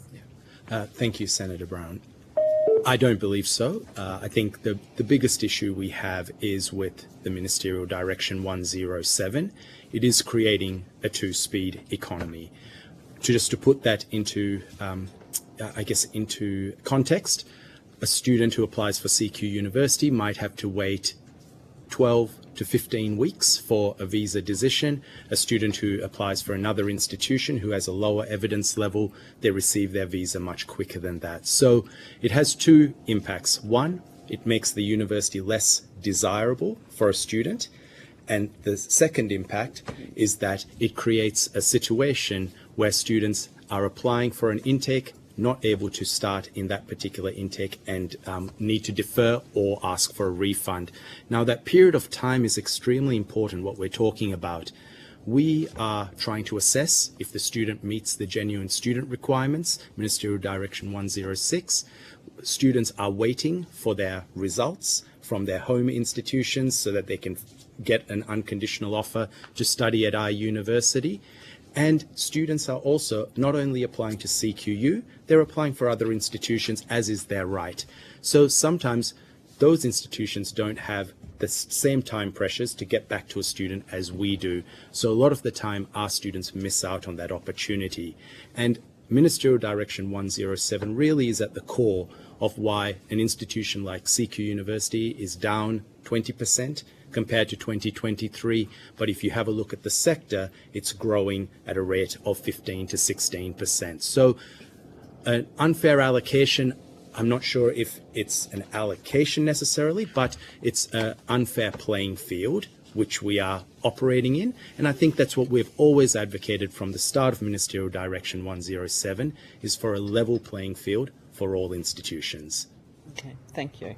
Thank you. Good, thanks. Senator Faruqi. Thank you, Chair. Good afternoon, everyone. Were any of you consulted prior to this bill being introduced into Parliament? And if you were any of you, did any of the concerns that you raised, did they change the bill? Anyone can? No, Professor Williams, you weren't consulted? Was anyone else consulted? Sorry, go ahead. Please, my friend. I was just going to say, I guess the consultation was in the opportunity to feedback, to provide a submission on the bill. But in regards to, I think, what we have been advocating for, those changes haven't necessarily been seen in the bill. But we hope that submissions and opportunities like this would make those amendments come to fruition, or at least a medium which doesn't result in the impacts that potentially the bill is going to put in place. Can I add to that, Senator Faruqi? I think many people were surprised at the detail and the reach of the powers accrued by the Minister in the legislation. I don't think we'd seen that coming. And I'd add to that, the entire narrative of the Minister at the time, post-accord, was around managed growth. And I think we all thought, we sign up for managed growth. We believe in managed growth. As I said, I think it's a nuanced engagement in what is the right number. What we've found ourselves dealing with in recent months, though, is not a conversation around managed growth. It's a conversation about how big is the cut. And what this legislation is not really around is a managed growth environment. It's what powers the Minister can get to inflict a cut on the sector that we believe will be educationally harmful, economically harmful, reputationally harmful. And so there was no real discussion around that. In fact, I think, along with a number of my colleagues, I was quite surprised to find out that all this managed growth language was sometime in the future. Before you get to managed growth, you had to have a cut inflicted on you, and that this legislation was really about giving the Minister power to inflict the cut, a cut that we're still waiting to understand, what the real intention is. Yes, Professor Brooks, were you going to say anything? The only thing else, again, we've had, I wouldn't call it necessarily consultation, but certainly discussions, particularly when the department came out and spoke about the accord. There was conversations about this. We were encouraged to submit and to engage with the Senate on to making sure that what we thought would be improvements, and we've provided many of those to the Senate. We look to the Senate to look at those amendments. But I suppose more broadly, some of the things that there's still just a misunderstanding more broadly on the complexity of how you would try and manage caps at a course level. If I just give you UNSW, I have got teams of people, academics who've been experts for years, trying to balance class sizes, class learning, class pedagogy, and that's their job for 30 years. And there's it was my job for 10 years. And so you'd know exactly how hard that job is. And I've got teams of them. And that's just for UNSW. And I have huge admiration for a couple of departmental people who've now been given the task to try and think about how they would do that, not just for the 8,000 UNSW, but for the 42 universities times the 8,000 across the country. It just seems, I think I heard earlier on, it is completely and utterly unworkable to go down that route. Yep. And similarly, in terms of, I don't think there's been quite an extent and understanding what Ministerial Directive 107 has done in the relationship between international students and their cross-subsidy of domestic student education as well as research. Everybody understands the research component, but very few people understand the domestic student. Now, again, I'm batting my own interest here because fortunately, I say, UNSW, a lot of our education is in the high cost areas, health, engineering, sciences. They cost much more subsidies than many other courses, so therefore I have to subsidise more than many other universities. I just want to go to the impact on universities and I guess the broader society and economy. So many have raised concerns about job losses if this bill goes ahead. And I know Professor Scott, University of Sydney, has done some work and which says that about 22,000 full-time equivalent jobs will be lost just in 2025. That includes both direct and indirect jobs. Universities Australia has suggested 14,000 job losses.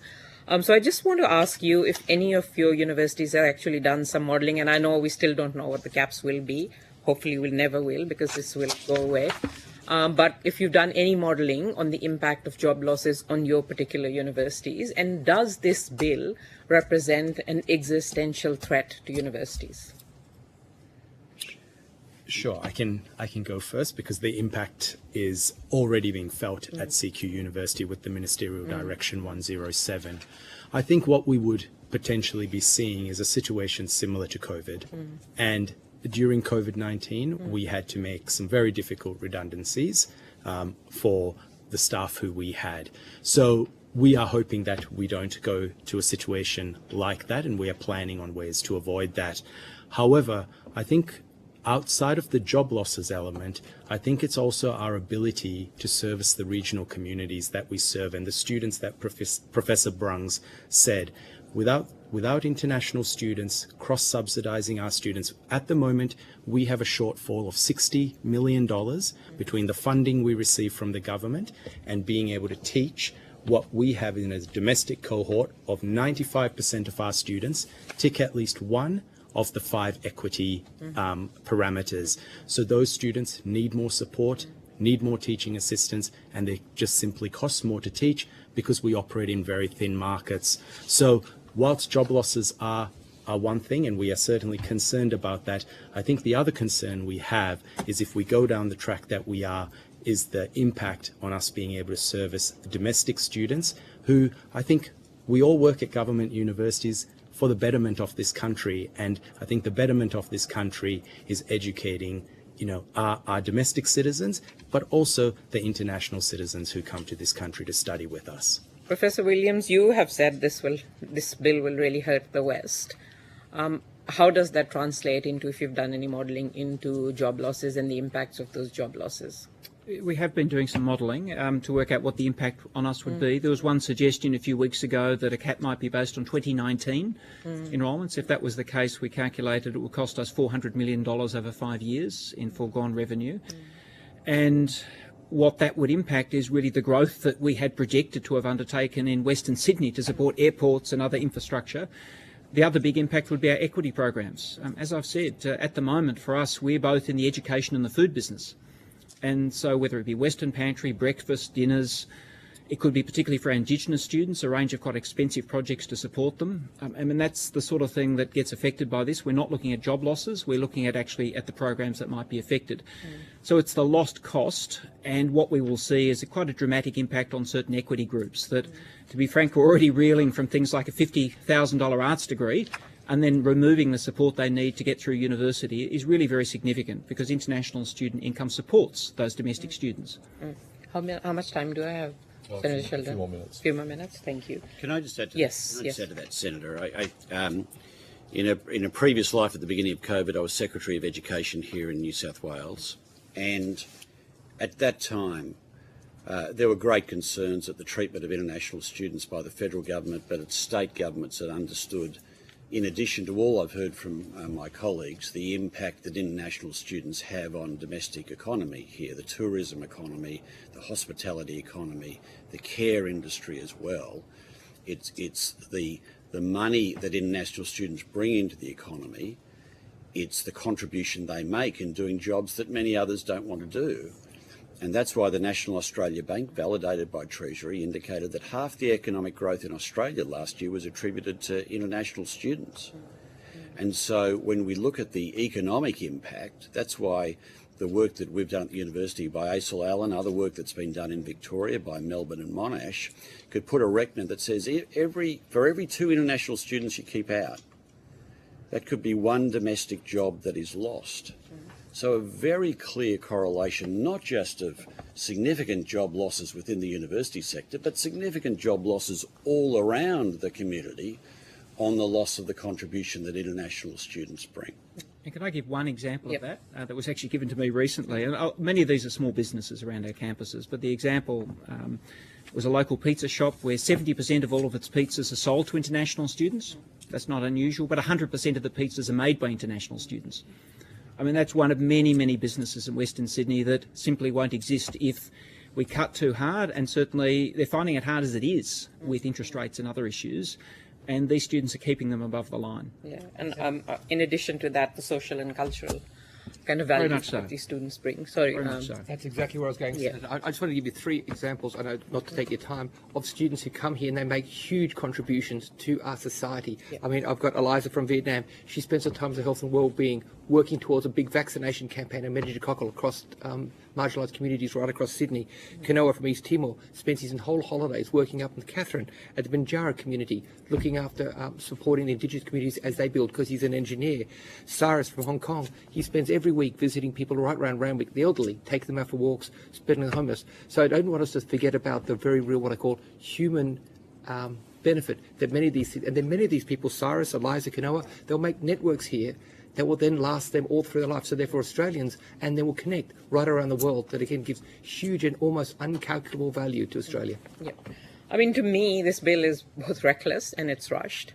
I mean, it is reckless for all the reasons that you have given and the damage that it will do, but it's also reckless in the sense of the impact it's having on international students at the moment, because I've heard from many who are feeling really attacked by the rhetoric on international students, how they're being viewed negatively as causing, obviously falsely causing the, housing crisis and all the rest.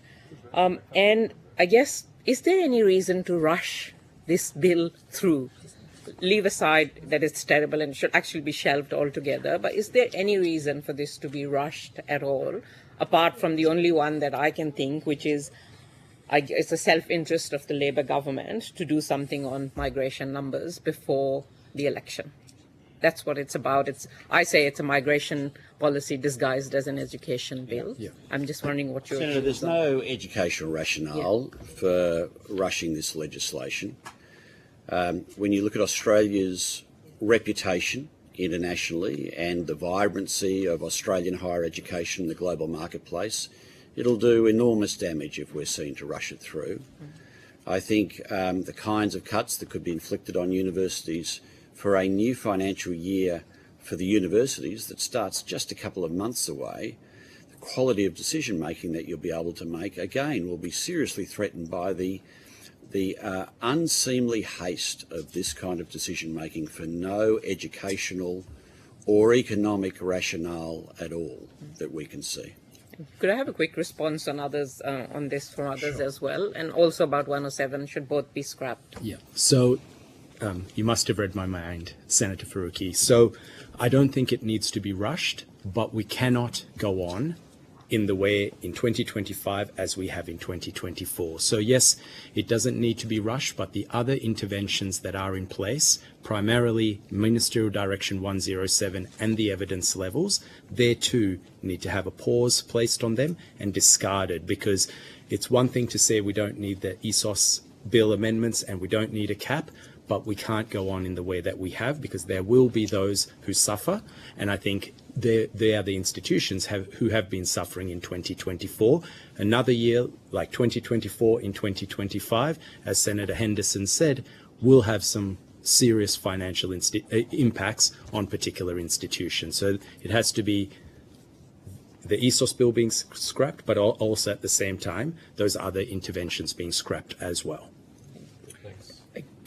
Just very quick responses from the other two. Oh, yeah, my apologies. I didn't want to cut you off. Go ahead. Okay. Similar to my colleagues, the only thing that I would add is there's absolutely no need to rush from an educational perspective.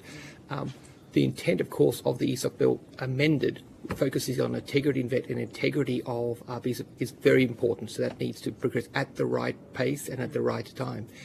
and excluding universities from 7 and 8 still means that universities can have conversations with government over the next year to 2 years as we build out and manage growth. So that can still happen and progress. It doesn't need this bill rushing at all for that.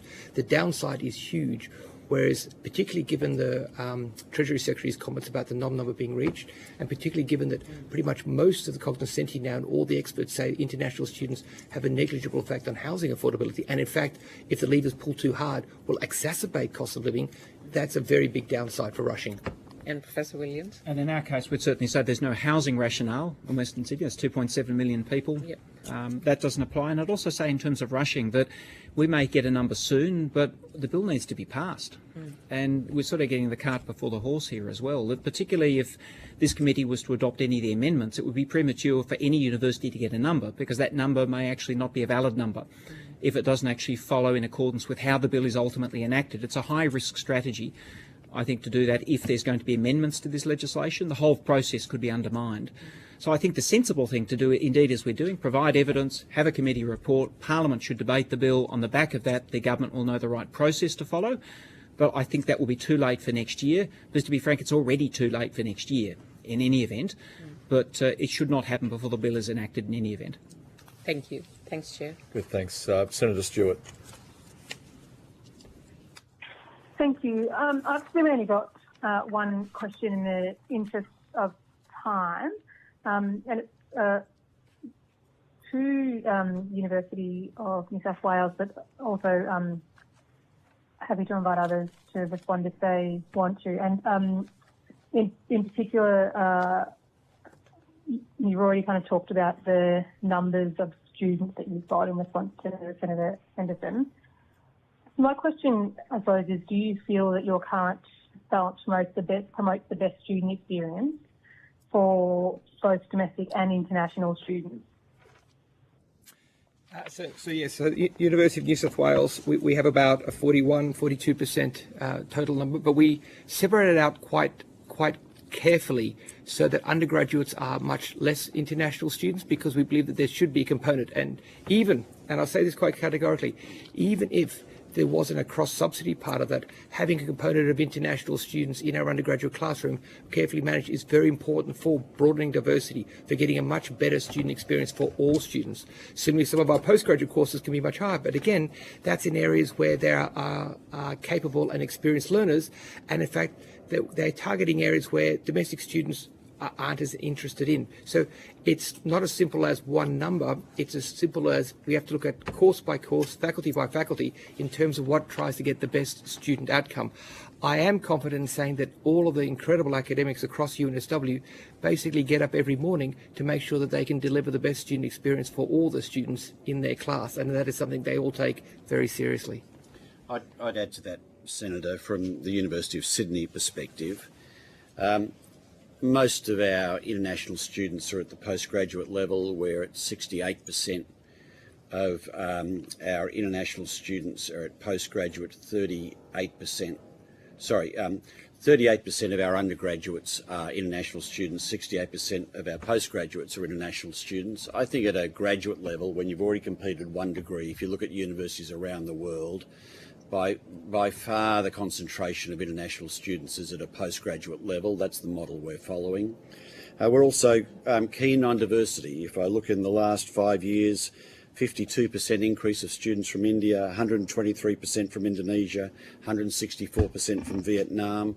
We can see that diversity in cohort, diversity in disciplines, and probably with a focus on at the postgraduate level, that's what we think will maximise the student experience. And we continue to monitor and calibrate accordingly, including capping some programs for international students when we feel we've reached a number that we feel is optimal and we don't want to exceed. And I'd just like to add, I think what we can go by is the data that we get from our own students, our international students and our domestic students, when it comes to student satisfaction And our international students most recently surveyed, they had a 91% student satisfaction. Our domestic students were in the high 80s. So I would say that the students are satisfied. I think there is value and an enriching experience that international students bring to the classroom. And the point I would also like to raise, Senator, is that when we speak to students, domestic students, on why do they go overseas for a student mobility experience, it's often driven by an international student that they have met at our Australian-based campuses. So I think if that value and that satisfaction and the enrichment international students bring can't be underestimated, and I don't think it impacts at all on the domestic student experience based on the data that we have from surveying our students.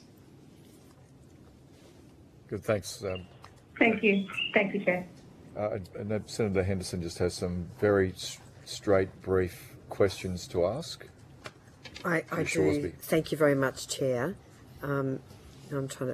So just for each of your universities, could I ask you to take on notice how many confirmation of enrolments have each of your universities issued for semester 1 and 2 in 2025? And also whether you've issued any confirmation of enrolments for 26. Can you please provide a breakdown for international student numbers for each course at your university, both undergraduate and postgraduate? Professor Scott, I did hear obviously the differences in the undergrad and postgraduate numbers that you've just provided, and also a breakdown by country, because the evidence suggests that the majority of Chinese students are going to the group of 8, but if you could just provide a breakdown by country. And also, Professor Scott, I'm trying to root through my questions really quickly.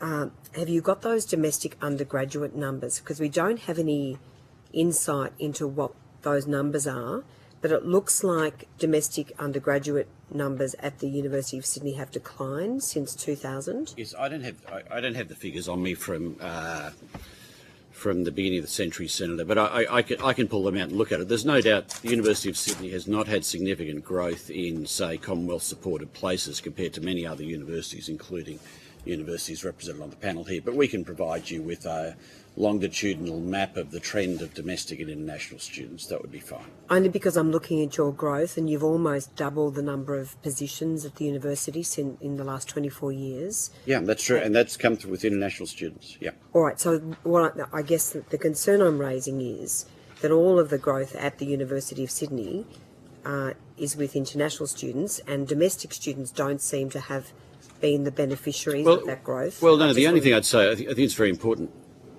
International students have not taken a single place from domestic students. But it looks like those numbers have declined. But yeah, but that's to do with Commonwealth-supported places that are available for us, Senator. There is no trade-off.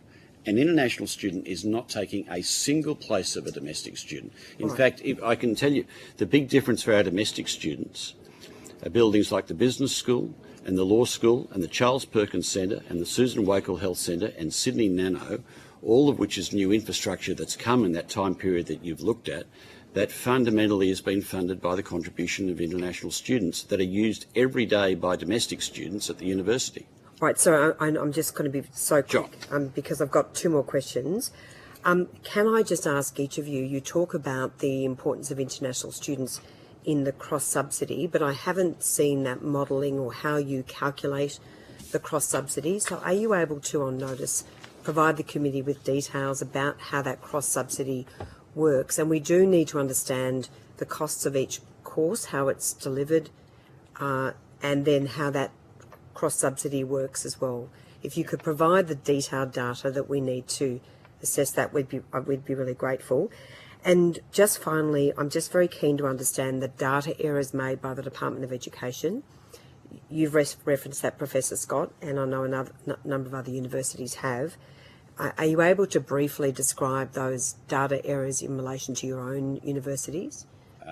I can't add detail to that. The case study I was talking about was one which was reported on from another university that I'd heard about. I'm not sure if others have had examples.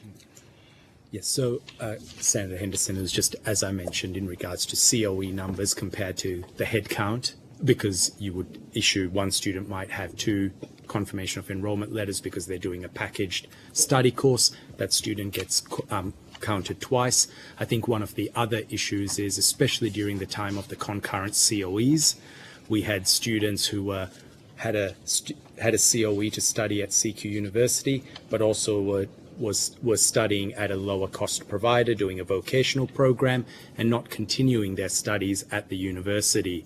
So when we spoke to the department, for example, it looks like our attrition is much better than what it actually is, because it looks like that student is still enrolled at your university until you cancel that student's COE. So I think some of it is just to do with timing of when particular student parameters get cancelled, but we can certainly provide you with a list of where we have seen data errors. I would really be grateful. And also where there is not enough data and where there is a breakdown in departments basically talking to each other in relation to data, because this Andrew Norton has raised this very major concern about the workability of the legislation, because the different IT systems do not correlate between Home Affairs and the Department of Education. Yeah.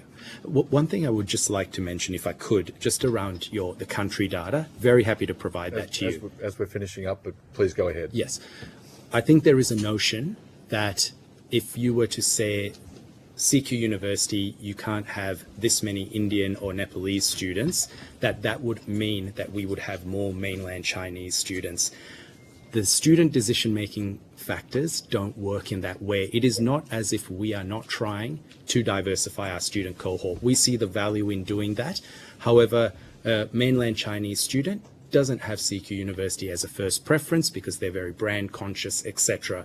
So very happy to provide with the country data, but I just wanted to put that on record because I think sometimes there is this feeling if you cap a particular nationality, you'll be able to grow in another nationality. We have plenty of seats for every nationality. It's just not that every nationality chooses to study at University of Sydney, CQ University, Western Sydney University, UNSW. So I just wanted to put that on record. It's just about the transparency of the data, so if you could provide that, that would be great. Yep. But thank you for making that point, and thank you, Chair.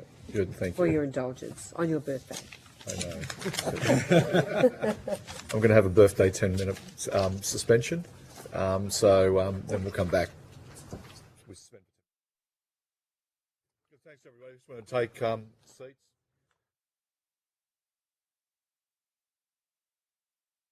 Representatives from the Australian Skills Quality Authority and the Tertiary Education Quality and Standards Agency.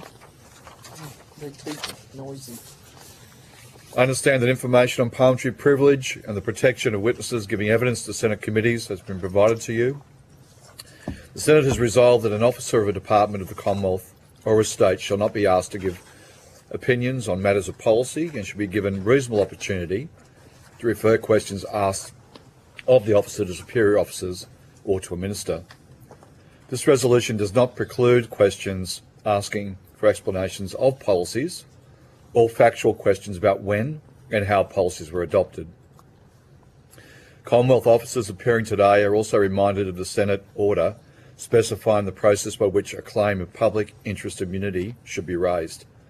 A copy of the order is available from the Secretariat. For the Hansard record, will you please state your full names and the capacity in which you appear here today?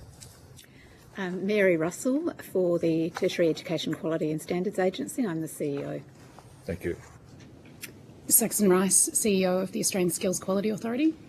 Fiona O'Brien, Executive Director, Policy and Engagement for the Australian Skills Quality Authority, ASQA. Good, thank you. Would you like to make a short opening statement?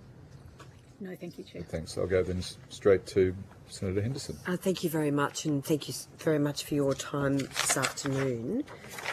I want to start by the claim made by the Minister for Skills and Training, Mr Giles, over 150 ghost colleges axed.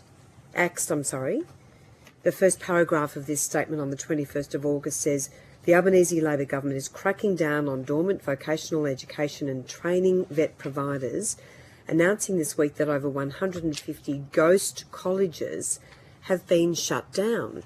How many so-called ghost colleges have in fact been shut down? Because my advice upon looking at some of the data is that many of these colleges were actually not operating as colleges, they were dormant companies, and that it was under 50 actual operating colleges that were closed. Is that correct? Senator, so what the Minister's media release is pointing to is ASQA's implementation of recent legislative change. No, I'm sorry. I'm asking for a specific question. How many so-called ghost colleges meaning fronts for non-genuine students, were closed down? Because I would put to you that this media release is not correct. Well, Senator, what I can tell you about is the work that ASQA has done to lapse the registration of providers not delivering any training. No, I'm asking how many ghost colleges were shut down, as distinct from companies that were registered but were dormant.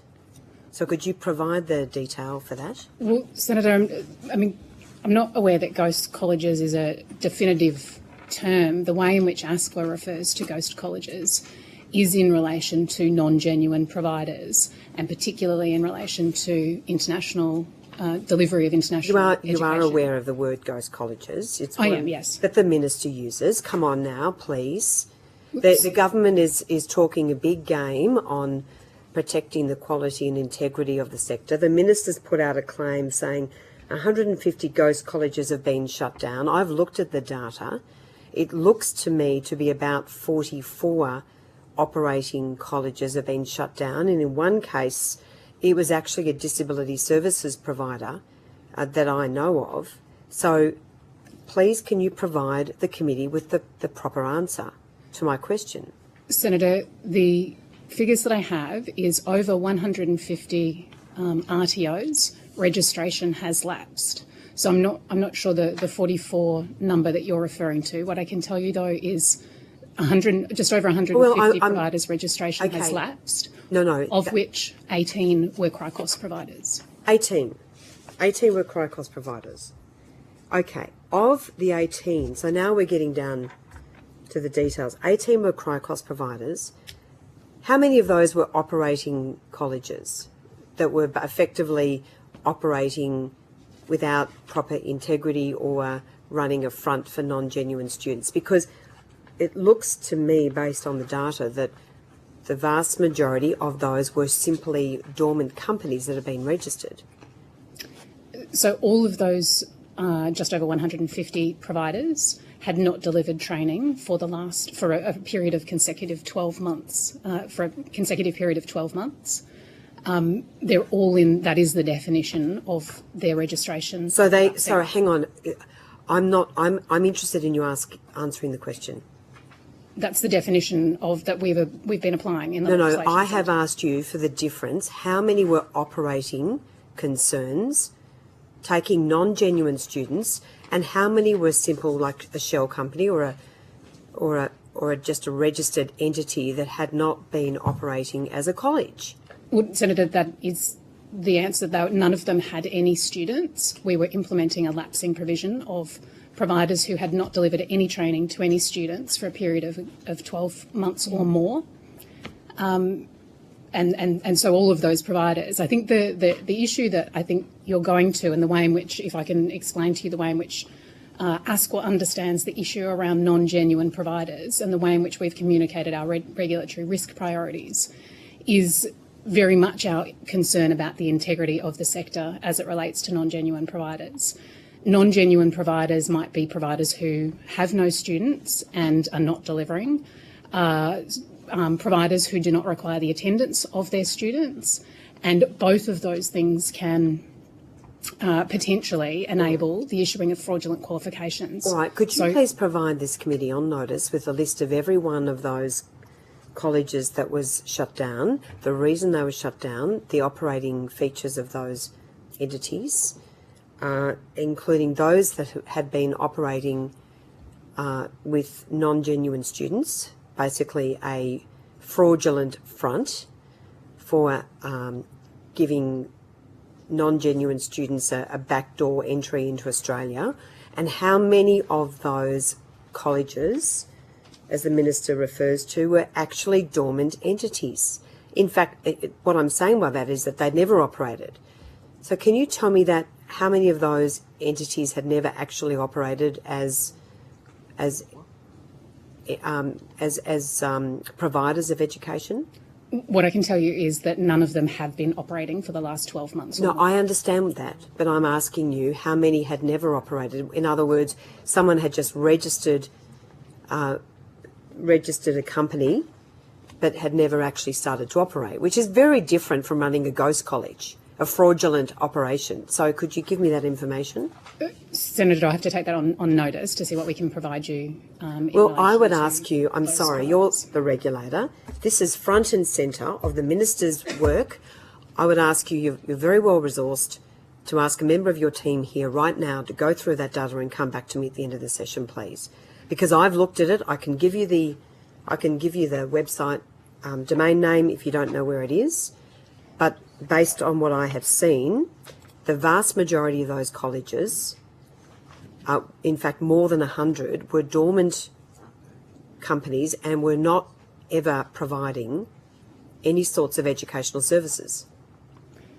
Senator, I'm not sure that I can answer any more than it will be a manual process for us to go through each. Could you just get one of your team now to do that, because I've just looked at the data myself, and I don't think it's that difficult to work out those who were colleges which were operating, because I would put to you that the minister's claim is misleading, and that 150 ghost colleges have not been shut down. And look, this minister's got a terrible record, frankly. He's just been sacked as the Minister for Immigration. He's come into this new portfolio. He's put out this claim, and based on what I have seen, it's not accurate. And I'm asking for accurate information. Senator, I can certainly take that on notice. All right. So how many? Can I just also let you know? How many of those so-called ghost colleges were issued with a notice regarding their operations? So, Senator, if I can just clarify which cohort of providers you're referring to there, the 150 that have lapsed. What I was going to say is some of those will be subject to review rights. So the information about those providers, they may be seeking internal review or review through administrative processes. But of those 150, I'm sorry, Senator, how many were issued with notices?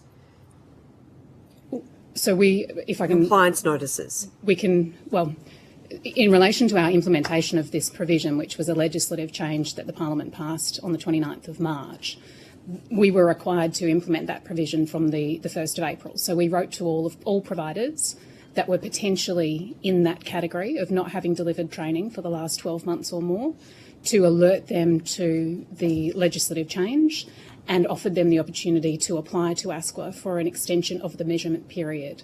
That's an opportunity that those providers had to demonstrate that they had perhaps either commenced delivery or that they were close to commencing quality delivery, and that would enable ASQA to make a decision to extend the measurement period for those providers to deliver training. On notice, and we would ask for this information very quickly, is a breakdown, a description of each of those 150 providers, those which were dormant and had never operated, and those which had been operating but which had major integrity issues in relation to their operations. There's a very, very big difference.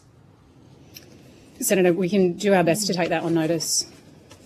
It will just require the consideration of student data over multiple years to see whether or not they have delivered previously, but they certainly hadn't delivered training in the previous 12 months, which is what the legislation was. It's not hard to ascertain which are dormant providers, meaning that they've never operated, or and which are the shonks.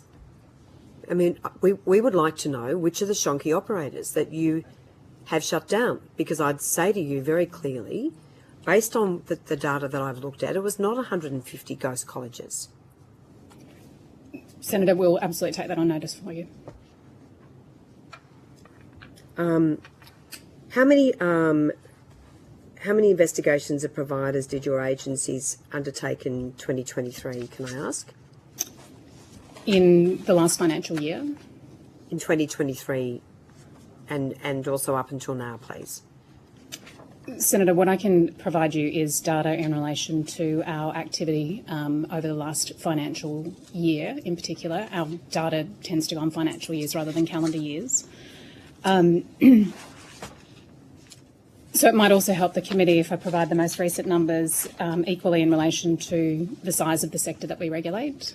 So as at the 31st of July, ASQA regulates just over 3,800 providers, of which 999 are CRICOS providers.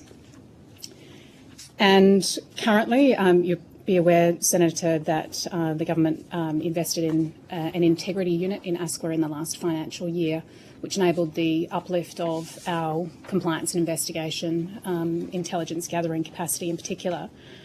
And the integrity unit currently has just over 200 serious matters currently under investigation. That's in relation to the conduct of 165 providers, of which around 100 are CRICOS providers. We also within that cohort is 43 investigations into the potential breaches of the NVR and the ESOS Acts by non-RTOs. I'll have to come back to you in relation to the total number of audits we undertook in the last financial year, but I can certainly provide you with the detail around all of the sanctions that we issued in the last financial year. So just to go, sorry, to try and understand that data with what the Minister has claimed. So you've got 165 providers under active investigation. That's under active investigation at the moment. That's not including the number of other providers for whom we are also undertaking audits. And then you've got a separate audit process. You can't, okay. And 100 of those providers are CRICOS. That means that is obviously providers who offer services to international students. That's right. And of those 100 providers, what's the stages of investigation and what are the findings? Have you made any? So you've just referenced that you've just one of those 150 ghost colleges is actually only one is a CRICOS provider. Sorry, Senator. Well, you talked about 18 of the 150 ghost colleges to which the Minister referred. 18 were CRICOS providers. That's right. And and of those 18 CRICOS providers, how many were actually operating as a provider of education services? Well, they certainly hadn't been delivering to students in the last 12 months. No, I'm not asking but I'll that have question. I'll have to come back to you on notice with that, Senator. Yeah, how many were actually operating? How many were ghost colleges, meaning they were putting out their shingles saying, come to Australia, have we got a course for you? But in fact, the whole thing was a rort and they were just being a backdoor entry for, for international so-called students coming here to work. I'll have to take that on notice, Senator. Can I also ask that of TESCA? How many investigations of providers did your agency undertake?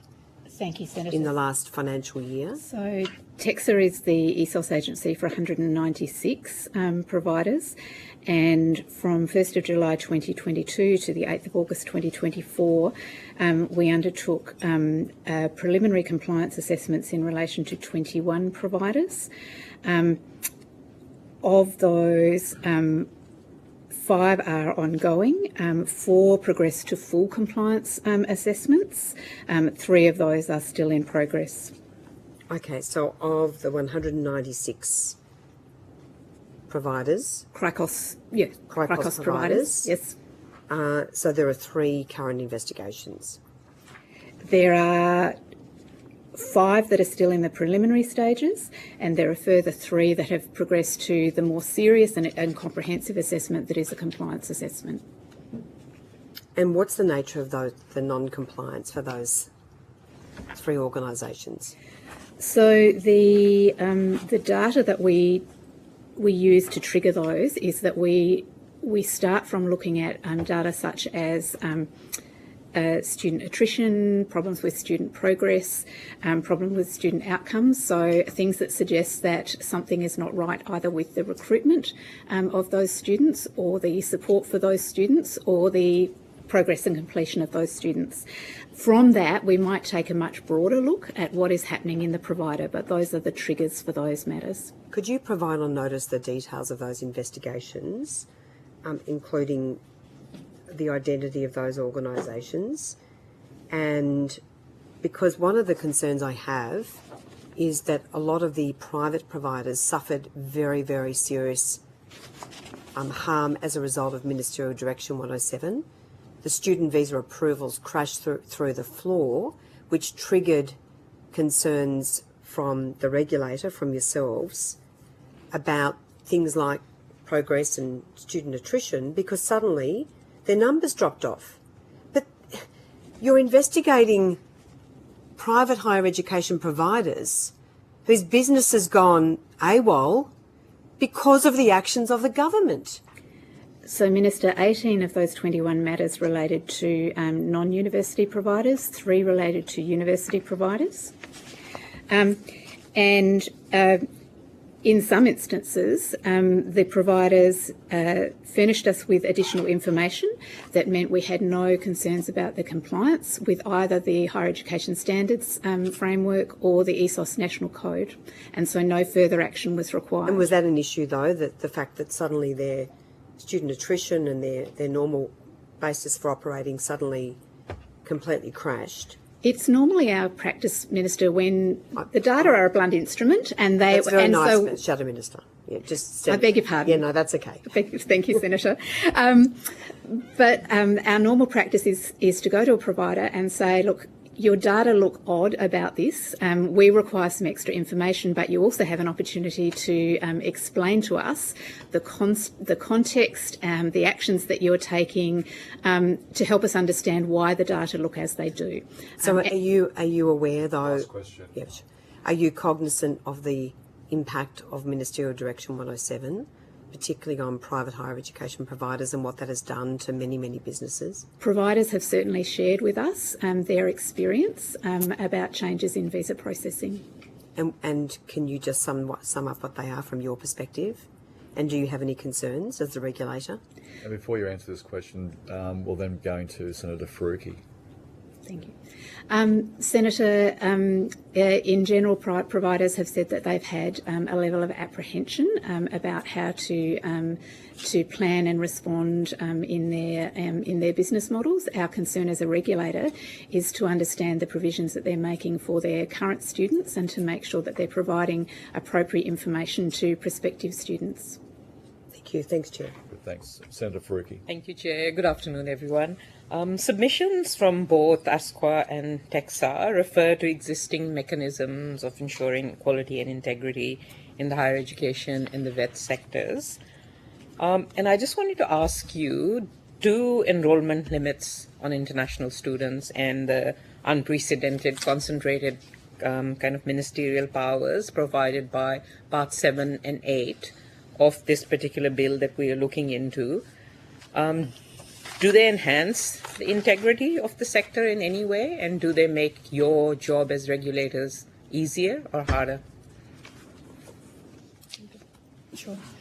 Thank you, Senator. From ASQA's perspective, I think what we are pointing to in our submission is, and where I think we're most focused, is in relation to the implementation aspects. And so to the extent that the system, subject to the passage of the bill, if the system is implementing those parts, then that's certainly what we were signalling is needed. With a cohort of providers that are almost 1,000, it would not be efficient or effective for ASQA to manually be undertaking that assurance around the monitoring and what have you of caps. So that was certainly what we were signalling in our... But I guess the notion of caps, how does that improve integrity from your perspective?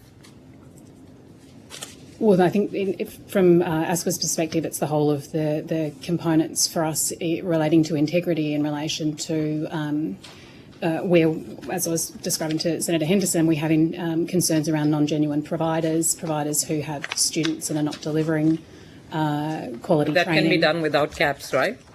That's happening. Well, these are our integrity concerns, I guess, is what I'm signalling. I mean, I think that's probably the most we can offer. There is also concerns for us in relation to market entry. We have considerable numbers of applications to enter the market similarly, including for new CRICOS registrations. So it is our concern around the integrity of some of the issues that are arising in the consideration of those applications. And I'll come back to you in a minute, Dr. Russell, but just to you, like in ASQA's submission, it states that enrollment limits must be managed through the Department of Education's International Education Data System, Prisms. And the submission also notes that while ASQA has received investment to upgrade systems, this will take a number of years to fully implement. That's correct. Has it been confirmed that ASQA will not be responsible for overseeing these caps? That is the understanding from the department, yes. Okay, so you've been told that you will not be overseeing these caps? That's right. And I guess, how confident are you in the Department of Education, given the problems with the PRISM system, that these caps can be implemented and overseen in 2025? Like, how much work needs to be done on the PRISM system to be able to do that properly? Senator, I don't have that level of visibility of how much work is required in Prisms to do that. I would still stand by the fact that it is needed in order to manage that, certainly from a perspective across 1,000 providers. Okay, I will maybe ask the department that question. Just coming back to you, Dr. Russell, you've referred in your submission to requiring enhancements to existing data systems and to potentially requiring additional resources to support additional regulatory functions that will arise under these amendments. Are you able to provide an indication of how much additional funding you will require to fulfill these additional obligations or resources? Thank you, Senator. So our approach is very much dependent on using high-quality data to monitor and identify key areas of risk, so hotspots for risk, and then using very targeted direction of our compliance resources. So we are also really dependent as users on both the Prisms data and also the taxi data, which are maintained by the department. So that's a resourcing consideration that sits outside of TEXA. What the resources that would be required would depend on what the ask is of us in terms of additional compliance activity, and I do not have any details that I can use to quantify that for you. I think in our submission it was phrased conditionally around, if there is an additional expectation for compliance activity. Okay, so you don't know yet what additional compliance activity you might need to undertake? Not at this point in time, okay. Senator. But the bill might pass like in a few weeks, and the department hasn't had that discussion with you. I am not able to give you any figures on that at the moment. Dr. Russell, in your submission also it's noted that the enrolment limits proposed in the bill will need to be enforced by the department, as TEXA doesn't have the capacity, and so the department confirmed with you as well that you will not be responsible for overseeing and enforcing these limits? My understanding is that TEXA will continue to look at capacity limits in the way that we do now, which is much more drilled down about a provider's capacity in terms of its teaching and learning resources, its expertise and its physical capacity and facilities. We have long-term and will continue to have responsible for that part of capacity monitoring. And both of you have also raised concerns about the financial pressures that some providers might face if this bill passes, and also the financial viability of some providers. Are you worried that some providers might be shut down if this bill passes? So I can only answer that in terms of recognising that there are the largest numbers of CRICOS students under CRICOS sit within universities, but for some of the independent providers, the greater proportion of their student enrolments are students that come under their CRICOS registration. We would anticipate that would mean we would need to increase our monitoring around some of those high-risk providers, and particularly to make sure that if it does affect their financial viability, that the interests of students are protected inspected in accordance with the standards. And how about ASQA? It's similar. Senator, in the sense that certainly we're very aware of the sector's concerns in relation to what might eventuate from that perspective. Financial viability itself is something that we've been attuned to for some time, so it would certainly be that ongoing focus on high-risk providers and our engagement with the sector more broadly in relation to managing that potential risk. And just my last question is, and especially for TEXA, I mean, in your role, you have some responsibility for like housing and international students as well, in terms of universities and making sure that their international students are are able to access housing. I just want to ask you, the rhetoric around this bill has been around international students being blamed for the housing crisis. Given that you have that responsibility, I guess both of you, is that true? Do you think international students are responsible for the housing and rental crisis? So, Senator, I might just clarify. TEXA doesn't have responsibility for regulating any specific requirements about student accommodation. What we recognise is especially important is that prospective students are given not only information about the proposed course of study, but about issues about living in Australia in the vicinity of where they are likely to study.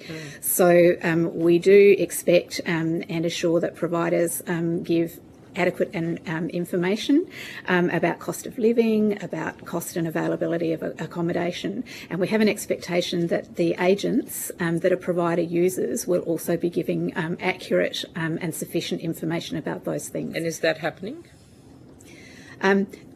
We have had increased concerns that in some instances that's been insufficient, and where that's been a concern, that's one of the things that we have followed up with providers. And has that changed?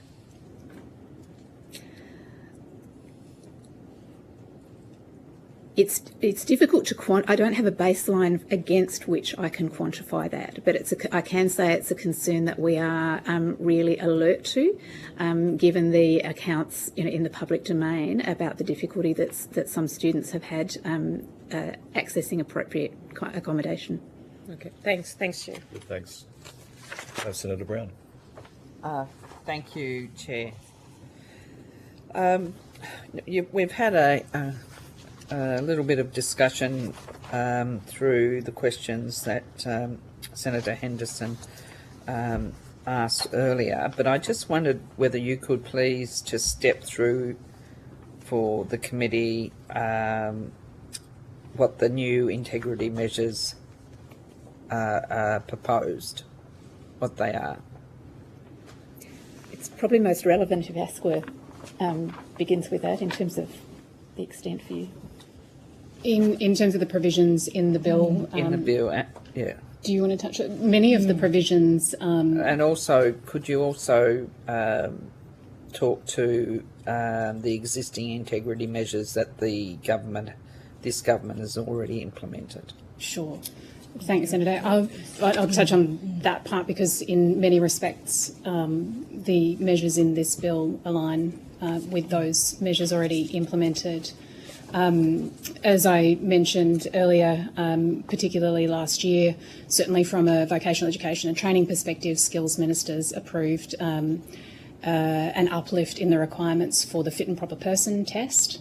That's been something that we've been implementing over the course of the last almost 12 months or so. And then following the Nixon review and the migration strategy, the government's response in those areas allocated an investment of around about $33 million to ASQA to do three things: to establish an integrity unit and to really uplift our investigations and enforcement and intelligence capability, to establish a tip-off line, to be able to enable people to make us aware and alert us to issues in the sector, and potentially anonymously if they wished. And the third component, which Senator Faruqi referred to in terms of our digital and data capability, which will take around about 3.5 years to implement in its entirety, but that very much goes to that connectivity of data, improving our risk analytics, and all of those sorts of things. So we've been, that was a measure agreed to, announced last October, but agreed to in the MyEFO budget. We've also had some immediate uplift to the existing standards for RTOs. We had changes to ASQA's authorising legislation that were passed by the Parliament, I referred to at the end of March this year. And that included a number of measures, including the lapsing, in inverted commas, the lapsing provision that we've been implementing in recent months for providers whose registration lapses if they've not delivered training for a period of 12 consecutive months. Those provisions in the bill also included a number of provisions in relation to ministerial powers regarding applications, and my colleague will remind me of some of the other detail in that bill that is similarly mirrored here. And we've also now had skills ministers agree. That's right. And so skills ministers have agreed to the implementation of revised standards for RTOs, and that's something that we'll be certainly working with the department in implementing to take effect from the 1st of July next year. So there's been a series of, from a vet perspective, a series of reforms going directly to the quality and integrity in the vet sector and enabling more powers for ASQA in some areas, and the quantification, I guess, of that activity is some of that which I was describing to Senator Henderson previously. And in terms of the specifics in this bill, as I say, some of those particularly align with that which was implemented in relation to the NVR Act earlier in the year. Yep. Yes, Senator. So there are some additional provisions around transparency, like Part 1 and Part 2 of the Act go to education agents and giving information and more transparency to providers around commissions that education agents may be receiving. As Ms Rice has said, there's a similar provision that would allow the ability for a minister to actually put a pause on applications, new applications for CRICOS registration to actually be processed by the regulator, and also add to scope. That is an integrity, if you like, provision in that it would only be used, as per the explanatory memorandum, in very, very limited circumstances, but where the regulator is seeing a significant increase in applications and does have some concern around the integrity of those.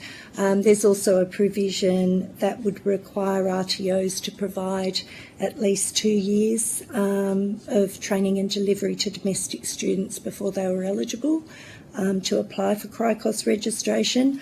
Again, that 2-year period, which aligns to an initial registration period with the regulator for vet providers, that would give us the opportunity to actually monitor the delivery and training and quality of that provider for the first 2 years to see if there are any integrity concerns during that period. So, and of course, Ms Rice has already mentioned the lapsing provision. Thank you for that response. I have a question for Dr. Russell. In your submission, you note that over the past 2 years, TEXA, have observed significant risks in Australia's international education sector. Could you please elaborate on these risks and the actions your agency have been taking to address them? Yes, thank you. So, while of course the provisions in the bill are not specific to ASQA, I think what's become increasingly clear over the period that we've had focused attention on the integrity issues is that the distribution and the type of issues are somewhat different in the vet sector from what they are in the higher education sector. So certainly the provisions around education agents, for example, are equally relevant for higher education as what they are in the vet sector.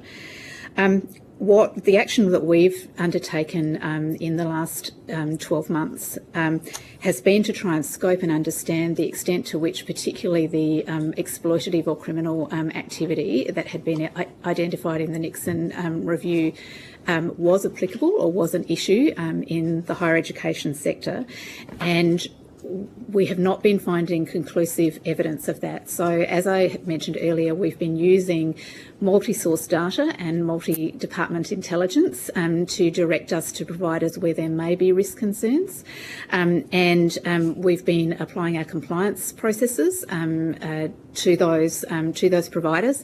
In some instances, we've been satisfied by the responses that we've received. In others, we have not, and those matters are ongoing. We have also been working to align our fit and proper person test to the test used by ASQA.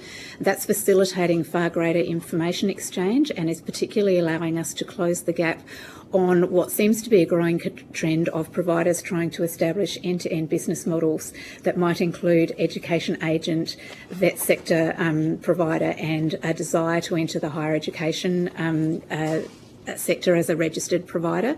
So there've been at least 2 applications at this stage that we have refused, that have been providers that ASQA has very significant concerns about. So we are doing that cross-regulatory approach, and we've been really looking at our organisational readiness to undertake more sophisticated data-driven monitoring and surveillance of the sector, and, if required, a ramped-up compliance focus. All right. Thank you. Thank you, Dr. Russell. Thank you, Chair. Good, thanks very much. And one very quick question. I just wanted to pick up on this, on the 150 ghost colleges. I've just done the numbers myself on training.gov.au. So there's 44 organisations which have had their registration cancelled since the beginning of 2023. So they're obviously active organisations. Could I ask on notice how many of those were CRICOS providers, meaning so-called ghost colleges who provided, who were dodgy, non-genuine student operators? Because I'm looking at them, for instance, I mentioned before, one of them is a disability services provider from Geelong. So I'm just concerned to understand the organisations, the RTOs which were actually operating, how many of them were so-called ghost colleges or CRICOS providers, because it looks to me as if there are very few were even providing international education services from the list that I can see of the 44. Happy to take that on notice, Senator. I might liaise with you separately to understand what search you're putting in there for that 44, because it just doesn't align with any of my data. I'm looking at the cancellation data. So that's right. Because for example, in the last financial year, ASQA we've undertaken 83 sanctions to cancel or not renew a provider's registration in full, and that relates to 52 CRICOS decisions in total. So what I'm wondering is whether or not the full aspect of the lapsed providers are reflecting on TGA yet. I'm looking at the organisations that have been cancelled, like shut down. And that's different to what the Minister was referring to in his media release. All right, well, look, if you could provide that detail on notice in relation to both the 44, and also if we could get a detailed understanding of the 150 ghost colleges, including those which were just dormant companies and those which had previously operated with non-genuine students, international students. Thank you very much. If it's of also relevance, the Minister referred to a number of providers for whom we are closely monitoring their return to delivery. 140, approximately 140 of those providers. I can tell you that that relates to 45 CRICOS providers. All right, well, if we could get the detail on the 140 RTOs that have had a warning notice issued, and if you could provide the details of the 44 that have received, the CRICOS providers which have received a warning notice as well, please. A list of each of those providers. we'll take that on notice. Thank you. Thank you very much. Thanks, Chair. Yeah, thanks for your evidence again today. And if you've taken any questions on notice, could you please return the answers to the Secretary by the 30th of August 2024. So thanks for that.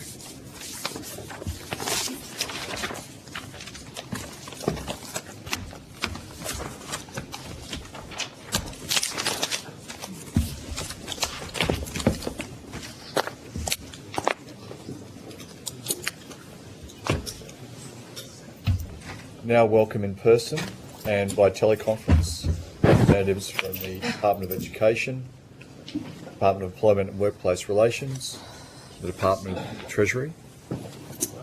Your name, please, or just everyone that table.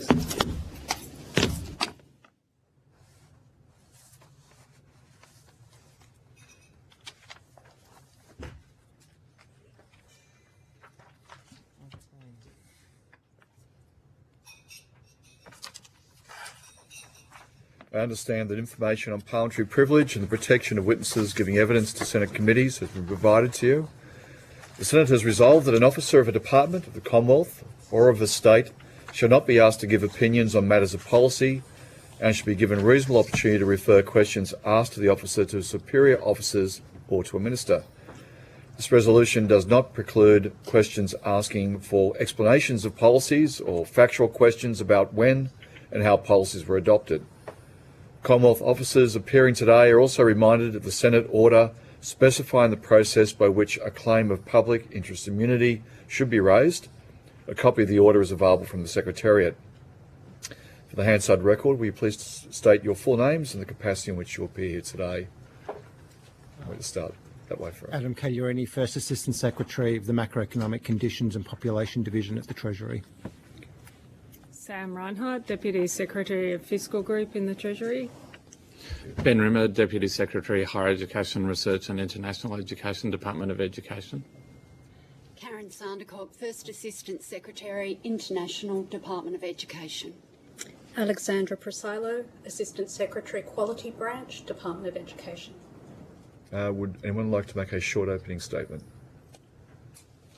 No, Senator. Do we have your colleagues online as well? Colleague, sorry, sorry, might just go again. Sorry.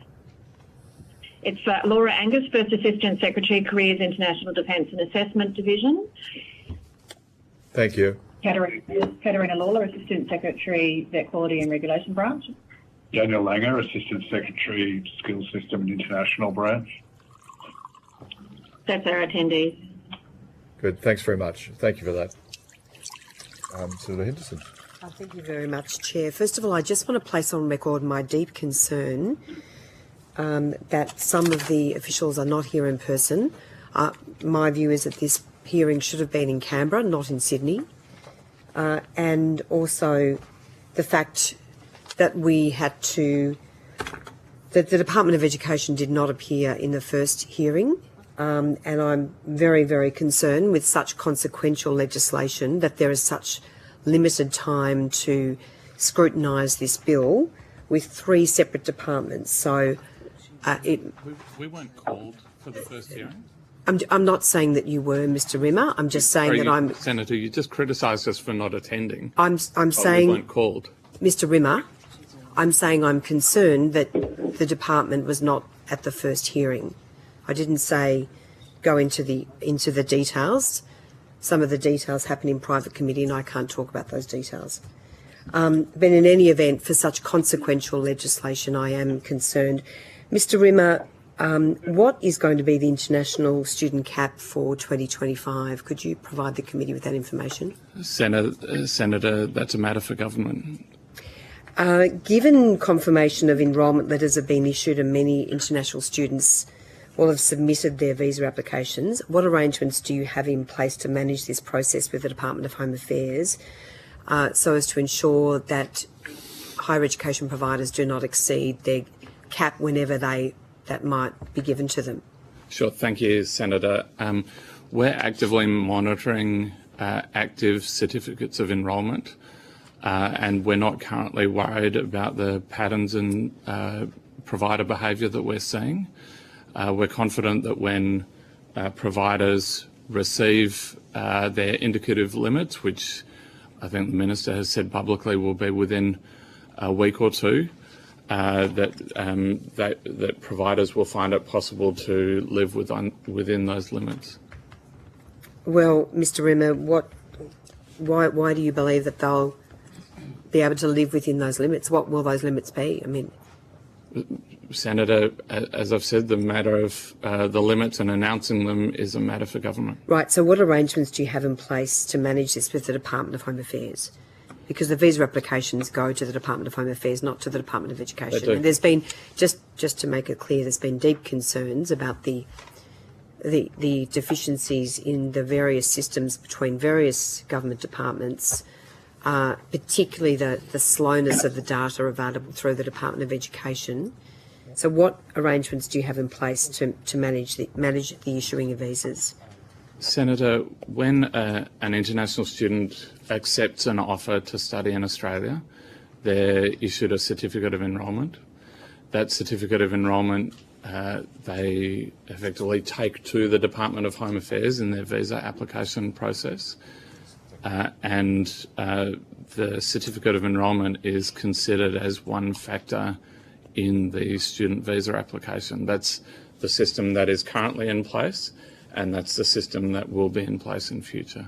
And so how many certificate of enrolment letters have been issued? We'd have to take that on notice, Senator. I mean, this is a really important part of our scrutiny of the bill. I'm disappointed you don't have that data. So could someone quickly scramble around and provide it and bring it back to the committee? I don't think we can do that in the time that we have available this afternoon, Senator. We have, we would need to look at the aggregate for all providers 2025 certificates of enrolment, and that's not data officers at the table have to hand. All right, well, if someone could find it in the time that we have, I would be most grateful, because I'm sure you do have this, because you can't do your job as you've just described without having that data. So given the ICT systems of the providers in your departments, and most importantly the Department of Home Affairs, are not linked, how can you cap numbers in the way that you are proposing with any certainty? Because, as you've heard, Mr. Rimmer, and you would be aware, that there are often multiple confirmation of enrolment letters issued to the one student. Yes, Senator. So the systems talk to each other on a relatively straightforward basis. When a student accepts an offer, the provider creates a certificate of enrolment in the system called Prisms. The system called Prisms has relatively up-to-date data. The quality of the data is a matter for providers themselves. It's not a matter for the department. The quality of the data, it's important for providers to provide accurate data to the Prism system. They're in fact required to provide that data under the ESOS Act as it currently stands. But I would put to you, Mr. Rimmer, we've heard, and I've heard directly, and we've heard today, a number of universities, the Department of Education had completely the wrong data. The department was completely all over the shop in terms of even understanding the number of international students studying at any given university. And I've got two compelling examples. I won't name the universities, but I've got two very compelling examples where the department was completely wrong. Senator, the department relies in its data systems on the quality of the data that's input by providers. Universities are under an obligation, depending on the data, under both the HESA. Sorry, Mr. Rimmer. The department got this wrong. The correct data was provided by the universities, and in both cases, the department came back with vastly different numbers. So how could that have happened? Senator, I don't agree with the way that you've characterised that. The department has relied on data that was provided by universities. I'm happy to say that in some instances in the last 3 or 4 weeks, as we've in a collegiate way worked with colleagues in the sector to explore this data, we've discovered that the university entered university accountable data is not accurate. In some instances, by some thousands of student records. That's not on the department, Senator. That's on the providers who are under a legal obligation to provide accurate data. All right. In the case of where the data was wrong, Mr. Rimmer, could you provide to this committee on notice the details of those data discrepancies, which are significant? As you say, in one case, the department was out by many, many thousands of students. So could we please have the details, including all relevant correspondence about these matters, so we can interrogate this issue? Because if you have the wrong data, if you do not know how many international students there are in the system, how can you possibly administer the caps given the current systems? And I would put to you that there are deep concerns about the incoherence of the systems between the Department of Home Affairs and the Department of Education. Senator, there are a variety of different data systems. We are under absolutely no doubt how many certificates of enrolment are currently in Prisms. There are no data errors about the Prisms system. Right, so that how does that translate? Sorry, because I'm trying to jump in. The confirmation of enrolments, how does that translate to how many students? How many prospective students are you looking at right now? Do you know that number? Senator, I think we're going around in circles a little. No, excuse me, Mr. Rimmer. We are not going around in circles. I've already explained to you that one student can be issued with multiple confirmations of enrolments. So I've asked for the confirmation of enrolments, how many have been issued, and how does that translate to the number of students? So how many prospective international students are coming into Australia in 2025? Please don't accuse me of going around in circles. It's a very important question. We've taken that question on notice, Senator. No, you haven't. You took the one about confirmation of enrolments on notice. I'm asking how many prospective international students are coming into the system. We'll take that on notice along with the previous question. I'm very disappointed again, Mr. Rimmer, that you have come to this committee with such an inadequate amount of information. We are trying to understand the bill and how it will operate. And it's not good enough, frankly, that you've come to this committee with so little information on such important issues as fundamental data. Can I ask about the provision in relation to course caps? How many international, do you have the data in relation to how many international students are enrolled in each course offered in this country?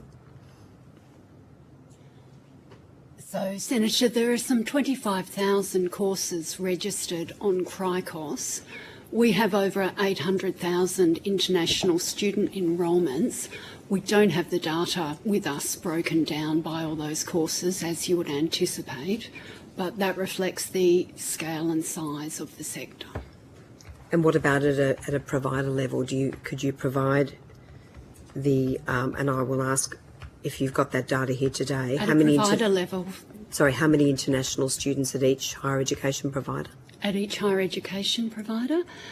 Let me take a look. We may be able to give some of that data, Senator. So because there are nearly 200 providers, I'm going to ask if you can take that on notice and provide that list to me. Certainly. So for every higher education provider, could we please have the total number of international students, both at a domestic and postgraduate level, broken into domestic and then separately, could we please have a list of the 25,000 courses? I imagine that data is all there.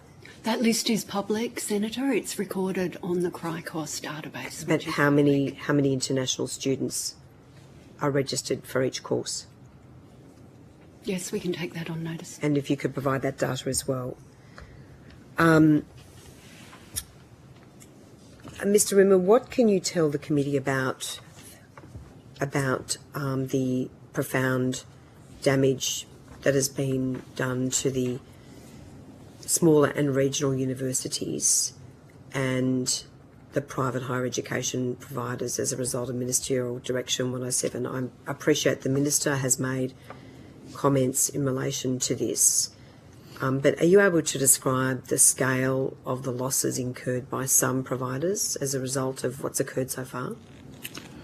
Senator, I'm not able to quantify those losses. What I can say is that over the past 3 or 4 years there have been a large number of different factors at play, one of which is Ministerial Direction 107.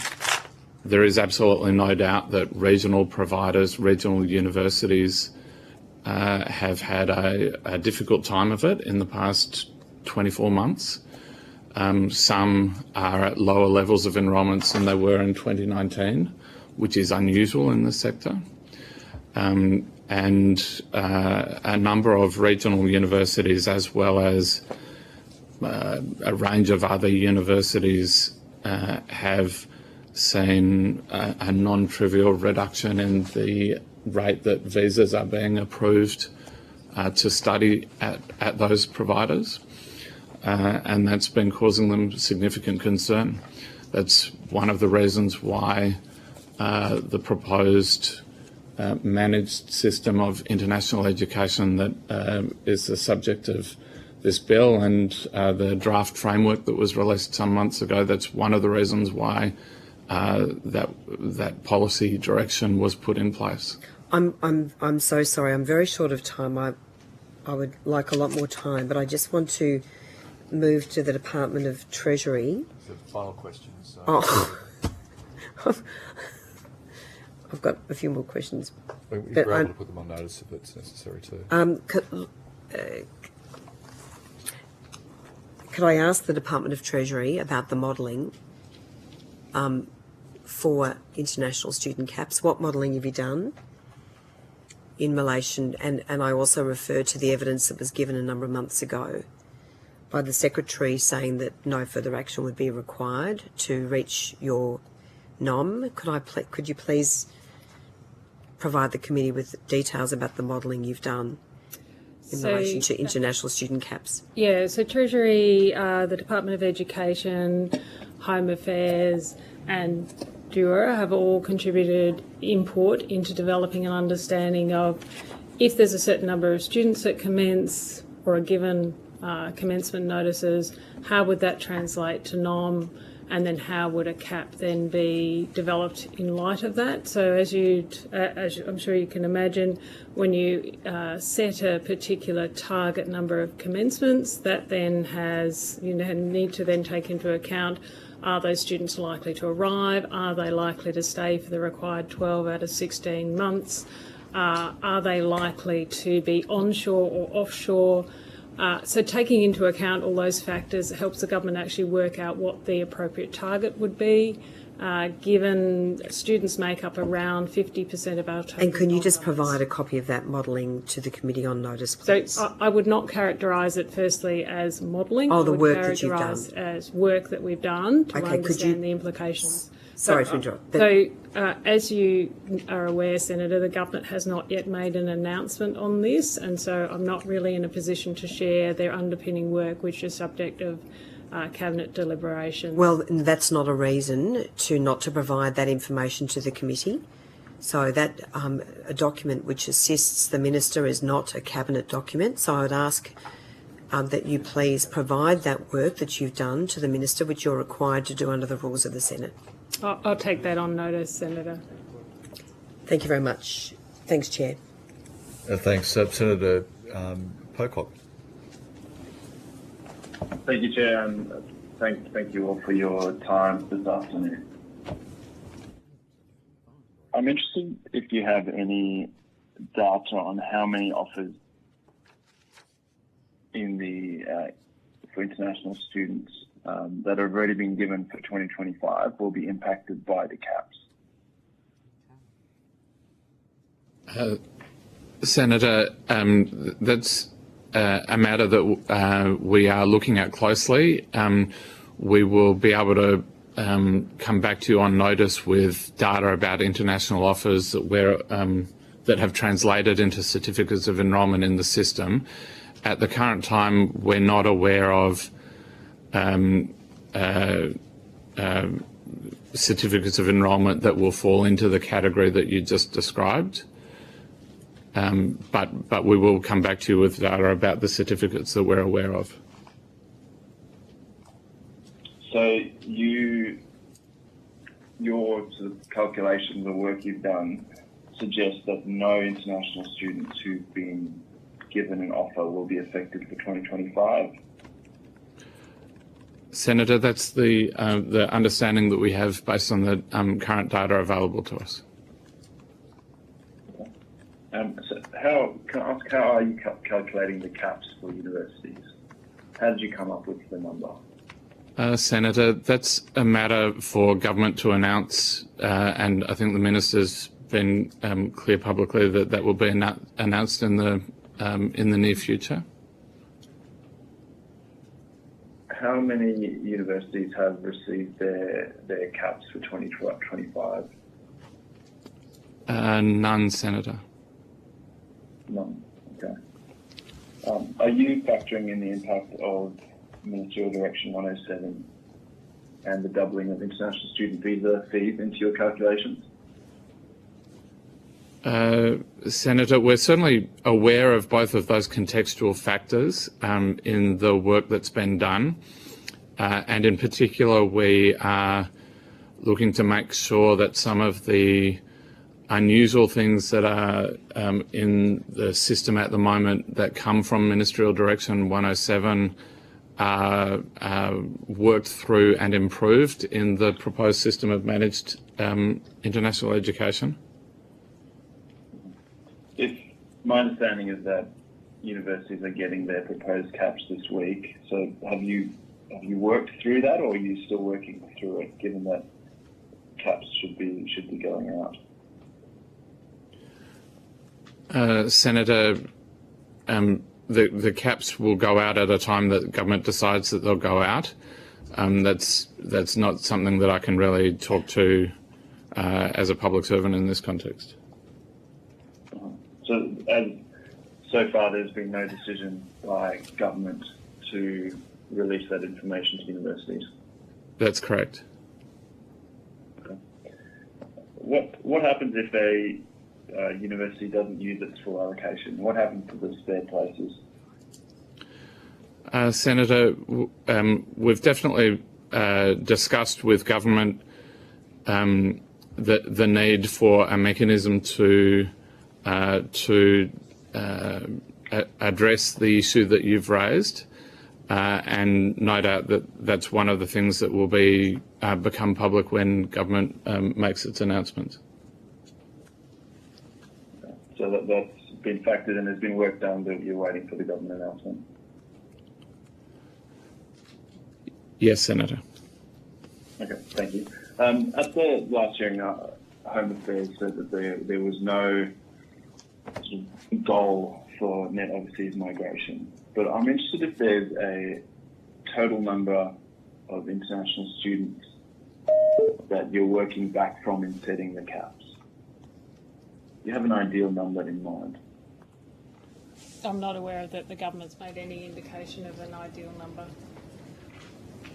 Okay, so you don't actually have a goal that you're working from. You're just setting caps. Senator, the government will announce, in announcing the numbers for university, that's in effect announcing the target numbers for students. Okay, so you know, but you're saying that you need to wait for the government to announce it, or you don't actually? I'm saying the government doesn't even have an ideal number. I'm saying it's for government to make that announcement. Okay. UNSW put forward an idea that the cap shouldn't be more than 15% less than the last year's number, just to create a bit of a floor as a safety net for universities so that they can plan. Is that something that's been taken into account? Senator, I can say that along with a variety of other amendments that have been suggested by different stakeholders, all of those matters are being taken into consideration by government as it prepares for Senate consideration of the bill.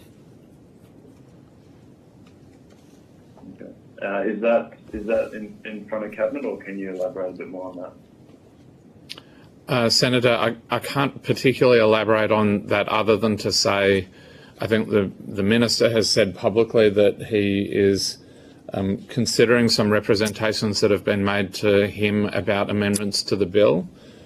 It's the case that the bill has already been amended once in the House, and no doubt there'll be other conversations about further amendments at some point in time, but government hasn't formed a view about those. Okay, thank you. I mean, I know this isn't your decision, but I find the timing of this incredibly concerning. 26th of August, and universities still don't have their cap for next year, and then we know how far down the road they are in terms of enrolments for next year. I wanted to ask a question of Treasury and the economic impact. I'm interested if you've modelled the economic impact of the caps, particularly with regards to GDP growth, given last year's figures. So I'll ask my colleague from Macroeconomic Group to talk in a bit more detail. We obviously provide government with information on the macroeconomic implications of a broad range of issues that impact on net overseas migration, including this will form part of the advice to government as the government forms its views around MyEFO. The budget economic forecast did not take into account this measure, and so that will be something that we factor in, along with a very large number of other measures that the government has taken in this space. I don't know whether you wanted to add anything to that around modelling, economic modelling. No, not much further. I think as after the caps are announced, we'll be going through a process for MyEFO to understand in much more detail what the effect on the economy might be, and that analysis will be incorporated into our forecast at MyEFO. I saw that Professor, thanks for that, I saw that Professor Richard Holden has estimated that a return to 2019 levels of international students next year could cost the economy $11.6 billion and potentially push Australia's economy into a per capita recession. Are you concerned about the economic impacts of this legislation? Thanks, Senator. I'd have to go through in more detail the analysis that Professor Holden did in his work and what assumptions he made. It would be, I think, improper for me to comment on the analysis he did without fully going through the assumptions he made. What's your analysis showing? At the moment, so we haven't actually, as I said, in terms of our forecast, we haven't incorporated the caps into our forecast. Depending on the timing of the announcement, we'll be incorporating the effect and putting that into our MyEFO forecasts. Can I just pause you there, just so I'm clear? You're going to model the impact after the fact. So after universities get their caps for 2025, you're then going to model what impact that has. Well, we will be looking at the effect on the caps on our forecasts. In terms of modelling the effect, as part of the Cabinet process, we did provide some broad economic advice into that process. Okay, so you have done some modelling already? I think I would call it I wouldn't call it modelling. I would just say analysis, and we provided some advice on the basis of that analysis. Okay, thank you. Thank you for that. Just finally, I wanted to ask the Department of Education about this discrepancy in data between university records and those held by yourselves. This has been talked about at various times during the inquiry. How are you addressing this issue, and how confident are you that it won't adversely impact how caps are calculated? I've spoken to a couple of universities who said that there was a significant difference in their understanding of student numbers, which you'd think would be pretty good, and what the department had. Thanks, Senator. As I've discussed with Senator Henderson, some universities have discovered in this process that the data that they have certified as accurate and provided to us was in fact incorrect. Both the University of Sydney and the University of Melbourne fall into that category. As a result, we're currently going through some additional analysis to work out how to ensure better data quality in the taxi system that's provided by universities, and to redouble our efforts to get universities to enter accurate data into those systems. As a result of identifying these issues in the data supplied by universities, we've slightly changed some of the approaches to data that we're using, and we're now very confident about the data that we are using for the calculations. We will, as a matter of due process, make transparent to universities when government communicates indicative limits. We will make transparent to universities the data that we've used to base those calculations on. And I have no doubt that if universities find additional discrepancies in their data records, that they will tell us about that. Thank you. Can I just ask you, you mentioned 2 universities who've realised that they had the wrong data, but are there any universities where the departments realise that you have the wrong data? No, Senator. The nature of the data that we're talking about is that it's data that universities have a legal obligation to certify is in the system in accordance with the right data standards and protocols. So I'm not sure, in that context, I'm not sure I understand the question. Well, when I asked about data, you gave the example that 2 universities you've been working with on this have realised that they had the wrong data. I've spoken to a university who is pretty sure that their data is correct and that your data is wrong. So I'm asking, are there other examples? You give me 2 where the department's right, the university's wrong, but are there examples where the department has actually realised that the way that you're calculating it is not a sort of accurate measure? No, Senator, I'm not aware of any. It's one of the purposes of providing transparency about the data to universities is to enable universities to reverse engineer their own data to see whether they get equivalent outcomes. We're confident that they will, but I guess that will unfold over the next week or 2. Okay. Thank you very much. Thank you, Chair. Thanks very much. Senator Faruqi. Thanks, Chair. Good afternoon, everyone. Many of the submissions call on the government to investigate the potential fallout of the bill and warn of significant economic and social losses, both within and outside the higher education sector. So I want to go back to the questioning that Senator Pocock was doing. From what I understand, there has been no modelling at all to look at the impact, the social and economic impact, the labour impact, because there are many international students who do the labour that no one else does in this country. There has been no modelling to look at the impact, like scenarios of what the caps could be, nothing.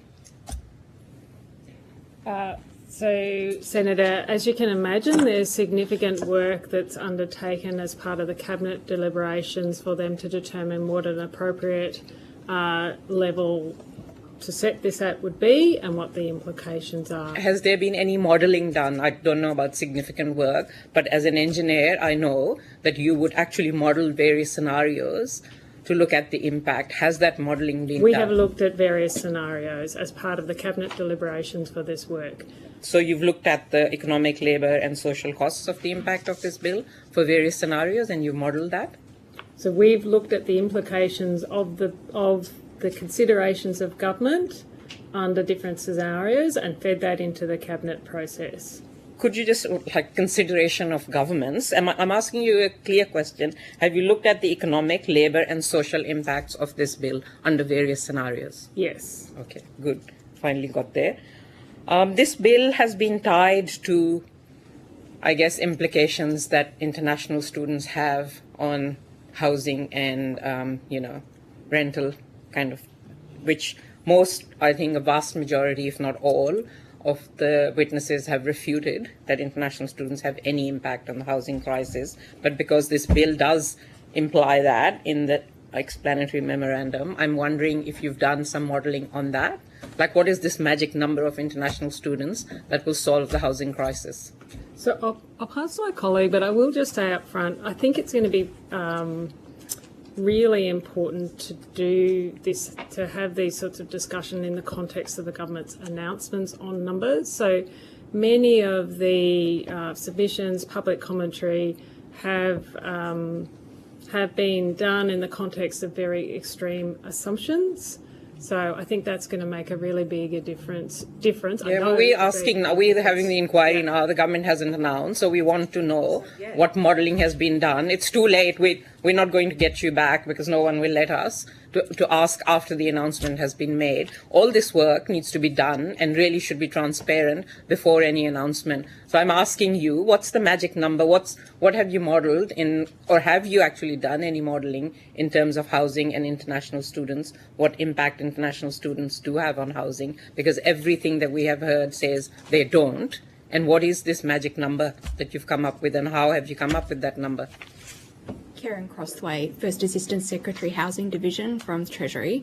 Senator, we haven't done modelling. There's no model that we can put data into that will tell us the number of international students or any other cohort that is the right number. What I would say is... So how is the right number being selected? That's a process that the government has gone through. Okay, so it's all politics without any evidence or any real data. Senator, your question was predicated on the idea that international students are the cause of the housing crisis, and what we would say is that there are a range of factors that have caused the current housing affordability pressures. Some of those are on the demand side, and people arriving in Australia through various means is one of those pressures. But there are really significant factors on the supply side that are also contributing to housing affordability. So the role that international students play in that is just one of many factors. Yeah, well, I would dispute that because everyone else is saying it's not one of the factors. But anyway, moving on, if I could move to the Department of Education.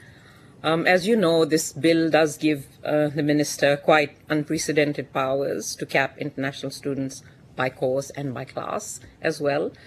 But as Mr. Norton's submission notes, the concept of a course, for instance, is not clear, as you would know, because universities don't have standardized courses. We have the bracket degrees, we have double degrees. So do you have data, at the course level for the Minister to be able to cap courses? Senator, a few different responses to that question. So yes, there are a certain number of CRICOS registered courses in the country at any given point in time. The number is about 25,000. And it's quite clear what are the bracket kind of degrees, courses, and in double degrees. Is that all very clear? A course is either CRICOS registered or it is not. Okay. There are a very large number of permutations and combinations, which is why you get to the 25,000. I think the Minister has said publicly that he sees course limits as something that is closer to a reserve power rather than a central feature. And it's important to look at why it's in the bill. Both the Nixon inquiry and the Parkinson review identified specific courses that were being utilised to drive particular migration outcomes in a particular way that smacks of integrity concerns and of the people enrolled in those courses being there for labour market outcomes and not for genuine student outcomes. Now, I have no beef with the students involved in this, but as a system, it's obviously not a good idea for course design to be subverted to the particular migration outcomes that are being Shouldn't the provider who's doing that be kind of, pulled up for that? I'm asking this question because we know that the minister has the power, and no matter what the minister says, the minister could change tomorrow and someone else could use those powers, differently. Because we know that if a provider breaches the enrollment cap for a particular course, let's say even by one student, they could lose their registration. What would happen to the other students in that course? Senator, they don't lose their registration, they're suspended. Yes. So what would happen to the students, other students? We very much hope that the Prism system actually prevents that outcome being achieved. In the case where a course is, a provider is suspended, they still have obligations to teach the students they have, and to do that at the same levels of quality that you would expect from the system. It is important to say that it's in no one's interest, certainly not in students' interest, to receive a low quality, low integrity outcome from their study.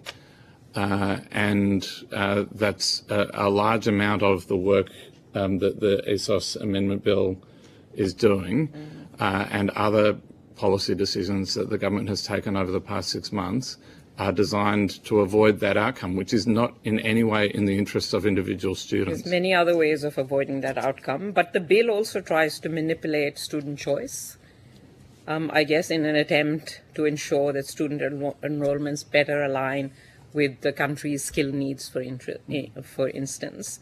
I mean, I'm just wondering, there has been a failed attempt to do exactly that with that messy job-ready graduates package, which has completely failed in their attempt to force students into certain courses.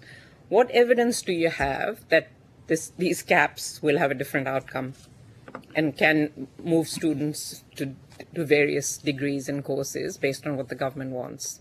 And what advice did you give the government on that?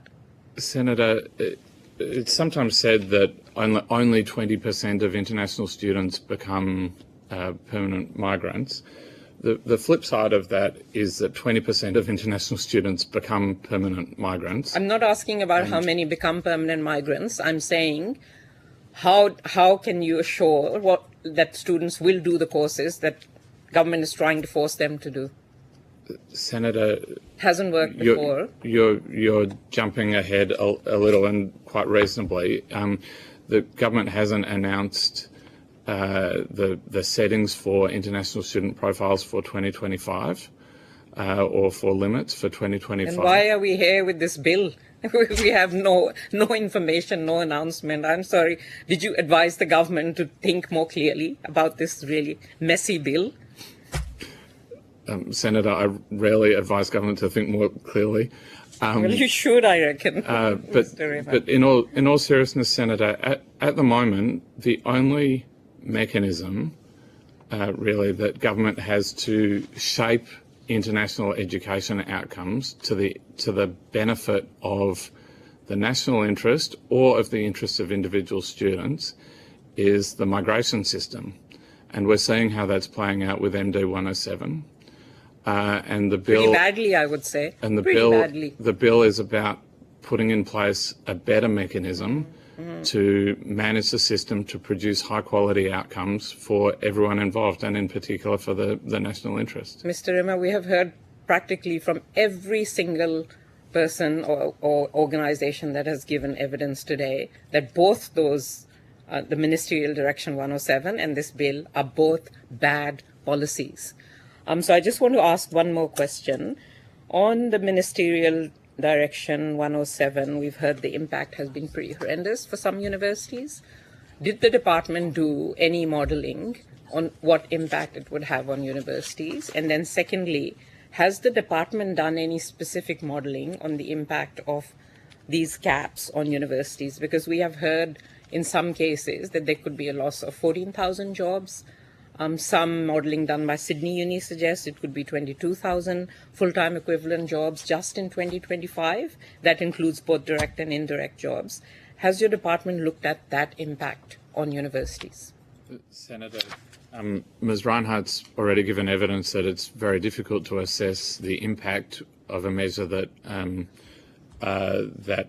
some of the key details are to be announced by government. So the 14,000 or the 22,000 number, they're just a guess at the. Well, no, you can model different scenarios. It shouldn't be. It's not a guess. You can model different scenarios. Can we just stop? Senator Faruqi. So you can actually model different scenarios. It doesn't have to be a guess. There has been modelling. And Senator we. Faruqi's asking questions. Yes. And we heard there has. No. Can I just stop for a moment? It's late in the afternoon. Senator Faruqi's asking the questions. We can let Senator Faruqi ask the questions. So I guess the Treasury finally did admit that there has been modelling done on different scenarios, looking at labour and economic and social costs more broadly. I'm asking, has the department done any modelling, a narrower piece of modelling work that looks at the impact on universities itself of Direction 107, Ministerial Direction 107, or this particular bill, like student caps? Senator, in making decisions about limits that it wants to apply, government has definitely taken into account the different circumstances of different universities and other higher education and vocational education providers. In particular, it's considered the impacts on regional communities, the impacts of the overall system in terms of producing better student outcomes. All of those matters have been taken into account. Yeah, you're not answering my question, Mr. Rimmer. So can I assume that there has been no modelling done on the impact of job losses within universities? Can I assume that from your response? Senator, I think Treasury and we have given evidence that a range of analysis has gone into government decision making about this matter. And you would expect that that analysis would cover all of the relevant issues. Could I ask one quick question, Chair? Who will be responsible for overseeing and enforcing the enrolment limits proposed in the bill? Is that the Department of Education? The Department of Education will manage the limit system under the ESOS bill if passed by Parliament, and the heavy lifting in that approach will be done by the system itself, which will give providers very accurate and up-to-date information about where they are at. What do you mean, the system itself? There's a system that underpins international education called Prisms. Yes, I do know. So obviously someone has to manage that system. It doesn't just, Sure. Yeah. So, and do you have the resources to do that? And we do. Are you able to, if this bill does go ahead, which I hope it doesn't, are you able to do that within the time? Or is it all be chaos? Senator, we've received resources from government to achieve that outcome, and I'm confident that we'll be able to do so.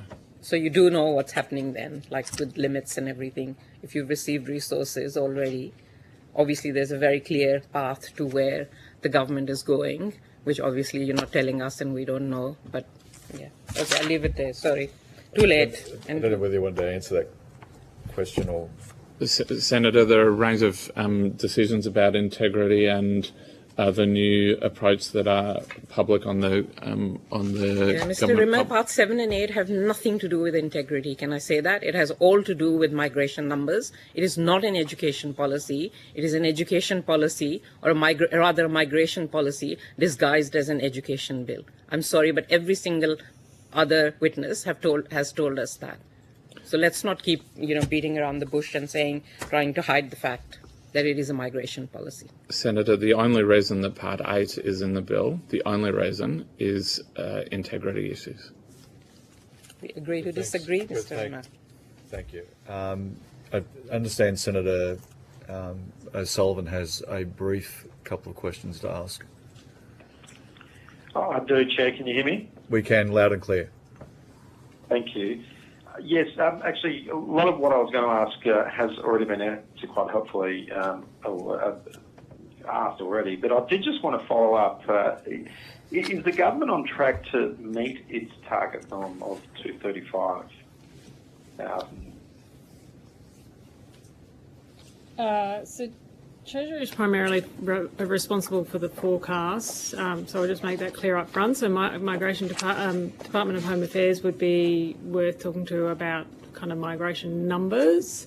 But as far as I'm aware, the government does not have a norm target. So not sure I can be more helpful than that. It does have a norm target. It's been reached already. And in fact, I can't quite hear the response there. Well, I think the Treasury just maybe I want to give that answer, but I noted that they were saying that Home Affairs may be the more appropriate place to ask the question. Sorry, Chair, just to clarify, the Department of Home Affairs told us at the last hearing that the appropriate agency to provide evidence on the forecast and the actual NOM is Treasury. On the Treasury forecast? Yep. is responsible Yep. for the NOM, so could you please just address that question? Yeah, so Treasury is responsible for the NOM forecast. We put out the forecast in budget. They were, I have to pull them up in front of me. Adam might have them handy. Yeah. From 23-24, 395, then 260. Probably should get my glasses on, and then 255. They are not targets. They are the forecasts of the net overseas migration numbers. They have been subject to, and I feel very sorry that our forecasts have been a long way out for a number of years since COVID hit. They have been subject to quite substantial revisions. There are some, there's lots of reasons that underpin that. So I'm not sure there's much more I can say on that other than they are the forecasts, they're not targets. Okay, so what's your revised number then? So revised numbers will come out in the MyEFO. No, but we're asking for those now. Oh, I don't have those now. They won't exist until MyEFO. They can't create something that doesn't happen. So there's no work in relation to the NOM, how it's tracking? You're saying it's just the sheet of paper is empty?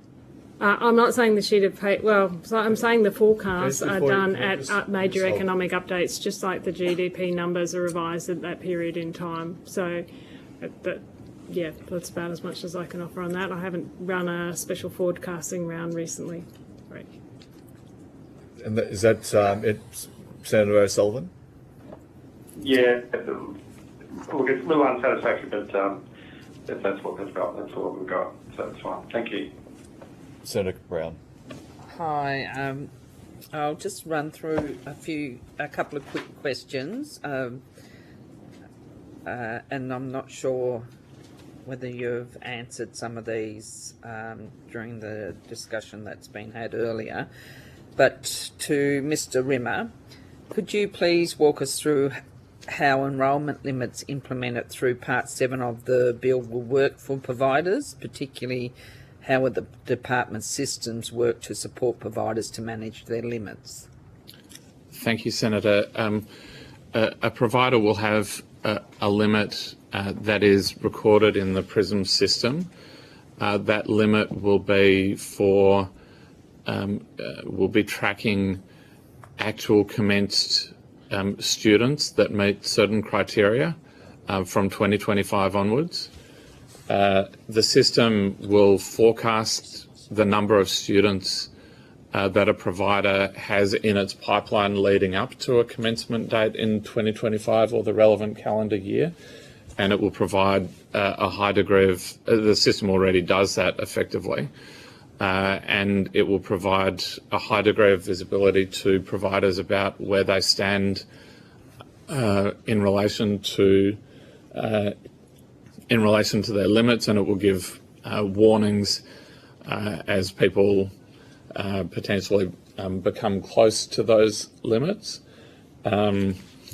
So we imagine that this will become an ordinary part of business planning and business forecasting. As you would imagine, higher education providers and vocational education and training providers already forecast their commencing student numbers each year. It's a very important part of their forecasting process. This will ask them to use a slightly new data definition in that forecasting process so that some categories of students are excluded from the forecast. I think the government's on the record in the draft framework as saying, for example, that higher degree by research students are likely to be exempt. And that new data definition will be easy for providers to use, and they'll be able to track it through the system. Okay, could you also explain the operational suspension for providers in Part 7 of the bill, including Section 96 and Section 96A? So if a provider receives an automatic suspension on enrolling additional students, what are the consequences of that, and could you please step me through an example? Thanks, Senator. I might ask my colleague, Ms. Sandercock, to talk about the consequences of suspension, but can I say that measure in the bill has been the subject of some debate, discussion. It is the case that we see that measure as a fail-safe, if you like, that we hope that we plan that the Prisms system will prevent providers from getting to the point where they are in fact over their limit, and it will do that with a lot of visibility and transparency back to the provider. So I would hope that that suspension provision was very rarely utilised. But Ms. Sandercock might want to add. Just to add to that, Senator, so the way the suspension will work is that the provider won't be able to enrol any student for that particular year, but they can continue to enrol for subsequent years. They won't be able to accept any money from a student other than one who's already enrolled or commencing in a future study year, and they won't be able to allow any other students to commence a course for that active period of suspension. They can, of course, have that suspension lifted, and there are provisions in the bill for the suspension to be lifted when their enrolment limit again drops down below what has been determined by government and set in the Prisms system. So we expect that to be a fairly smooth process. Providers are still able to undertake teaching, they are still able to undertake recruitment for subsequent years, not for the year in which they're suspended. And the suspension will automatically removed by the end of the year if it hasn't been previously removed by the Secretary of the Department of Education. And what if a provider believes that the suspension should be lifted? What steps will they have to take? The provider will be able to communicate with us about that. We will be able to see in the system, of course, when a provider drops again below their limits. They will then apply to the Secretary of the Department of Education for a lifting of that suspension. Okay, thank you very much. And just a couple of quick questions to Ms. Reinhardt. So, have you provided advice to government about how the number of new international student commencements in 2025 could align to the NOM forecast? We've provided advice to government along with the Education Department and DUO on how the commencement numbers translate to student NOM numbers. So I think I talked a little bit before, but just to talk through. So when a visa is issued, or when a commencement letter is issued to a student, some of those students may already be onshore, some of them will be offshore, some of them may never turn up, some of them will turn up and be here for less than 12 months out of 16. So there are a number of factors that require a bit of a translation between the targets that universities are given, or the caps that universities are given, and then the actual impact on NOM. And they're based on our experience of what what we've seen in that visa class previously, and that is information that's brought together across a number of departments. So that's the sort of calculations that are going into understanding the likely impact on NOM. Okay, so my last question, if you can't answer it here, if you could take it on notice, that would be very helpful. So if the limit on student commencement was broadly aligned to the budget forecast for student arrivals, how would that impact the economic outlook? Thanks, Senator. I think to the extent that any caps are consistent with the non-forecast, we wouldn't, on the face of it, adjust the economic outlook. Obviously, between budget and MyEFO, there's been a lot of development since then, so there will be other developments, but it wouldn't impact. Not necessarily. We'd have to actually have a look at the details of the policy when it's announced, and we'll, as I mentioned earlier, we'll do that analysis when we're redoing our forecast for net overseas migration and the economic forecasts. Right. Okay. Thank you. Thank you, Chair. Good, thanks very much.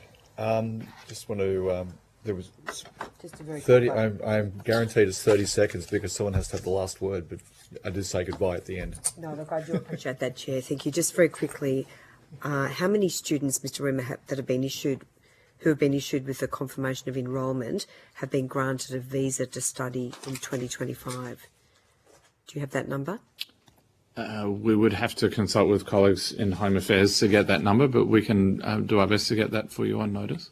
Thank you. I will have other questions on notice, but just going back to the NOM, could we just get your working documents in relation to the NOM where it is now so we can understand the work that Treasury is doing to date on the NOM, please?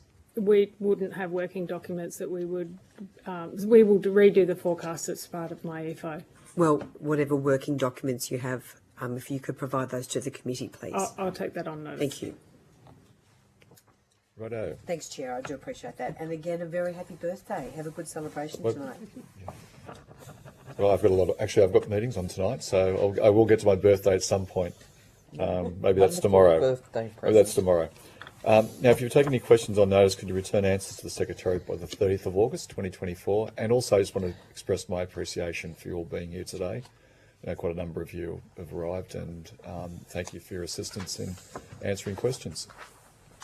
Thank you, sir. Thank you. Have a very good afternoon. Thank you. We now adjourn.